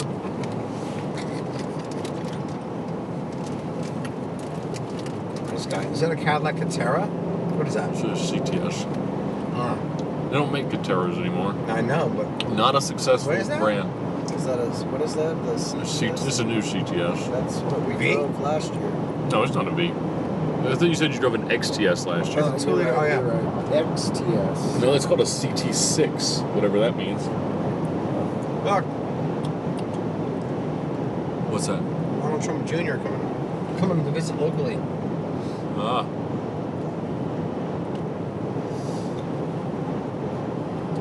What car do you regret selling or having sold? All of them, Alex says. Citroen SM M6. The only one I regret selling was my 2000 360 Spider. It was a Euro car I had in the rental fleet. It had about 53,000 miles. It was a stick. Why'd you sell it? Because I got out of the rental business. And I sold it for what I could replace it with, like a nicer 360 Spider for, but I wasn't doing that at the time. And I really do miss that car. Where's the white truck? I don't know. Are they gone? Yeah. Where they go? Way back. All the way back there. Why are they all the way back there? I don't know. No, they're gone. Oh, we need a car. It's been commented that we need a car with a more accommodating third row next time. Thank you for your concern. Tell them not to puke all over the place. Have you ever driven a Lancer Evo? That was asked. Yes, many of them. I do love a Lancer Evo. I like it better than STI. Yeah? I thought it was more balanced. I thought it was... The STI felt heavier, and I liked the all-wheel drive feel of the Lancer considerably more. I like the Lancer a lot. Yeah, it's a really cool car. We might do a VINwiki giveaway of a Lancer at some point, where we have like 10 winners, and they all have to come, and we're going to do a dirt rallycross course, and whoever goes the fastest of the people picked gets the car. That's pretty nice of you. Wouldn't that be fun? It will be heavily beaten on because of the fun that we'll all have had in it prior to the giveaway, but it'll still be free, so it's still a good deal.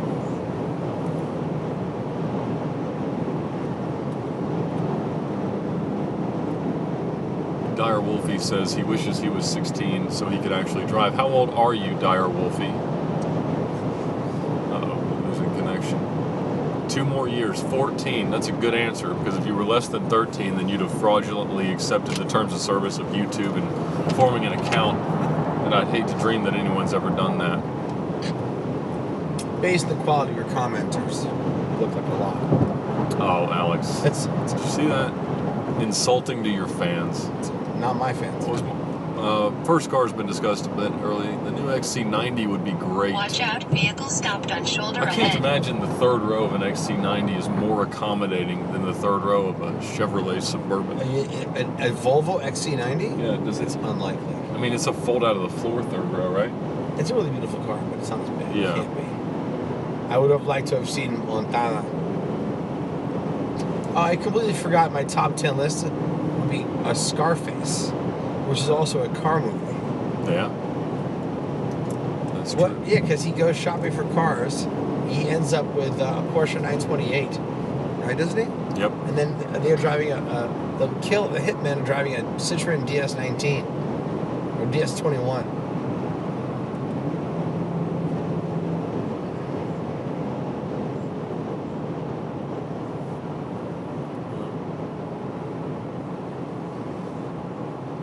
Well, we've got a very bad connection now in southern Alabama.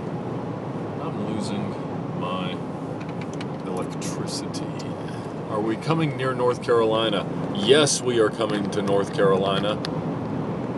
Sergeant Jason Hendricks, where are we going in North Carolina? Windsor, North Carolina. Windsor. Sunday morning. Sunday morning we'll be in Windsor, North Carolina.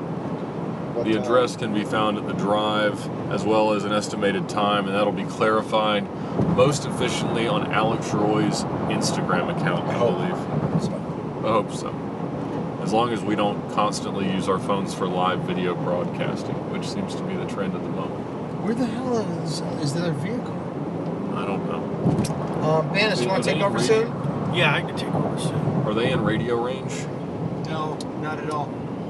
Should we pull over and let Banis take the wheel? How about we call them? That's a novel idea. Does anyone object to that? Pull over, wait for them, and change drivers? Yeah. Let's do that.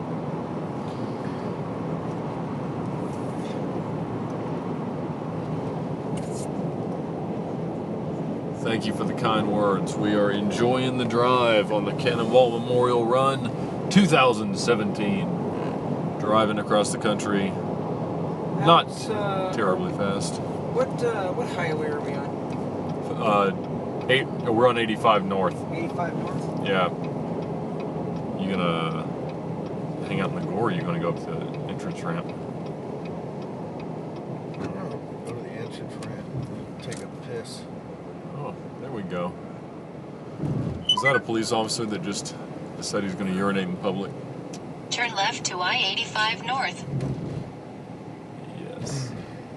All right. We have to go this way. Oh, here's a fun one. In December of 2005, is Jason awake? Yeah, kind of. I was preparing to go on my first practice run across country. We need to call them. I got it. All right. And Look at this, the Big Cat gas the station. night before departure, Then make a U-turn on Main Street. I took my team out for a drink, one drink, and it was raining, and I had to pee, so I went down an alley and peed in an alley. And NYPD arrested me for public urination. Really? Yep, and they kept my license. And so the next morning, I drove cross country on the practice run in 34:46, which was the 10th fastest time in history. Right. With a paper license with no picture. And then when I went to court, I was I represented myself, and I wore a suit, and they refused to believe that I wasn't an attorney representing Alex Roy. And then they sentenced me to civil like a class on civic behavior. And it was me and like 10 homeless guys who were there for like public urination. And that was my sentence. And then they kept asking me, well, why are you here? Why'd you do that? And I said, you wouldn't believe me if I told you. So, all right. Well, guys, this has been an absolute blast. We may do it again in a little while, but after however long this has been, we are going to sign off. We are trying to find our other Suburban in the comment. Was that them going by? There was two or three Suburbans. I'm logging out, guys. No, Christian, now this is just a fun trip for the Cannonball Memorial Run to raise money for the families of fallen off. It's a great charity. Check it out at cannonballmemorialrun.org or Cannonball Memorial Run. Thanks for your attention, guys. Back to Jerry's World. Clean out some of this garbage.